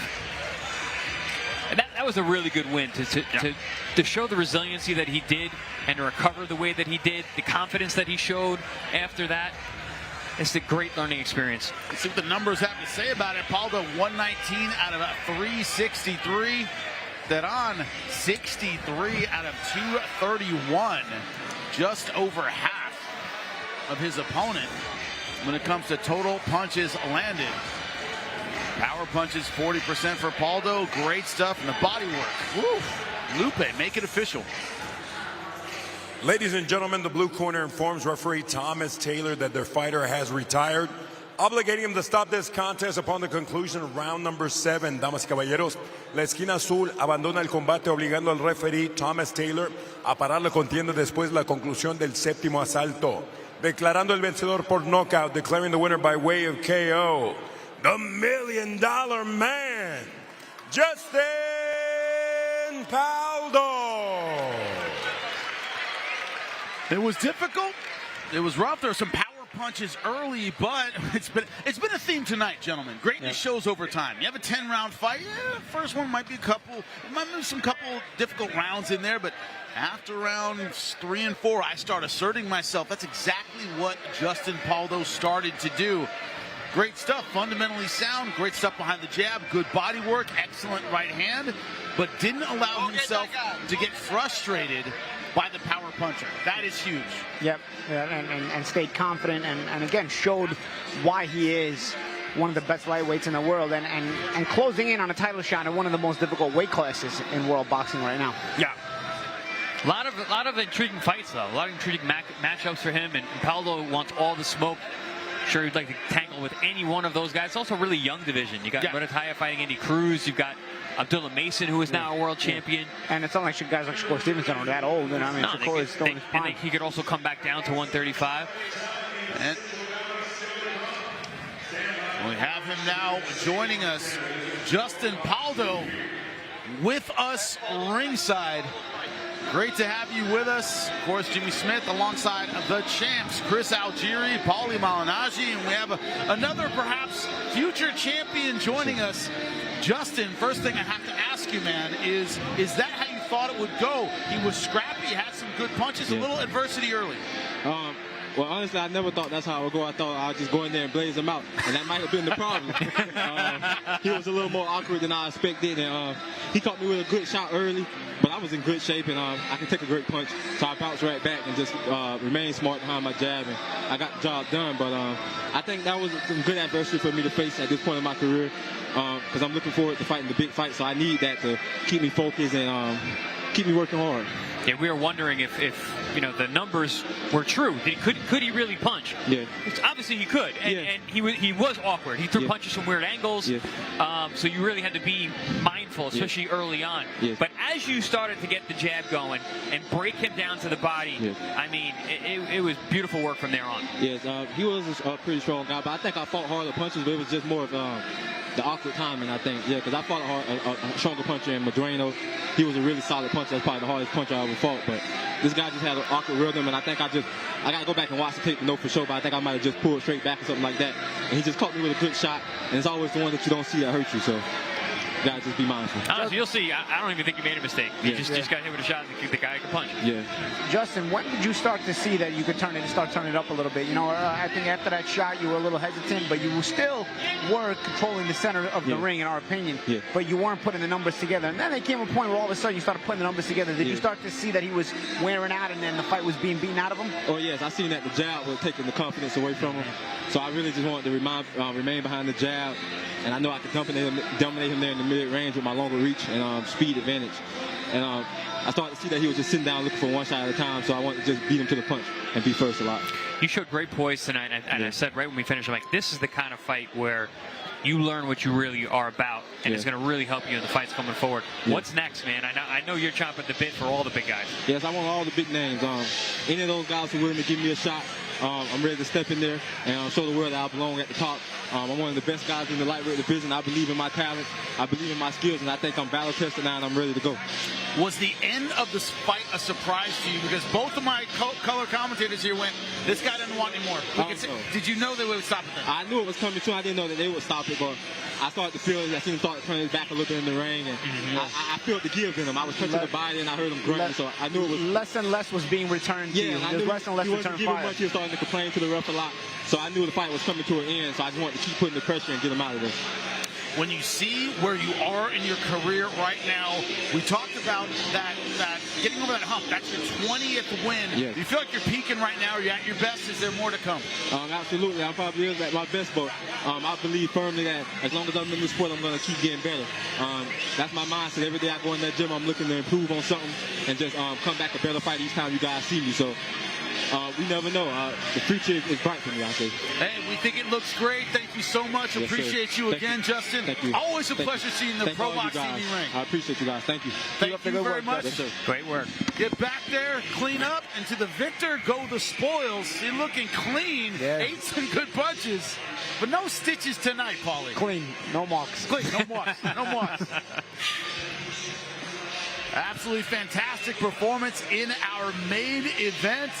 Justin Pauldo said, I'm a level above this guy. I believe I am better.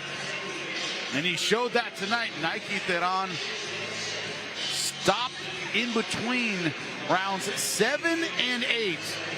That was the end. It was the body shots. It was the double and triple jab, the clean right hands.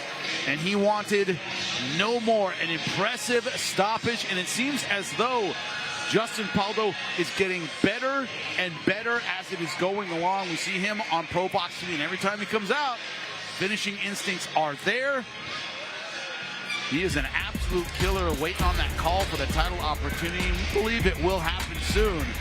But when's going to happen soon for us? That's right, December 18th, Fort Lauderdale, Florida. Ramon Cardenas versus Eric Terrible Robles, super bantamweight fight. That's a Thursday. Get your tickets now. Going to be an outstanding return for Ramon Cardenas after taking on Naoya Inoue. Got them knocked out. Looked fantastic. Can't wait to see him again. He says, well, the world's looking at me now.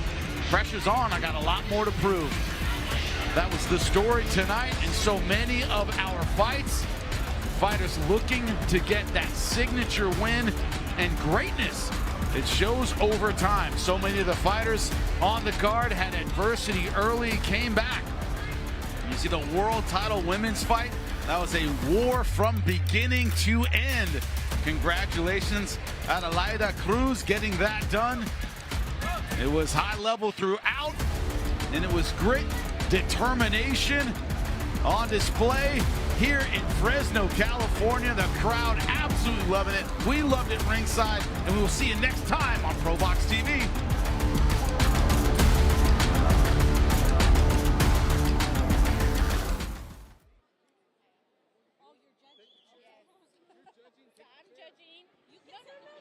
There from Turnbull.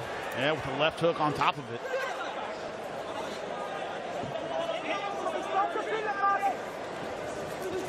Oh, that's boy. Good timing shot there as Turnbull fell in. Turnbull at times will get excited and fall in a little bit and give Boylan those opportunities to time him, as I was saying earlier. There's a chance there for Turnbull, for Boylan to time Turnbull on the way out. Good aggression here from Boylan. Acting like he had Turnbull hurt at the end of the round. Oh, beautifully timed uppercut from Borland. He loves that punch. Yeah. It's a tight shot.